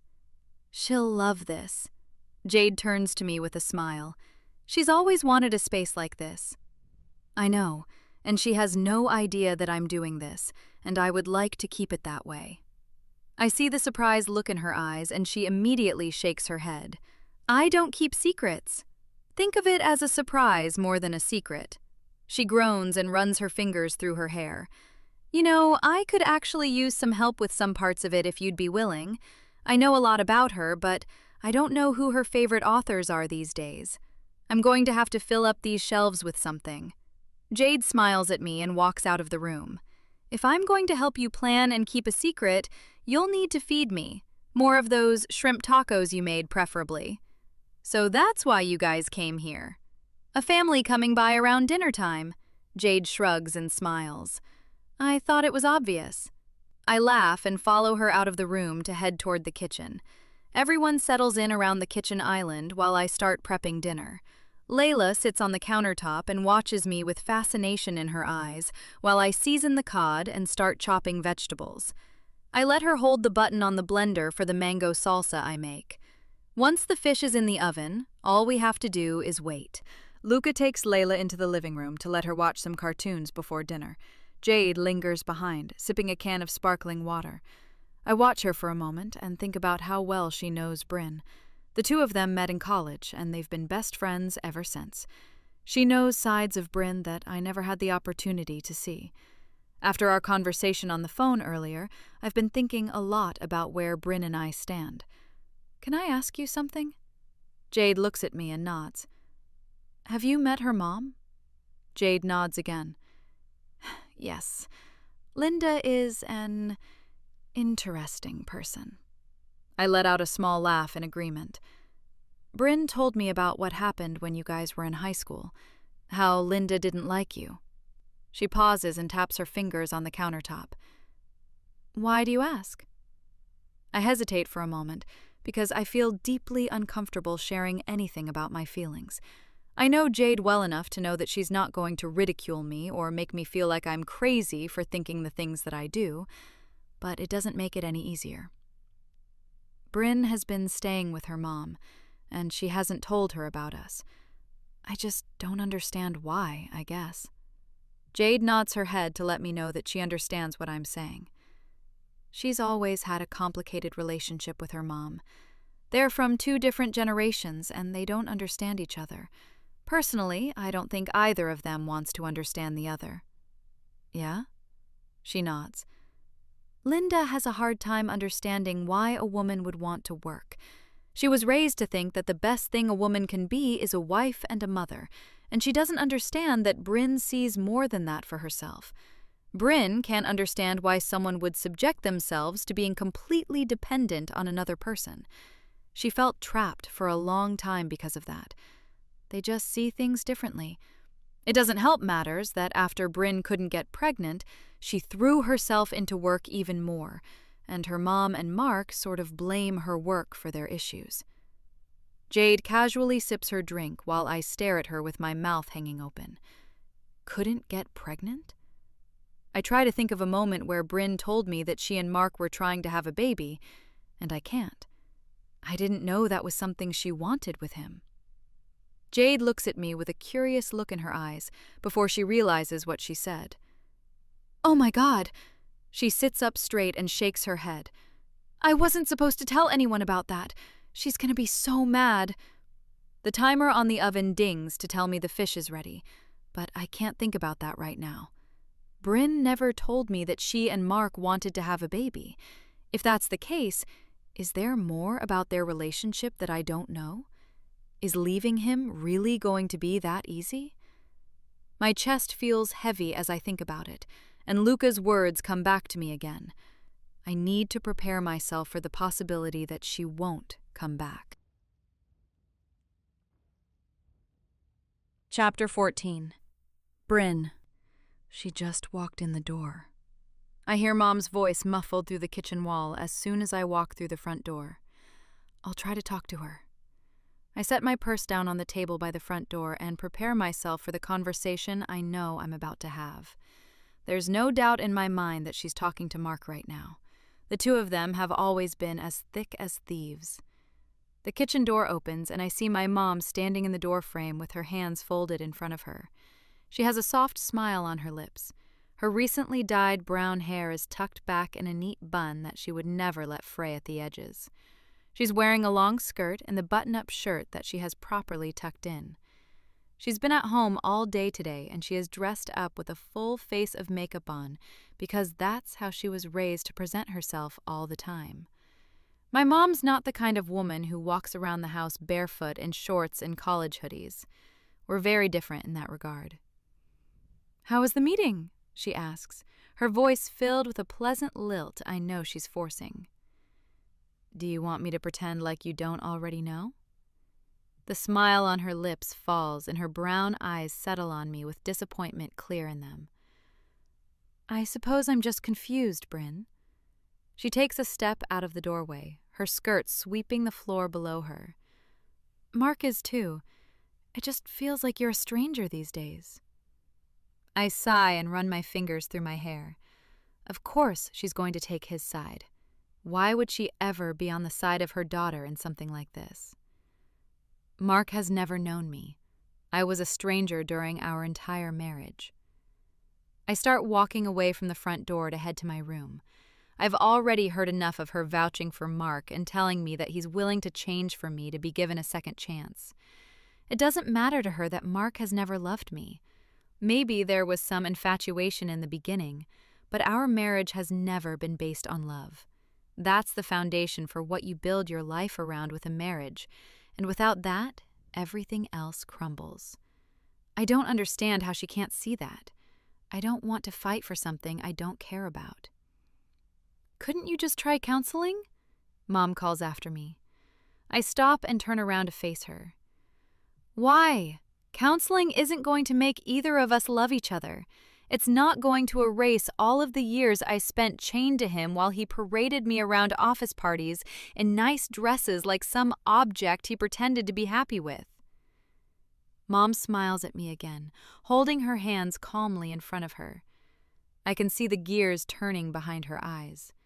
She wants to do anything in her power to keep us together. What are people going to say? She asks. Everyone you know is friends with Mark. When people hear that you two are divorced, everyone in the city is going to be talking about you. I'm not worried about that. I'm not sticking around to deal with any of it. I feel the words creeping up in my throat.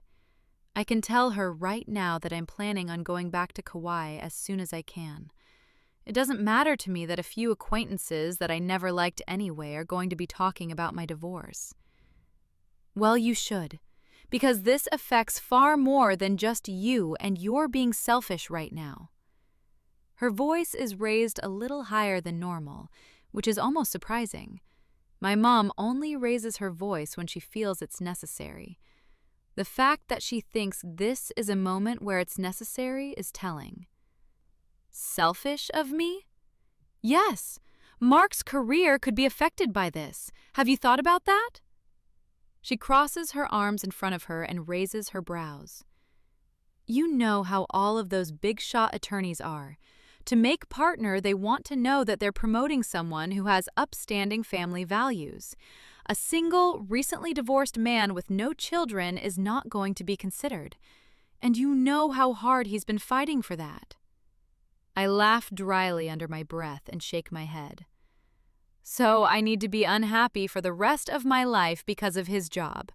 How is that fair to me? She rolls her eyes and stares at me. Life isn't always about what's fair. Trust me, I know that. Do you? I'm sure you haven't thought about how this affects me either. If you did, then you'd know this isn't fair. I take a step forward, feeling how the annoyance quickly spills into anger. A lot of the time when I talk to my mom, I can hardly believe the things that come out of her mouth. Right now, it's just another one of those occasions. Please, tell me how my divorce is negatively impacting you, Mom. She flashes me a look that tells me she's just as annoyed about the situation as I am. I simply can't understand how. It will baffle me until the end of my days that my own mother is taking the side of a man who is verbally and emotionally abusive to me. She's heard the way he speaks to me. She knows that he doesn't treat me well, and yet she is still fighting for me to be in a relationship where I'm miserable. I set you two up, she exclaims like that's a perfectly valid reason. I used my own personal connections to get the two of you together because I thought you would make a good match. And you're too stubborn to realize that I was right. And when you guys get divorced and everyone is talking about it, I'm going to be dragged into it. I stare at her incredulously for a moment and nod my head. You're right, Mom. I'm sorry. I didn't mean to make your life so difficult. She settles down a bit, as if my apology was genuine and not laced with sarcasm. I just think you're being too hasty about all of this. Mark is a good man. You're not likely to find another one like him. He can provide for you, he can give you anything you want. I don't want anything from him. She shakes her head like she doesn't believe me. You will. The moment you don't have it, you'll miss the comfort. Her voice cracks, and I can see that she's getting emotional. Why is comfort all you care about? I take a step toward her, my entire body starting to feel deflated. There's so much more to life than financial security and nice houses. Why do you think it's so wrong that I want more out of my life? She lets out a slow breath and locks her eyes on mine. Because I know that in this world, the intangible things don't matter. Love is fleeting, Bryn. If you can have something real, something concrete that you can hold on to, that's what you need to fight for. I stare at her for a minute, hearing the lie through her words. I think of the photo of David Chen that's probably still in her closet right now. If love is so temporary, then why are you still hung up on David Chen? She blinks several times in quick succession, reeling her face back like I slapped her. She's dumbfounded for a second. I've never seen her like this before. In a weird way, it proves that everything I thought when I first saw that photo was right. I have no idea what you're talking about. She shakes her head and forces composure back on her face. I nod my head and suck my teeth before turning to walk down the hallway. Her footsteps are audible right behind me, and I hear them quickening, and she realizes I'm not going to my room. I'm going to hers. What do you think you're doing? She asks, breathing heavily in her frustration. I don't answer as I open her closet and start looking. I remember exactly where I found the picture 15 years ago, tucked away in a suitcase nobody would ever think to look in. Unsurprisingly, it's exactly where I left it. I look at the picture once again and see the same brilliant smile on both of their faces. Even beyond the smile, you can see the love in their eyes. The photo is more worn with creases along the middle, like it's been folded and unfolded hundreds of times. I stand up and hold it in front of me. As soon as her eyes fall on the photo, she snatches it from my hands and holds it. Her lips quiver and her eyes hold a mixture of anger and sadness that I've never seen on her before. How long have you had that photo? She doesn't answer, and I don't stop pressing. How many times do you come in here to look at it and wish things could have been different? My voice cracks because now all I'm thinking about is Weston. She still doesn't answer the question. What happened with you and David, Mom? She swallows and stares at me for a moment, a single tear spilling from the corner of her eye. Before saying anything, she walks out of the closet, still holding the photo in her hands. She sits down on the edge of her bed and looks at it for a moment, bringing her hand to her mouth as she takes it in. David's father was a plumber, she whispers, her finger slowly tracing the grainy lines of his face in the picture. They couldn't afford to send him to college, so his father was going to teach him the trade. She takes a deep breath and closes her eyes, setting the picture face down on the bed beside her. Let me guess. Grandma and Grandpa didn't like the idea of you settling down with a blue-collar man? She nods, looking down at her hands in her lap. I bet it hurt, because you loved him. But you listened, and you broke up with him, and you married someone who you didn't feel passionate about. Dad treated you well. He wasn't mean, he wasn't violent, but neither of you loved each other. I take a few steps toward where she's sitting on the bed and wait for her to say anything. I'm giving her an opportunity to realize what she did that impacted my life. But she doesn't. You knew how painful it was to turn away from that kind of love, and yet you convinced me to do it anyway. My voice is raspy as I try to fight back the tears that are coming through regardless. She can't even look at me. I was protecting you. You made me feel the same pain as you, knowing that it would kill a part of me. I blink away a few tears clouding my vision and hastily wipe my eyes. I'm not going to live like that. I'm not going to rely on memories and faded photos to feel happy. I won't live like you for the rest of my life. I walk toward the bedroom door and halt, realizing that she still doesn't know the full story. I turn back around and stare at her. I ran into Weston in Hawaii. That catches her attention, and she looks up at me, the confusion clear on her face. As soon as my divorce is settled, I'm going to live with him, and I'm going to finally have the life that I've deserved. and nothing you and Mark say is going to stop me. I walk away, not expecting her to argue anymore, but she speaks up behind me, barely a whisper. You'll regret this. Chapter 15. Weston. Bryn calls me after Jade and Luca leave. I let it ring. The only thing I'm thinking about right now is everything I don't know about her. All of the bits of information that she's neglected to share with me. I could look past it all before because I was so lost in the fantasy of being with the woman I loved before. The woman that I've been harboring the same feelings for over 15 years. But knowing that her and Mark wanted to have a baby changes things. I hate that it does, because I've built up a future that I see so clearly with her. But now I'm seeing holes in the walls I've constructed around it, and it's hard to hope things are going to work out for me. The phone stops ringing, and I let out a long breath. The disappointment with the entire situation feels like a vice around my heart. Why would she want to have a baby with him? A text message comes through a moment later, and I grab my phone to look at it. Hey, just wanted to let you know I told my mom about us. I told her I'm leaving after the divorce. I stare at the words, feeling the resolve I felt moments before seems to loosen. It makes me happy that she's taking this big step. I know it can't have been easy for her, but I'm still wondering what else she might not have told me. I don't respond to the text message right away. I set my phone down and head to my room to lie down for a while. I need to ask her about her past. She's come back into my life, and I've idealized this relationship to the extent that I didn't care. But if I'm ever going to be happy with her, I need to see everything. Every scar, every wound, every bit of herself that she doesn't want to share. I want her, all of her, the real her.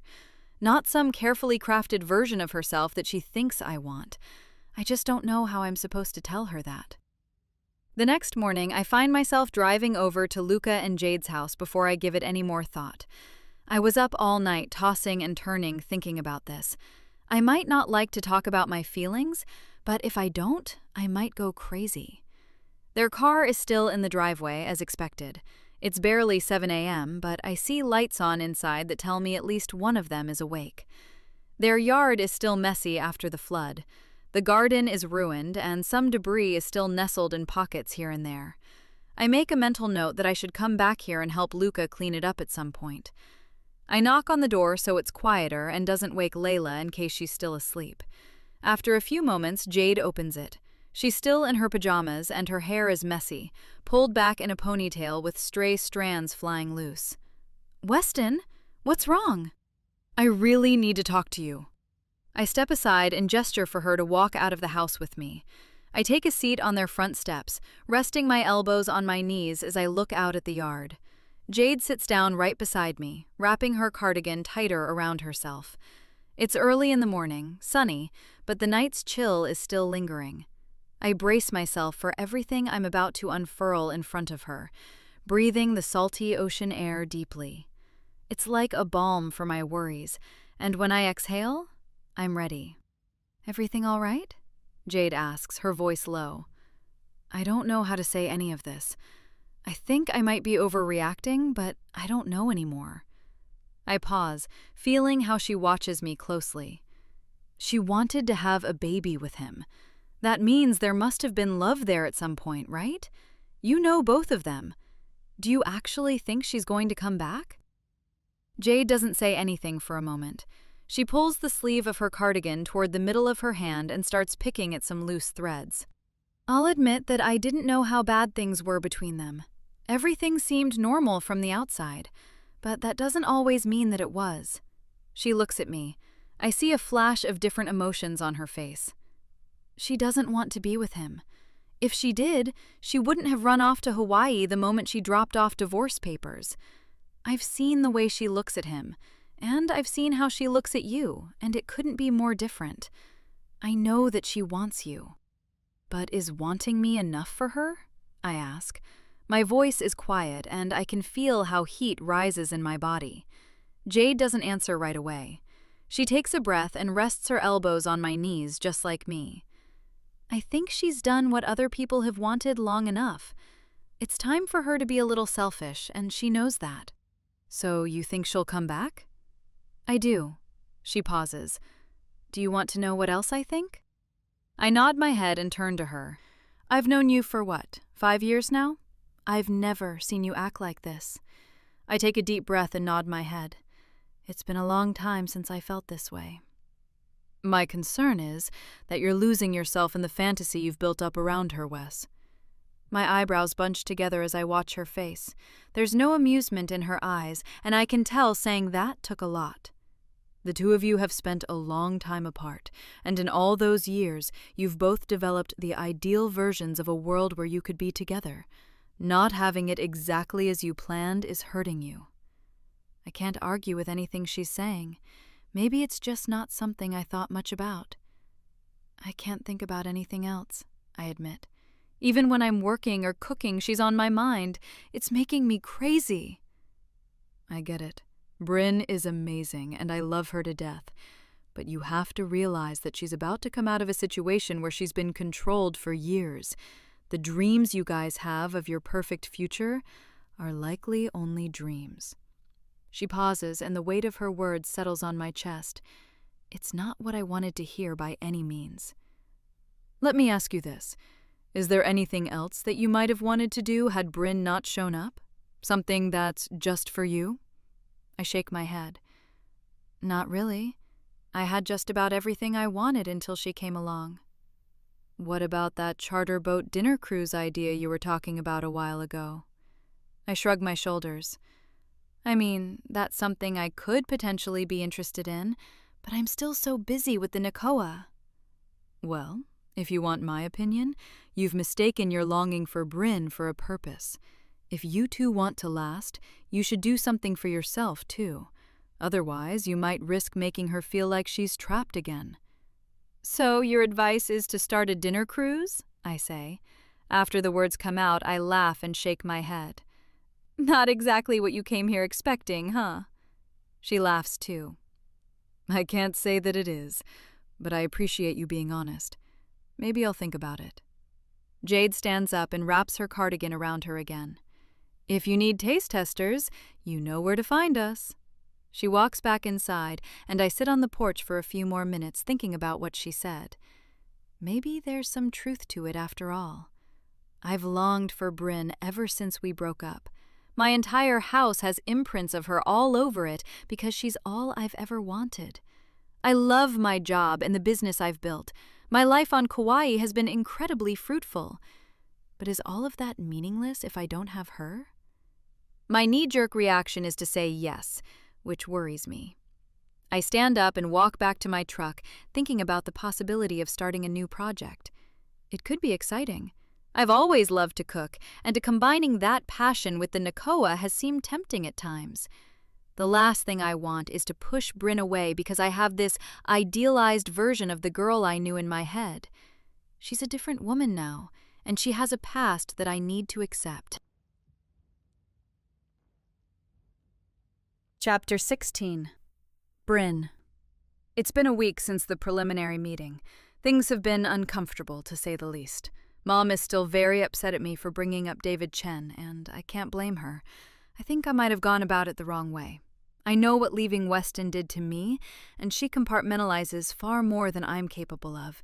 She had a wound that I took advantage of and exposed entirely. Every day that I've thought about apologizing to her, I come close, but stop myself. I might feel guilty, but I still feel angry. It might be selfish of me. I just can't bring myself to say it. Especially not when she is still insisting that I'm making a mistake and talking to Mark behind my back. Mark and Eric can't believe that I don't want anything from him. They've been poring over financial documents to try and figure out how much of the money in our joint account belongs to me. There's a lot of money in it. That's what's so frustrating about it all. Mark has a great job and he's not hurting for anything. But the idea of giving me a dime over what I'm owed seems to drive him mad. There's a part of me that thinks he's delaying just to be a thorn in my side. But then again, I hear how my mom talks to him and she tells him that I'll come around. Like this is just some kind of a phase, and hiring attorneys to talk about divorce is a scare tactic more than anything. The threats he made on the phone, the fault-based divorce, dragging Weston into an alienation of affection suit, the investigator he bragged about, all evaporated the moment Sherry reminded him that every one of them would put his name in a public courthouse filing. Mark will threaten anything, right up until it's his own reputation on the line. All I want is for him to sign the damn papers. I look at my phone far more than I should. I've always counted myself lucky that I've never had to be in a situation where I'm always waiting for a guy to call me. In high school, Weston and I went on one date and were an official couple by the end of it. When he told me he'd call, he would. I would get good morning and good night text messages on the regular, and it made me happy. Then, after breaking up with him, the only serious person I was interested in was Mark, and we were practically in an arranged marriage, so there wasn't anything for me to worry about. But now, I don't know what's going on with Weston. If I could talk to him every day, I would. I don't know if he's pulling back or if there's a part of him that thinks that he doesn't want me like he thought he did. It hurts to think that this might not work out, because I really have put all my eggs in one basket. I did the same thing with Mark, and I realize now how dangerous that was. Work is a welcome escape. I've always loved my job, but actually going to work and doing more of the menial tasks of being a nurse isn't glamorous. Usually, after a 12-hour shift, I can't wait to go home and unwind. But now, I feel like I don't want to leave the hospital. It helps that Amy and Hannah are both here, and I can rant to them about all of my problems. The hospital cafeteria is one of the busiest places in the entire building. At lunchtime, it's crowded with hospital staff, patients, and families alike.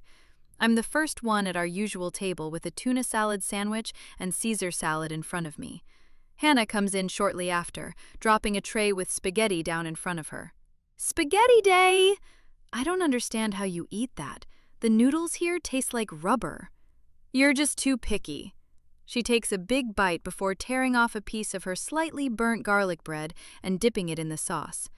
Amy sits down beside her a moment later and looks at the spaghetti with a hint of disgust in her eyes. I don't know if I can actually eat anything right now. You'll never believe what I saw in the ER.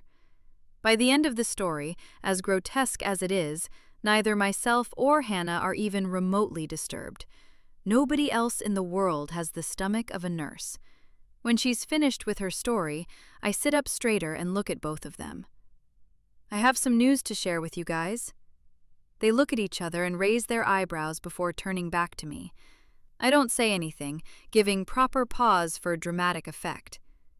We only have a 45-minute lunch break, so you should get on with it. I put in my notice a few days ago. You're leaving already?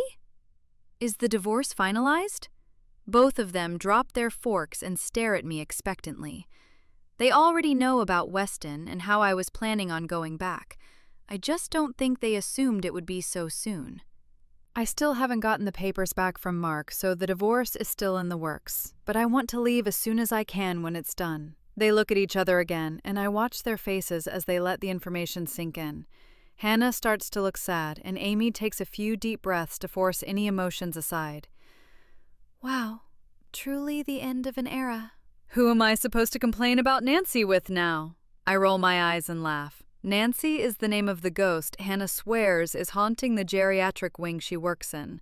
She hasn't seen her, and she has no concrete evidence, but every now and then things are moved around so naturally she assumes it's a poltergeist. Well, I'm very invested in the Nancy storyline, so you can always call me. Phones still work in Hawaii. She looks down sadly at her spaghetti and picks her fork back up to aimlessly twirl it in the noodles. So, you and Weston are doing good then? I feel how my body seems to sink a little bit at the mention. That doesn't go unnoticed. I talked to him a couple of days ago, and it was great while we were on the phone. We were talking about me moving there and how excited we were. He's actually thinking about starting a dinner cruise now on the Nakoa, believe it or not. You don't seem happy. It's not that I'm not happy. I guess I'm just worried that I'm going to be giving up a lot, and I don't know exactly where his head is at all the time. It's been a couple of days since we've really spoken, and I can't help worrying. Hannah reaches her hand across the table and squeezes my arm. I've seen the way you guys look at each other. That's love, baby. That's what they make Hallmark movies about. The three of us laugh, and I feel good about the comment. It makes me happy to see that other people are validating the feeling that I have. The longer I'm here, the more I'm forced to deal with my past. My mom is always in my head telling me that the love I have is going to fade, and eventually I'm going to regret this decision.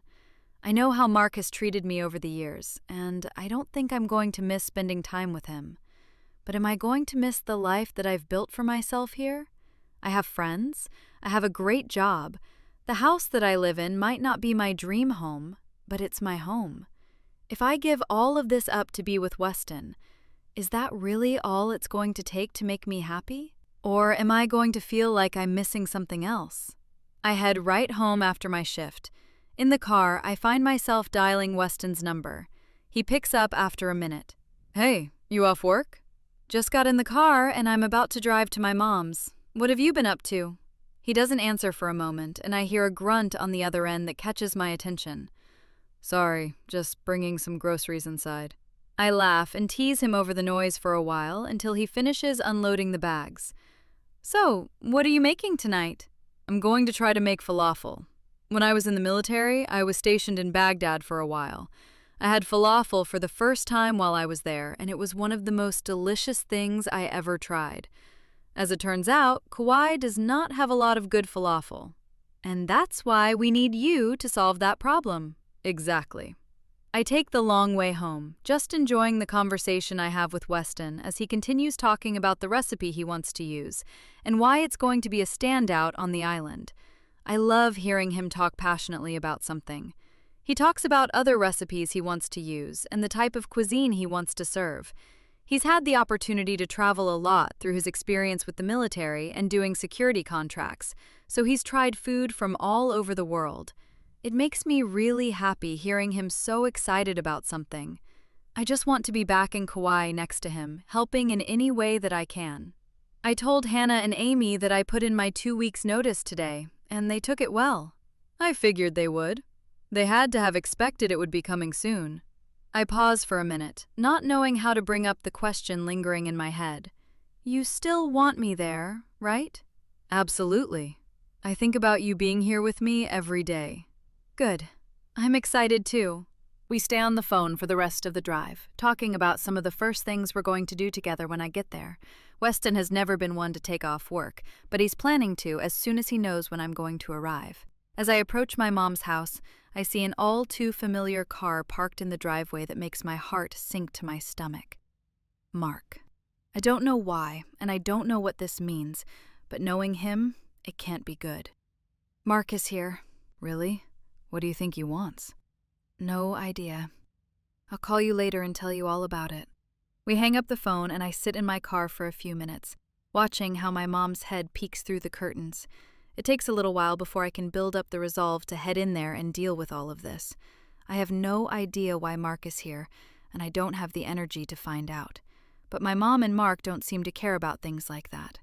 I walk inside and push the door open to see that Mark is sitting in the living room right next to my mom, laughing about something. Of course these two would be exchanging jokes with one another. I don't know what else I would have expected. What are you doing here? I'm still wearing a pair of wrinkled scrubs I've been in for the past 12 hours delivering babies. All I want to do is go shower and collapse in bed to avoid thinking about any of this. Mark stands up and holds a folder right in front of him. It's thin, but I see some papers sticking out of the top. Divorce papers. Eric just finished putting them together. Took him long enough. Sherry and I had everything drafted for you guys a week ago. I was hoping you would come to your senses. I realize I've been a jerk to you. I'm under so much stress at work. I know you understand that. I'm here now with these papers that I haven't signed yet because I'm asking you for another chance, Bryn. I blink a few times, as if trying to shake myself out of a dream. I know the only reason he doesn't want a divorce is because he wants to protect his image and future promotion prospects, not because he has love for me that he felt needed to be preserved. But seeing the look in his eyes now, I feel like he's trying to be earnest. The key word is trying. It's all so obviously fake. I look away from him and grab the folder from the coffee table to see that it is, in fact, divorce papers. The smile widens on my lips, and I feel like a splinter has been dug out from under my skin after years. I don't spare a moment dropping them on the coffee table and reaching for the pen sitting beside them. I sign my name everywhere I need to, handing the pen directly to Mark. Let's end this once and for all. He grabs the pen and watches me for a moment, as if he's expecting me to tell him to stop. I don't. When he realizes that I never will, he rolls his eyes and his shoulders slump forward. You're going to regret this. I jump to my feet and grab the folder with the signed papers from his hand. I'll drop it off in the morning. I don't want any more delays. The sooner I am untethered from you, the better. I don't trust that you'll take care of it. Mark tries to hold on to the folder for himself, but when he sees that I'm not going to let go, he does.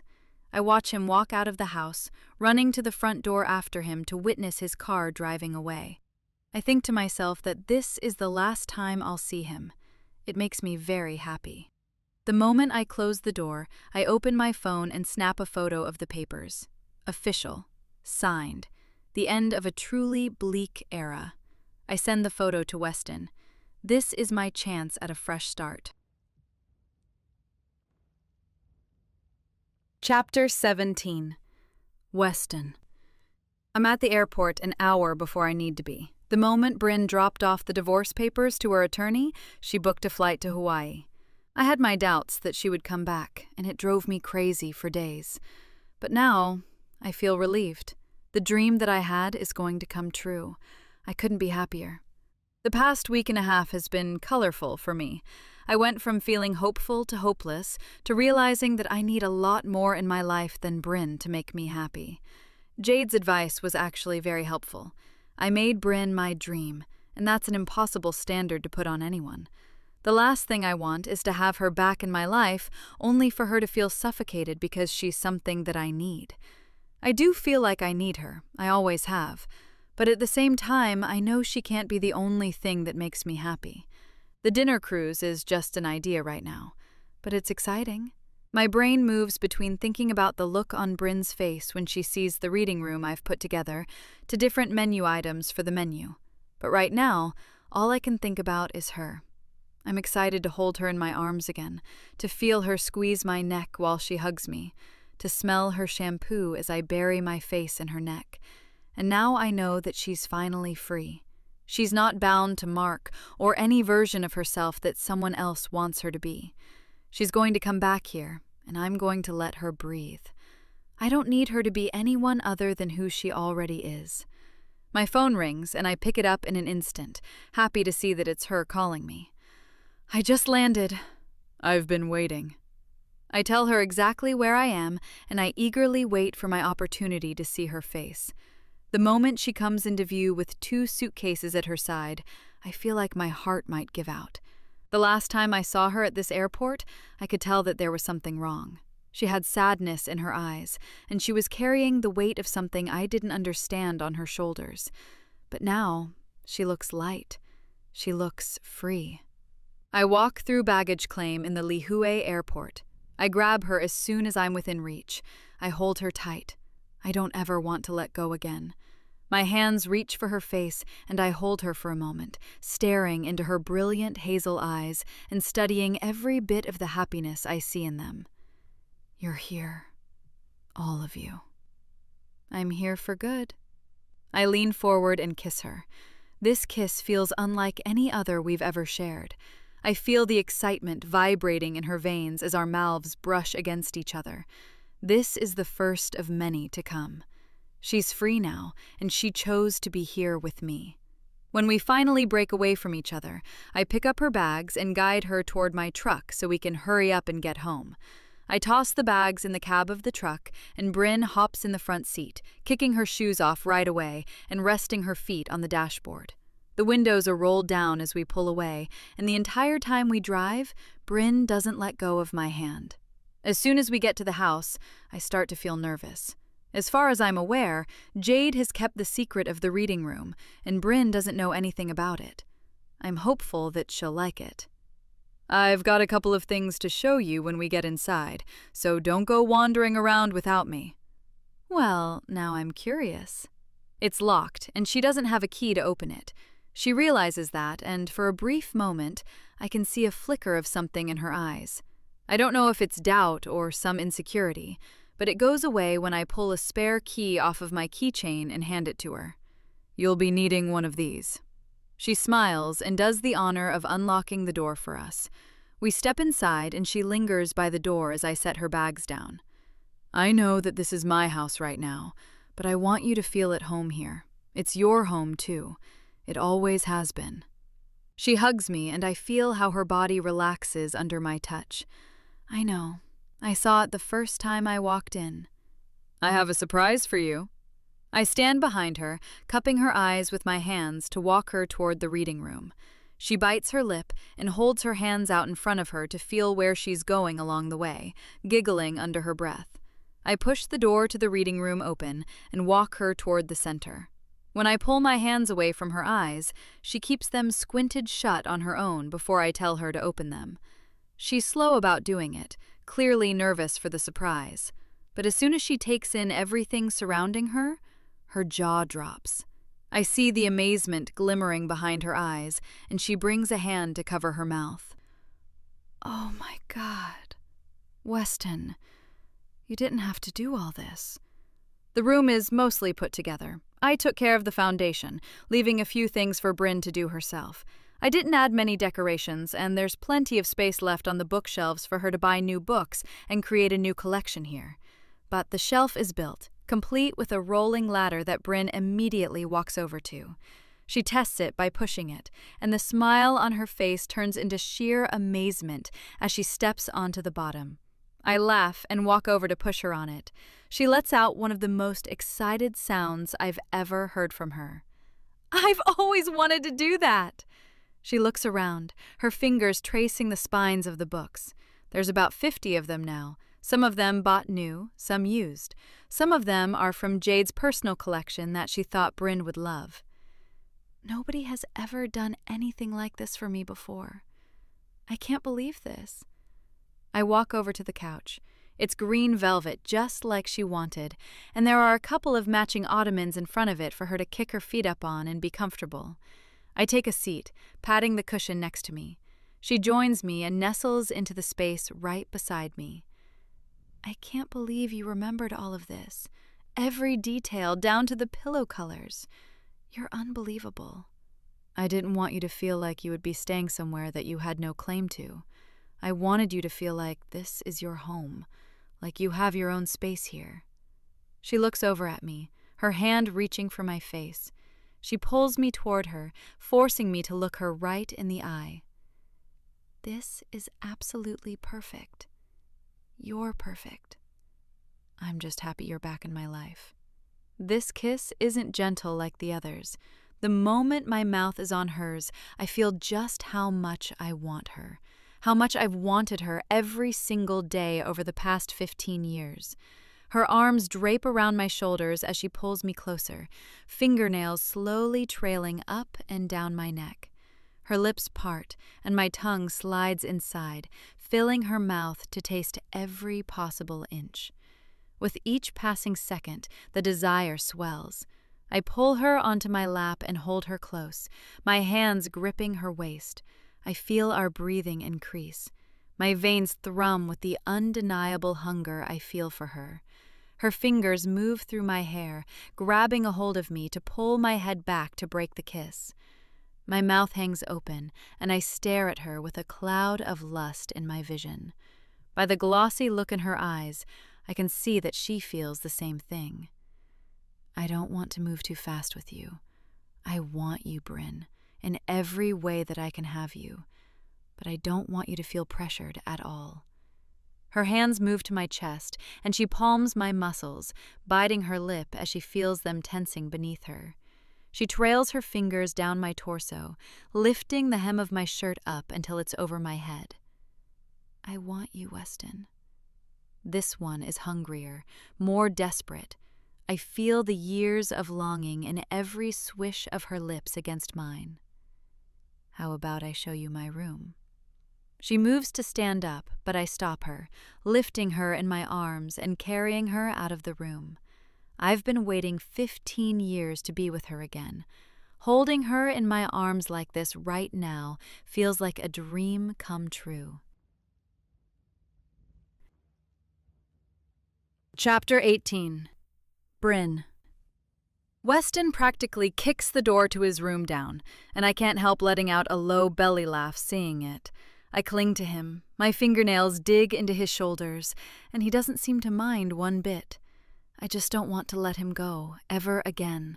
I made that mistake once, and it's something that I've definitely learned from. It's a 15-year-long learning experience that I don't want to have to go through again. Kissing him feels right. I know that it might be a little bit fast to fall into his arms like this, but I know this is where I should be. Like everything is falling into its right place. He carries me over to his bed and sets me down gently, lying me on my back. I sit up on my elbows and watch him as he stands between my legs, his muscles looking absolutely delicious. Anytime I've thought about this over the years, I've never imagined you would look this good. He grins and moves his knee between my legs to lower himself on top of me. Have you thought about that a lot? In spite of the situation, I find myself blushing. Weston has always had a way of making me do that. I found myself wondering what's become of you over the years, and occasionally my mind would wander to situations where you and I weren't exactly wearing a lot of clothes. How scandalous.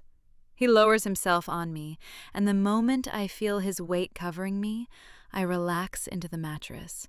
He weighs easily twice as much as I do, but it feels more comforting than anything, like a weighted blanket being draped over me in the middle of an anxiety attack. My arms are immediately around his neck, and I pull him close to kiss. His lips are soft, and he moves them with such purpose. Every flick of his tongue against mine feels tender. I can feel the love the two of us share for each other seeping through every pore. I spread my legs wider as the kiss deepens, wrapping them around his waist. The moment he feels that, a quiet growl creeps out of his throat. He pulls his mouth away from me and looks down at the inch of space between us with a hungry smile. You're driving me crazy, Bryn. I don't know if I can hold back. I don't want you to. He stares at me for a brief moment before lowering his mouth to my neck. The heat of his breath against my skin sends a shiver through me. A moan escapes my throat after he touches me. I feel how his lips curl into a smile against my skin, and my fingers are in his hair to hold him in place. His tongue darts out and grazes against me. He kisses me gently, but I can still feel all the longing behind each movement. 15 years. It's been that long since I've held him like this, and feeling him above me, his arms surrounding me as he pins me to the mattress feels like a homecoming. I never want it to end. Well, this is where it heats up. Due to YouTube's community guidelines, I chose to remove this scene, about 8.5 minutes of Bryn and Weston finally giving in. Want it unedited? It's free at delaneyreeves.com/uncut soldier audiobook. Link in the description below. Back to the story. It amazes me that I've been here with him for all of 2 hours, and I'm more comfortable in his arms like this than I've been in the past 15 years. We shower together and have a wonderful time exploring each other's bodies even more. By the time we get out, I'm so hungry my stomach is audibly growling. I slept through the entire flight, so I didn't get anything as much as a bag of pretzels. I've got some recipes I need a taste tester for. I'm excited to see what you've been working on. I lean back against the vanity and look at the bathroom that is very much inspired by what I told him my dream house would look like. It's hard to believe that I'm standing here right now. It only takes a few minutes for me to slip on a pair of clean shorts and steal one of Weston's t-shirts to wear. But in that short amount of time, he's already got the kitchen counters covered with food and is in the midst of preparing something. What is this? Dolma. You'll love it, I promise. Just take a seat and enjoy the show. I do as he says and watch him with warmth fluttering in my chest as he cooks.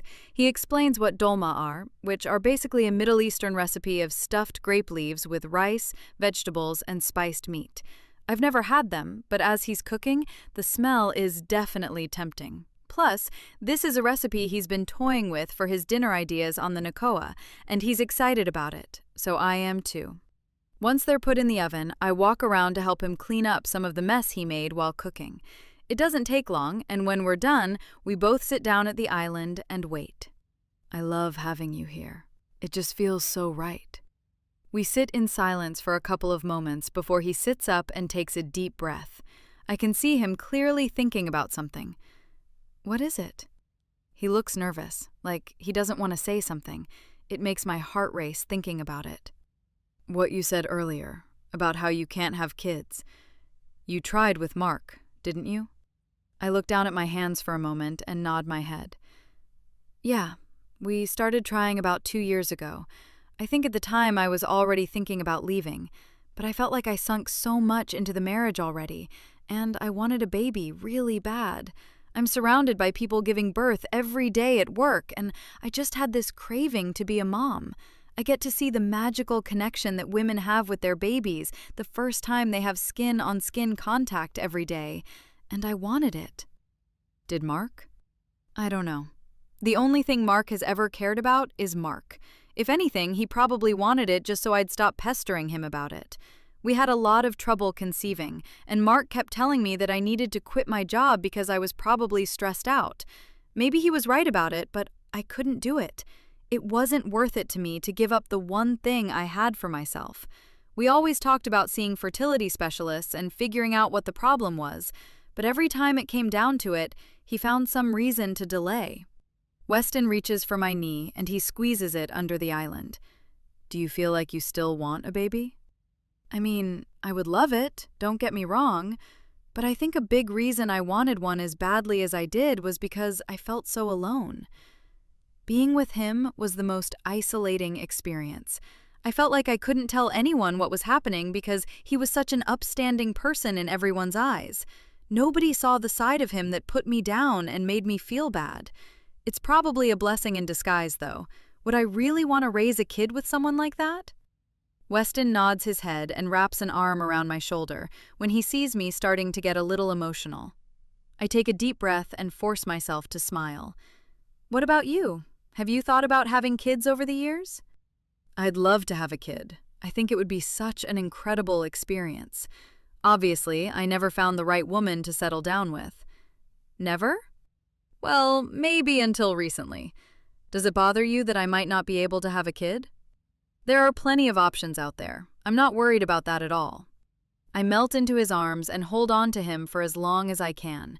Now that I'm here, holding him in the flesh, giving myself to him entirely, I know that I can never go back to where I was before. I'm home now. Chapter 19. Weston. 3 weeks later. I never imagined Bryn and I would fall into such an easy rhythm with each other.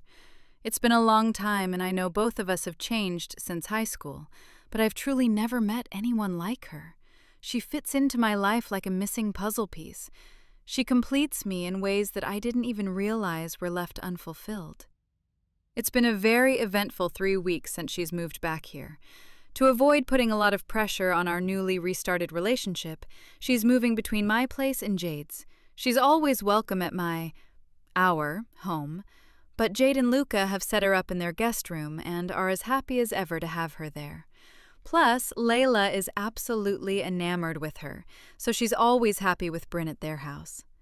Jade managed to pull some strings and get Bryn a part-time position working at the hospital with her. She's not in the labor and delivery department yet, but we're hoping that in time she'll earn a full-time position that can allow her to work in that department. But in such a short time, she's already created a vibrant life for herself here. She has more than just me and Jade and Luca now. She has work friends. She's met plenty of island locals who are already just as in love with her as everyone else who meets her. Sometimes I can still see that she's got a lot to deal with because of her past. I don't expect that she'll just get over everything that's happened. It's going to take her a lot of time to realize that she's not all of the things that Mark said to her. This is the first time in her life where she's been able to choose what she wants and go after it. I know that's going to take some adjusting to, but no matter what, she knows that I'm here for her. You ready to go? I'm in the middle of buttoning up my shirt as she leans against the doorframe and watches me with the same mischievous smile she gets on her lips every time she sees me wearing this shirt. Maybe we should cancel. You know Jade would kill us if we cancel at the last minute. They've already got a sitter. She nods her head and looks at both of us standing together in the vanity mirror. Ever since moving to the island and rekindling our relationship, Jade has been begging us to go out for a double date. She's desperate to see the two of us together as a couple. We've tried to set up dates, but I've been very busy with charters coming into summer. Luca has too. Plus, I've been cooking and trying new recipes every chance I have. Bryn has been exceptionally encouraging about my dream. She's sat through countless sample meals and given me truly invaluable feedback about my recipes. Bryn looks incredible in her dress. It's a peachy satin that makes her skin glow. It hangs along her curves beautifully and leaves just enough to the imagination that I can't wait to get home and take it off of her. I finish getting dressed and grab my keys to walk out the door. As we're leaving, Bryn winces momentarily and holds a hand over her stomach. You all right? Just a little wave of nausea. Jade and Luca are already seated at a booth at Tahiti Nui when we arrive. They wave us over excitedly and both stand up to greet us when we approach the table. You look hot! Jade's arms wrap around Bryn's shoulders and they hold each other for a minute, leaning their heads against one another's. Both Luca and I smile warmly at them. I know that I wasn't the only reason Bryn came back here, and that makes me happy. Knowing that she has someone else here to rely on, to talk to, makes the whole transition so much easier. I love that I can be her rock, but I want her to have a full life. That includes spending as much time with her best friend as possible. Did you guys order? We ordered a pizza for the table and some fries. When the server sees Bryn and I sit down, they come to take our drink order. Bryn and Jade start telling us stories from the hospital. I don't understand how they can put up with half the things that they do. I might have spent the past 5 years on the island fishing recreationally and gutting and cleaning fish, but that is nothing compared to the stomach these girls have. Jade's arms wrap around Bryn's shoulders and they hold each other for a minute, leaning their heads against one another's. Both Luca and I smile warmly at them. I know that I wasn't the only reason Bryn came back here, and that makes me happy. Knowing that she has someone else here to rely on, to talk to, makes the whole transition so much easier. I love that I can be her rock, but I want her to have a full life. That includes spending as much time with her best friend as possible. Did you guys order? We ordered a pizza for the table and some fries. When the server sees Bryn and I sit down, they come to take our drink order. Bryn and Jade start telling us stories from the hospital. I don't understand how they can put up with half the things that they do. I might have spent the past 5 years on the island fishing recreationally and gutting and cleaning fish, but that is nothing compared to the stomach these girls have. Conversation flows easily, and the four of us are having a wonderful time. The server brings the pizza to the table and sets plates out in front of us all. I smell the savory, melty cheese the moment it sat down in front of me, and my stomach growls. All of us reach for a slice and set it on our plate, the conversation coming to a lull as we start eating. I find myself looking across the table at Bryn, who is staring at the pizza with her nose crinkled. I chew my food slowly, watching her. Her hand moves to her stomach again, and for a brief moment, I see how she pales. You all right? Jade and Luca both turn their attention toward her with raised brows. I'll be right back. Jade looks at me like I did something for a moment. I shrug my shoulders to silently tell her that I don't know what's going on. She's gone for a couple of minutes, and I have a hard time focusing on the story that Jade and Luca are telling me about something Layla said a few days ago, because Bryn hasn't returned. I excuse myself and walk to the bathroom area to wait for her. When she comes out, she looks different. Her eyes are wide, and her skin is still pale.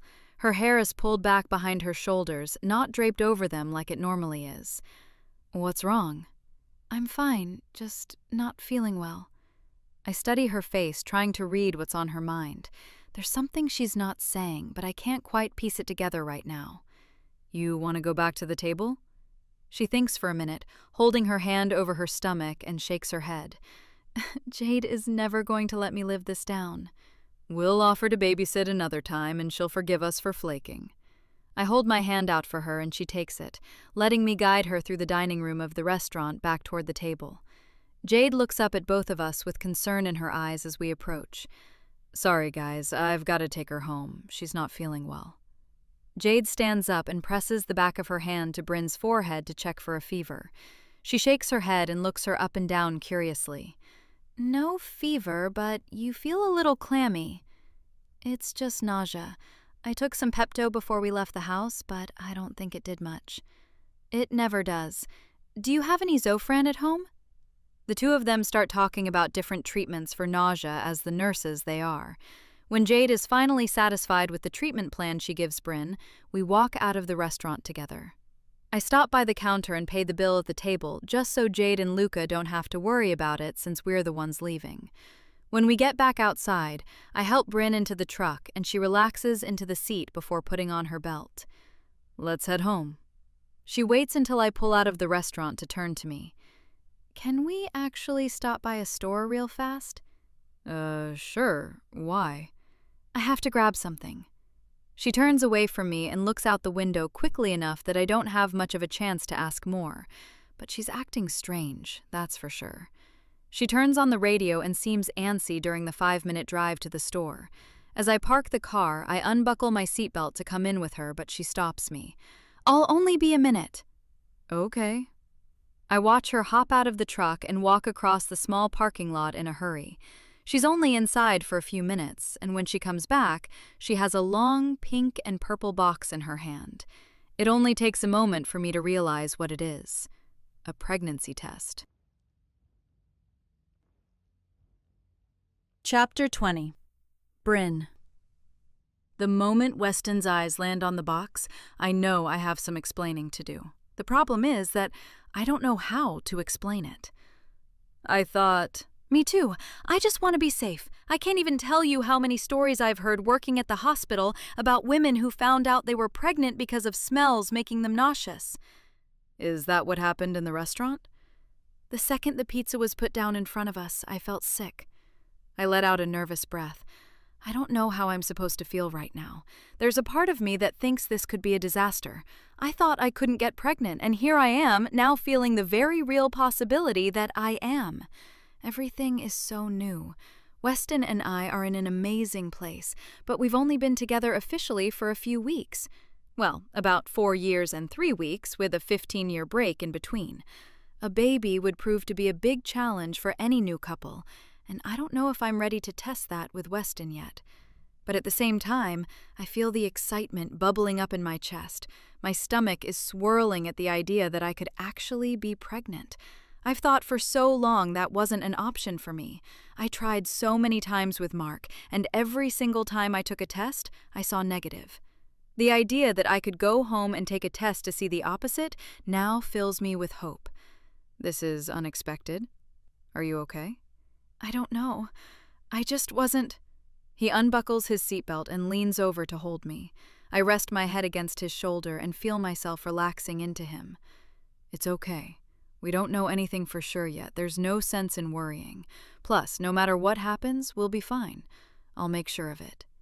He holds me until I calm down and peels himself away from me. After taking a few calming breaths, I buckle my seatbelt and close my eyes as I relax into the car seat. The drive back to the house is an hour and a half that feels twice that long. The second the car is put in park, I'm jumping out of the door to rush to the bathroom. I can't stand another moment of questioning. I've only thought pregnancy could be a possibility for less than an hour, and it's been torture. I need to know if I am, if everything that I've thought over the past few years is wrong. Weston waits outside the bathroom while I pee on the stick. As soon as I'm done washing my hands, I open the door so he can come wait with me. Both of us sit on the edge of the bathtub while we wait for the timer on my phone to go off. As soon as it does, my entire body goes stiff. Weston squeezes my hand and looks at me. his gray eyes more reassuring than ever. "Before you look at the results, I want to say something. No matter what happens, I'm here. This could potentially be an incredible thing for us both. If it's negative, that's fine. We can spend more time together, and in the future, we'll figure out how to have a baby if that's what we want. But if it's positive, then we're going to be incredible parents. That kid's going to have a family that loves them unconditionally and will always be there for them." I smile at him, but that doesn't stop the tears from forming. He reaches out to dry them, and I feel my lip quivering. What if we're actually bad at it? What if we turn out to be just like our parents? I don't want to hurt my kid the same way my mom hurt me, and the same way her mom hurt her. That won't happen because you know better. You're caring and you're kind, and you would never do anything to hurt them. I know that for a fact. I take a deep breath, resting my hand over his before pulling it away and standing up. Weston joins me as we close the short distance to the bathroom sink to see what the test reveals. I can hardly look at it as it comes into view. My heart is beating so fast that I think I might actually pass out. But standing right in front of it, I reach out to grab it, and the moment the results are pointed in my direction, I see 2 pink lines. It's positive. Yes. Oh my God. Tears fall from my eyes, and I suddenly feel weightless. I laugh hysterically, running my fingers through my hair and smiling wider than I ever have. "It's positive! We're having a baby!" I collapse in his arms. My entire body trembles as I cry. I never expected this to happen to me. I thought I was incapable of this. But for the first time in 15 years, I feel like I'm fully at peace. I feel truly happy. Epilogue. Weston. 1 year later. I don't know why I thought starting a brand new venture, in the evening of all times, and raising an infant at the same time would be doable.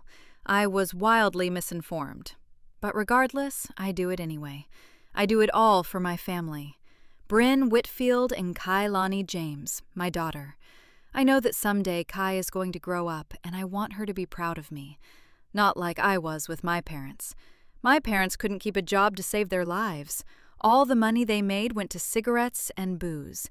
I want my daughter to look up to me as an entrepreneur, someone who sets out for what she wants, someone who never gives up in spite of all the problems and obstacles in their way. She'll see that with how I pursued my dreams. Of course, Luca got a raise because I needed to spend less time on tours. Now I spend my days tweaking recipes inspired by my travels around the world to sell to honeymooning couples. It's still so new. The cruise has only been up and running for about 4 months, but it's been fruitful so far. I've heard great reviews, and getting to see the faces of friends and strangers alike as they take the first bite of a recipe I pour my heart into fills me with so much joy. I still love going out on the water. There's nothing like watching the Hawaiian sunrise every day. That's something I don't think I'll ever get tired of. One day I'll get to show my daughter how to drive the boat, so she might be able to captain one on her own. Bryn is still on maternity leave from the hospital, though she did get a full-time position shortly after she found out she was pregnant. Labor and delivery, no less. She's happier here than she's been in a long time. It doesn't hurt that now both of us have Kai to dote over constantly. She's truly a perfect child.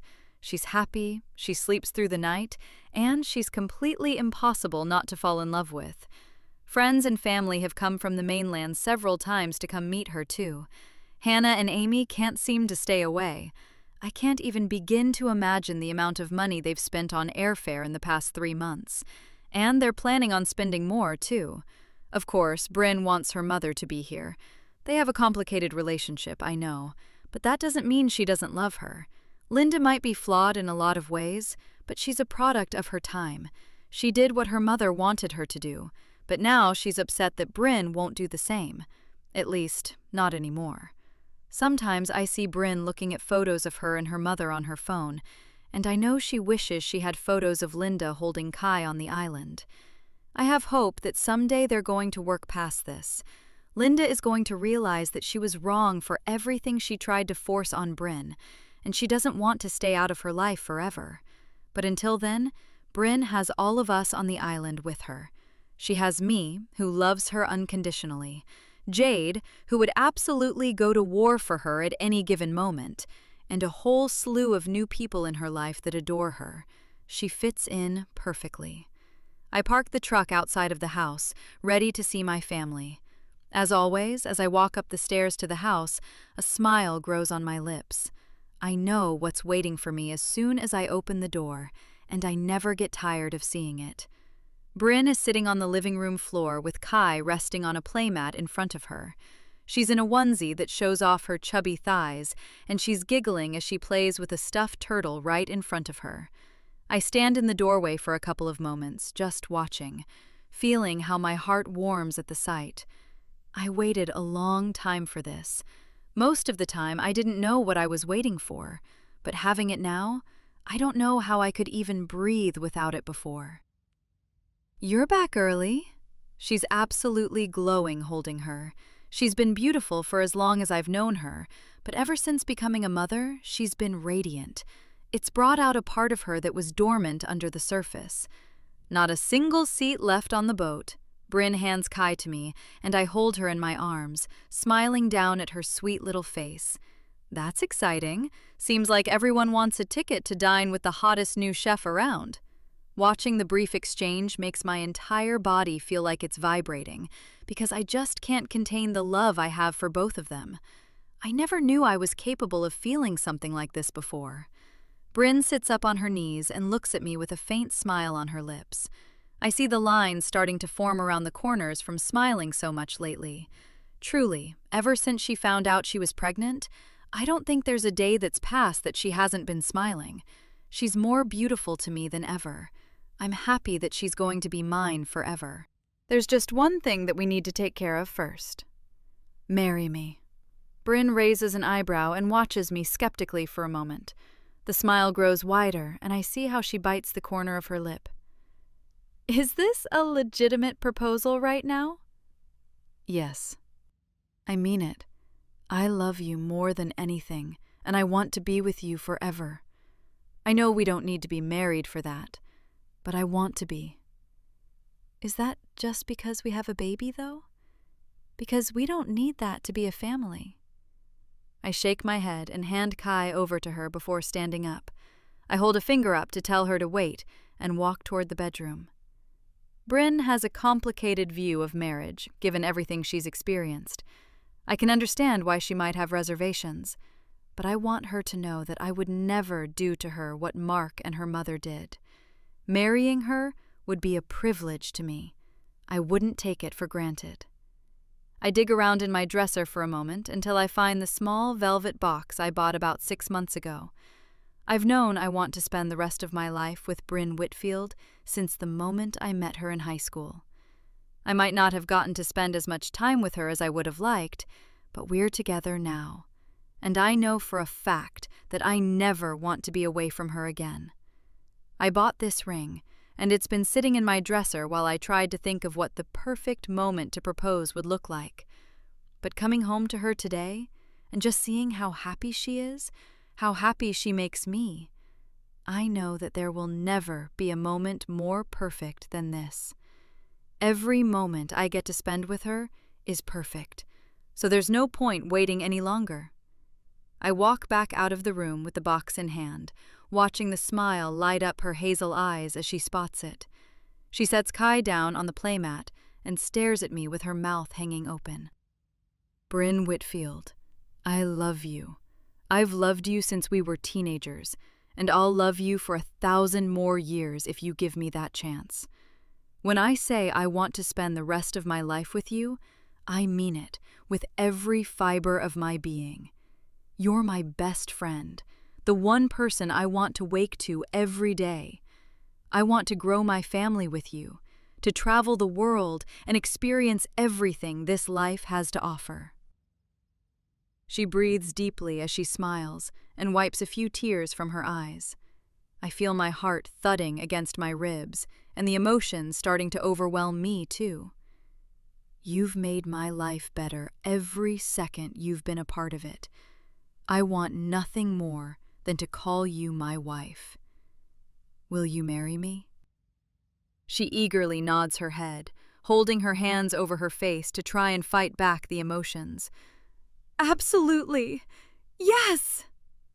She wraps her arms around my neck and nearly tackles me to the ground. Her lips are on mine in an instant, and I hold her, savoring every sensation I can, because I know this is something I'll want to remember forever. Finally, I have my dream right in front of me. All this time, all I had to do was reach out and grasp it. This has been The Forbidden Soldier. Thanks for listening. Are you ready for Hannah's love story? The Forbidden Boss, available now on Amazon. Find more books by Delaney Reeves at delaneyreeves.com. The Forbidden Soldier, written by Delaney Reeves, narrated by Nancy of Cedar and Pine Audio. Copyright 2026, Delaney Reeves Publishing.